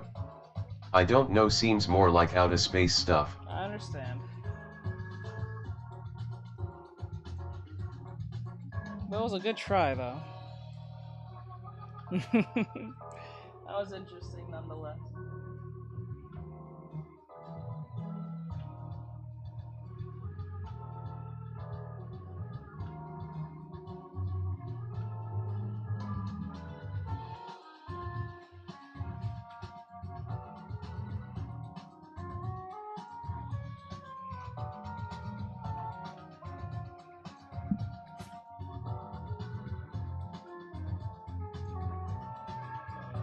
Oh.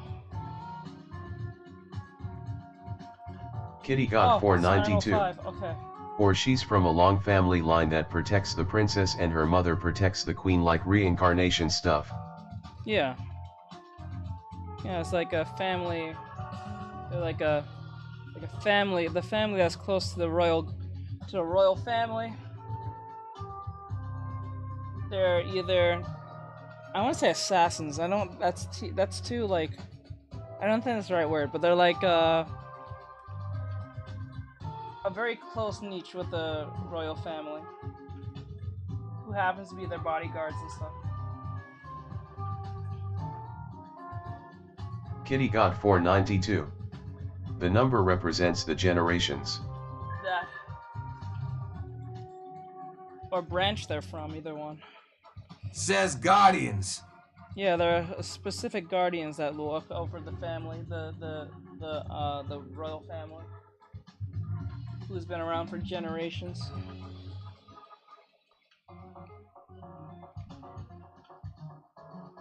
See, the thing is about writing Kitty space got stuff. 492. She falls in love with the princess Mohahaha. Oh no, we don't go there. We ain't going there. I knew you was gonna do that shit. But the thing is here is like, something about space stuff never is as compelling. Like it's weird. When it's something like Gurren Lagann, it's compelling because it doesn't feel Kitty like got 492. Why not, bruh? Your time. Because I know you was gonna pull that shit. You always like doing that. Let me see. Thank you, our fandom, for following. But like, I always notice that when it comes to like space opera like shows that are anime, they're not as compelling to watch. They usually can be boring. Kitty got 492. So cool. Thank you. Find she fall in love with her brother. What the hell? What the hell? No! You're something. See, this is why I let you do stuff. Says law. Crazy. Anyway, so like I noticed that they're never as compelling to watch. Unlike Gurren Lagann and like Fooly Cooly, they're more like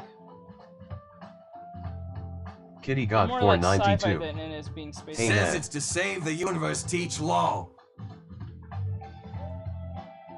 Yeah. Save the universe, teach. It's to save the universe. But like I don't know, it's like shows like trigger move shows are not. They are in sci-fi, but they never come off as. They're more come off like magical than it is sci-fi. You know what I'm saying?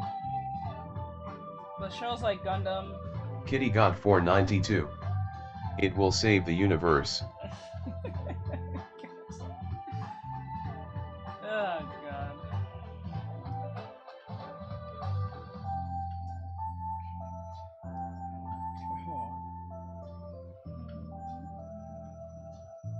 Kitty got 492. Like Space Dandy.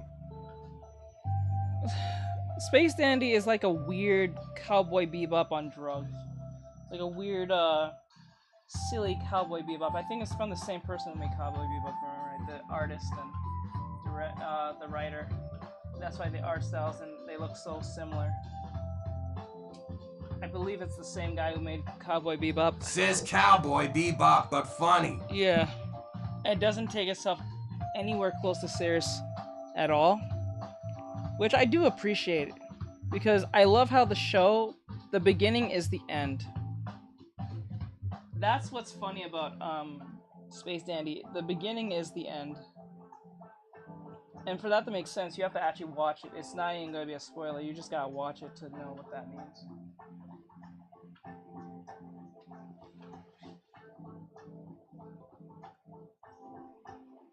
Like Kitty got 492. Okay, Trigun. Okay, Trigun's yeah, okay. So with Trigun, it is sci-fi and it is space western, but that's what it feels like. It's just a space western, right? So it doesn't feel like just sci-fi. They use futuristic stuff, but it feels more contained to feel realistic because it's like a space western. But something like Gundam and like shows that are really space heavy, I find strangely boring, like really boring, because they have to run on that whole political talk stuff and council stuff and like that gets boring really fast. Kitty got 492. Okay, Cowboy Bebop. Because like I never seen like a isekai that goes in the reverse. You know how all isekais go like it's just a magical place. They never do like an isekai where someone dies and they're sent to the far future, or in a different universe where like they're in space. Like everything's different. That could be a thing if that does exist. I don't know if that does exist, but I don't think that does currently. Okay, I need to finish this off and go. We can continue this more. Says what brush are you using? I'm using a crayon.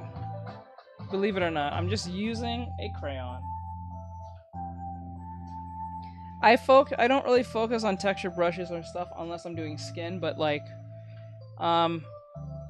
Kitty got 492. Teach, I got a mini series for her already, bro, like you got me going. I knew it. Oh man.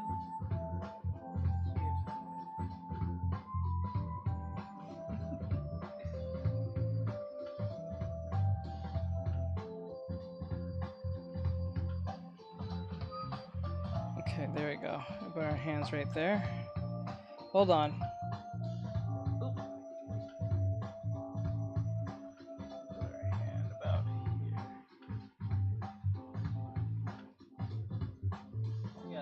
Series.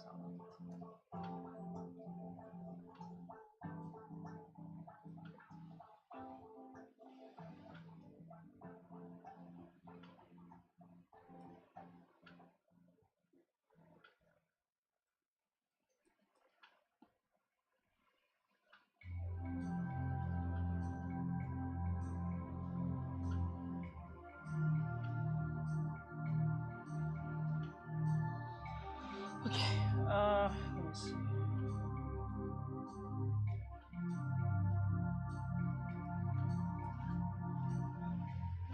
This.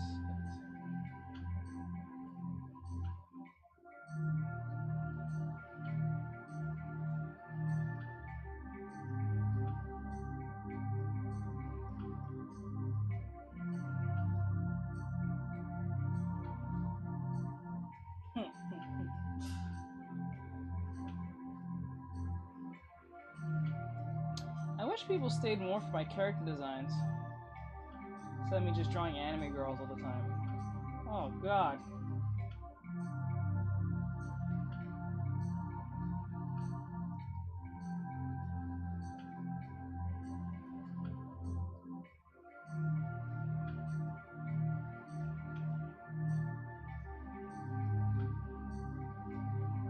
JR.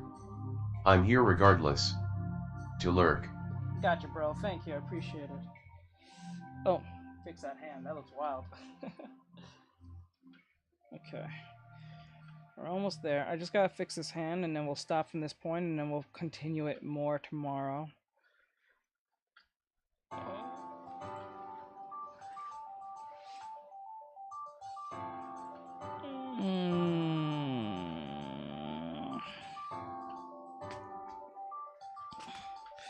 I had a feeling you guys would appreciate me doing character design again.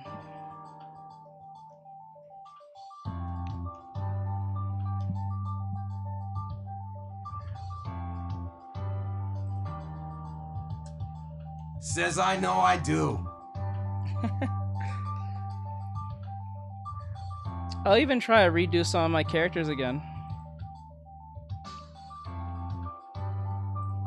Give them a full-fledged character design again. I know that Bri wants me to do the one with the succubus. Was she a succubus? I believe she was a succubus.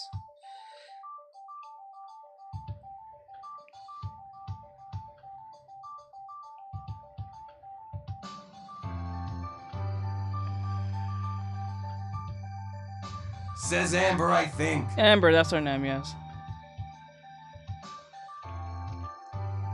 It was Amber something, I don't remember.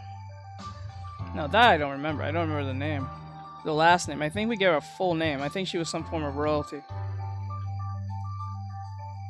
Kitty got 492. Teach, I'll pay you to redesign my characters for my stories. Yes, I'll do it. I have no problem.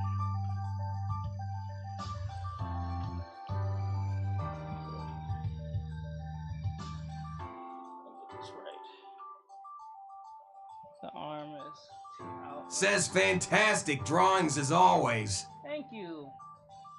I just wish more people stayed for my work, for like my character design and me drawing men and stuff. They never stay for my. They only stay for my females, so I'm just drawing them in a very provocative Botrix way. official. Be a support hero today. By using commands like /donation and /cash app. It's kind of disappointing, to be honest.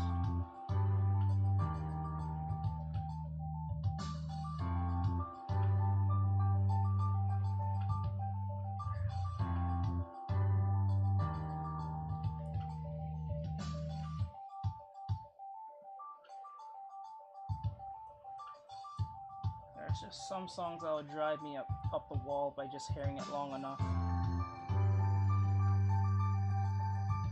Kitty got 492. For the story I wanted to make with you. JR. Pull a fast one and say the drawing identifies as a woman.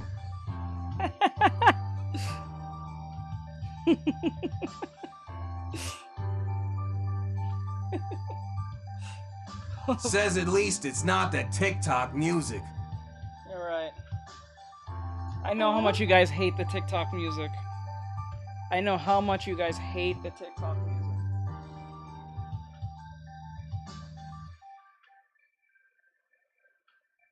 Identify as a woman.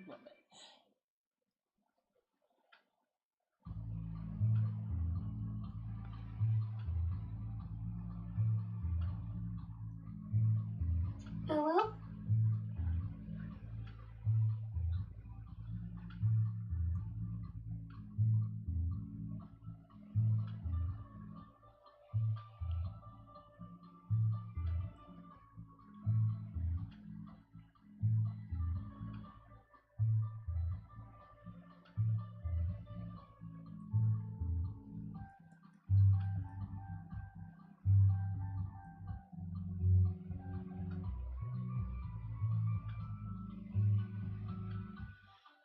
That hand looks wild.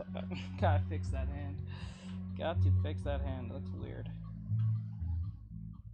Hello?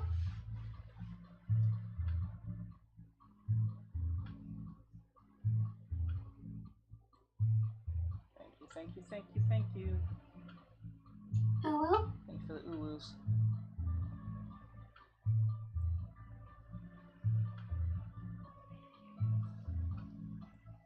Hello?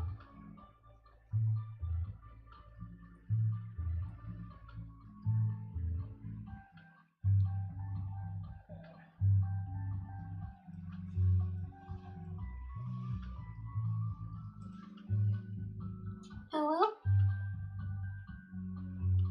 Clean up that hand a little bit more, and then we'll be in a good standing. Hello? Bob Casey is fighting for the toughest border security bill in history, backed by Border Patrol agents. Deport violent criminals. 1,500 new border agents. Crack down on cartels trafficking fentanyl. Tell Bob Casey. Keep fighting to defend our border. Hello? Okay. And then we will... I have no problem reading designing characters. Hello? It's actually pretty fun, to be honest.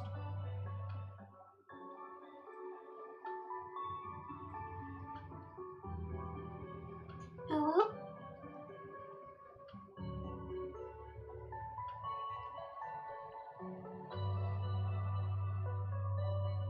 Hello?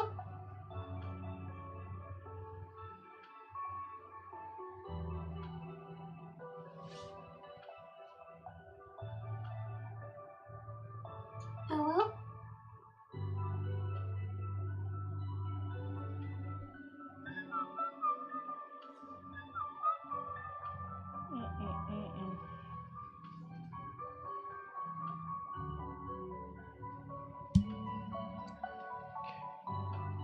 I think the problem with this is the knuckle here. Knuckle's a little bit too wide. Hello?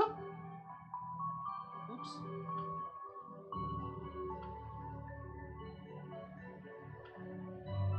Hello?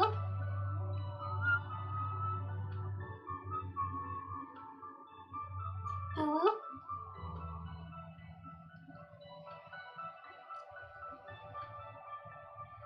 Hello?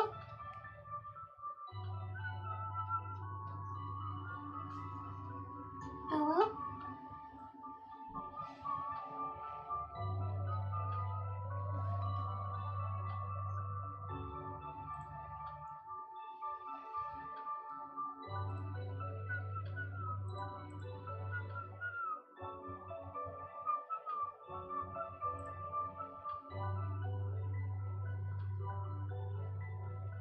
Says I'm gonna try to get you to 10,000 likes before I go. Okay. So I'll try to wait it out this time. I don't know if you're gonna make it in that time, but I'll wait it out just for you. Hello? So I don't feel like your efforts are in vain. Hello? So I appreciate it very much so.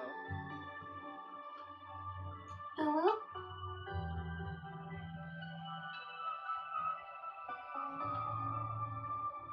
Hello?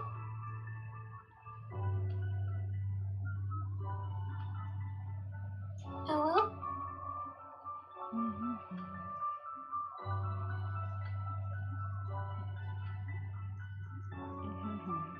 Hello?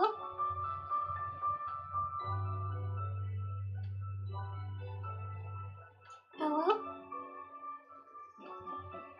Looks cool. What are you doing? I'm doing a character design. I hope I didn't miss your message I just now saw. Oh my god! Oh my god! Oh my god!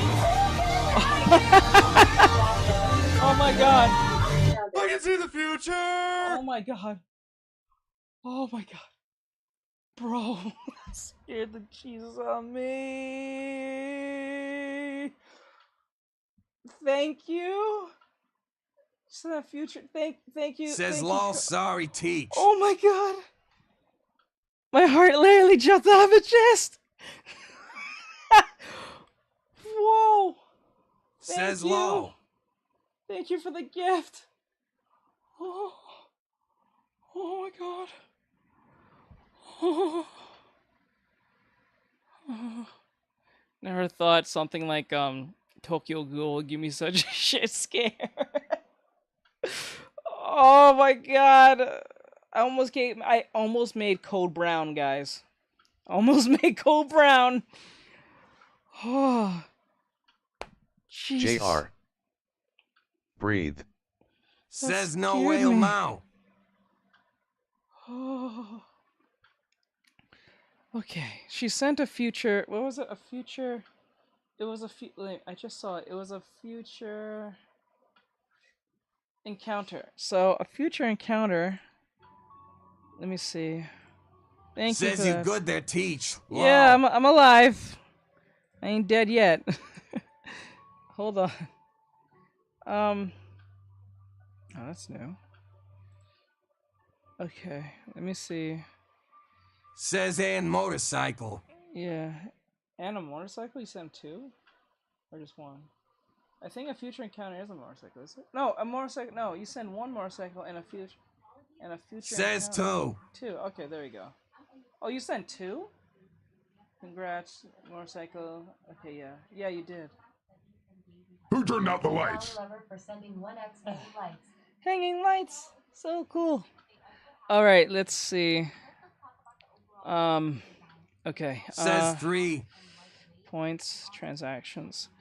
So then she sent. Hold on. She sent hanging lights, Says a future almost. encounter, and a motorcycle. And a future encounter is 3,000. Motorcycle's 5. Wow, that's a big one. And then hanging lights is 300. So let's see. Let me put those numbers together because some of them are not even numbers. So 3 plus 5, 9, 7, 6 plus 3, 9, 8. JR. Okay. I don't know any of what that means. Okay, all that was gifts that was sent to me on TikTok. As Says there you go, legit bye money. bye. Okay, thank you so much, Angel. I appreciate it, my bro. Thank you, Angel. 1 second. Let me just check. That's 9,000 something. So if you're in 9,000, 9,374. So you at least surpassed the star throne. That's a grayscale. But just for the hell of it, just because you're 300 points away, I'll bump it up to a Leon to a little Lily. Leon and Lily. So just because he was awesome for doing that, Ari, I'll bump that up to the Leon and Lily. So you'll get a line art base grayscale with shading. So I hope that'll be cool. Thank you, Jolly Lover, for sending 3x perfume. Let me see. Says sweet, thanks. No problem. That's 120. Alright, so yeah, but you get a Lily and Leon. So you can pick whatever you like. Please send me an Instagram on what you want for your Leon and Lily coins. So it's a line art base grayscale shading. So yeah. Okay. Let's go. What's wrong with OBS? I need to figure out what's causing this problem. Alright, so we have our stance of our character. I'll still clean her up a little bit more. I don't like the breasts are a little bit weird. The plating of the breasts are a little bit strange, so we may have to fix that. Everything else is pretty on par, in my opinion.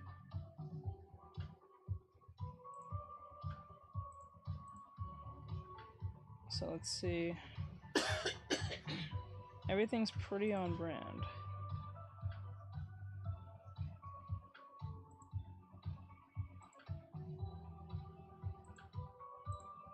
So let's grab that.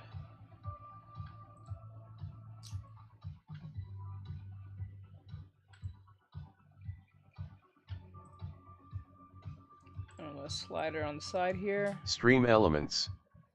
Artextric is now live. Streaming art, digital art stream surprise character design study along with skin coloring. Causing this problem. Hashtag animeered.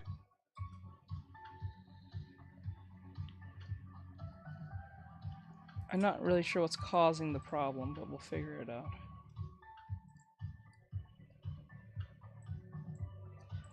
Alright, so as we go on, hold on.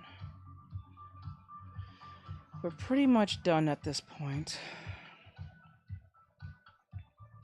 Hold on.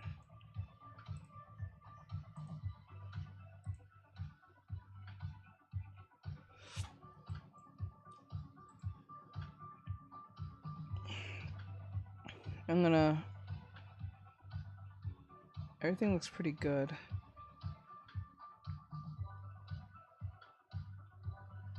She's a 13. Something feels missing. I'll figure it out. I think I just need to fix her breast platings. Her breastplates look really off and crooked. See how one's like this and one's like this? We need to fix those breastplates. And I'll give her a little more oomph on the breast area. Says I send it. Okay. Okay. Let me see what you sent me so I know what we're dealing with here.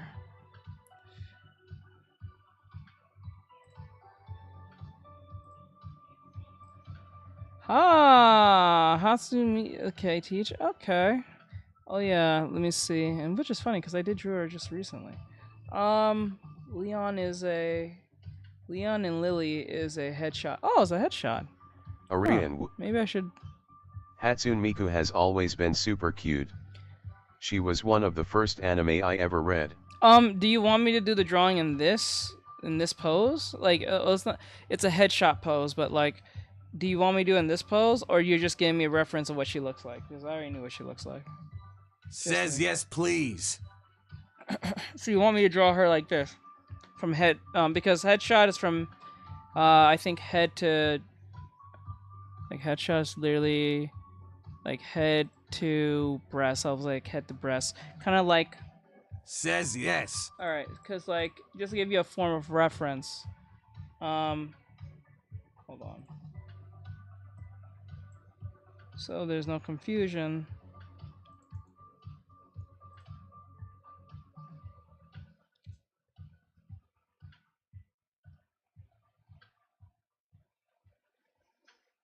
I am Joe from Pennsylvania. I've served this country for over 41 years in the military. On January 6th, I felt violated. Thousands stormed the Capitol. Violent mobs.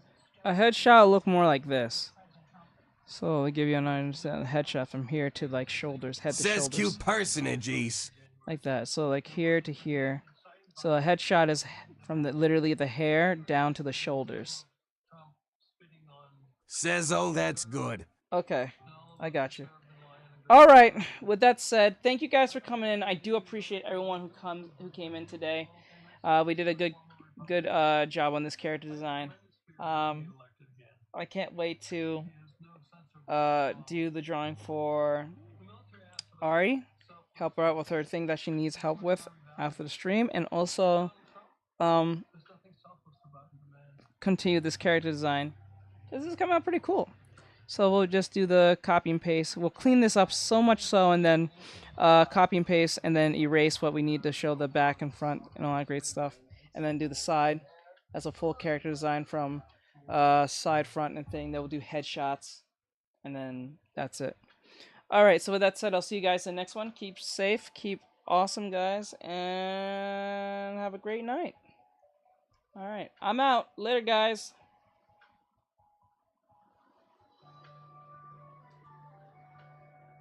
JR. Good stream.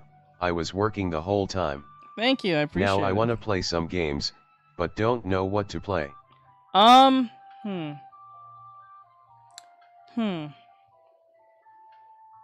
If you're working all day, I will play a game that will be competitive. Really get their aggression out.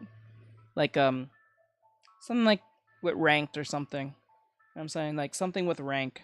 Like, whether it be like Overwatch, or like playing a game like, I'm just using an example, I'm spitballing, I'm not really sure what games you play currently, so like, I know you play a little bit of Helldivers, but I know you should play like, something that really gets the energy, the testosterone going. The type of game that will make you angry. You know, so I would play that, because when you're sitting down at work, all that pent-up rage. Haha, something that children play so I can feel superior. Oh, okay, probably, maybe, I'm gonna say Fortnite, but then again, Fortnite's annoying, so you can take that how you want. So yeah, maybe Fortnite. Fortnite can work, maybe. And if not, then what's a game that kids play? I don't want to say Roblox, because I don't even play that. I literally see little kids playing that. I know adults play it, but I just see it as a kid game. I can't unsee it as a kid game, the way it looks. Overwatch, Fortnite. What's a game that kids play that is competitive? I don't know if they play Halo. JR. Does it help that I rage at games like Crusader Kings 3 even if it's solo play? No, I don't think that's a bad thing. I rage when I play Batman Arkham Knight when I'm trying to keep the highest score with not getting hit once. So, and that's a single player game. JR. Also, I don't want to keep you on stream if you're ending it. Yeah, we can move to Discord, lol. I got you. So, I have to go and get some stuff done. So, I'll text you on Discord when I can, bro. Thank you for coming in, and I hope you find a game to play. I'm out of here, bro. Have a great night. Let it go. Let go. Let's go.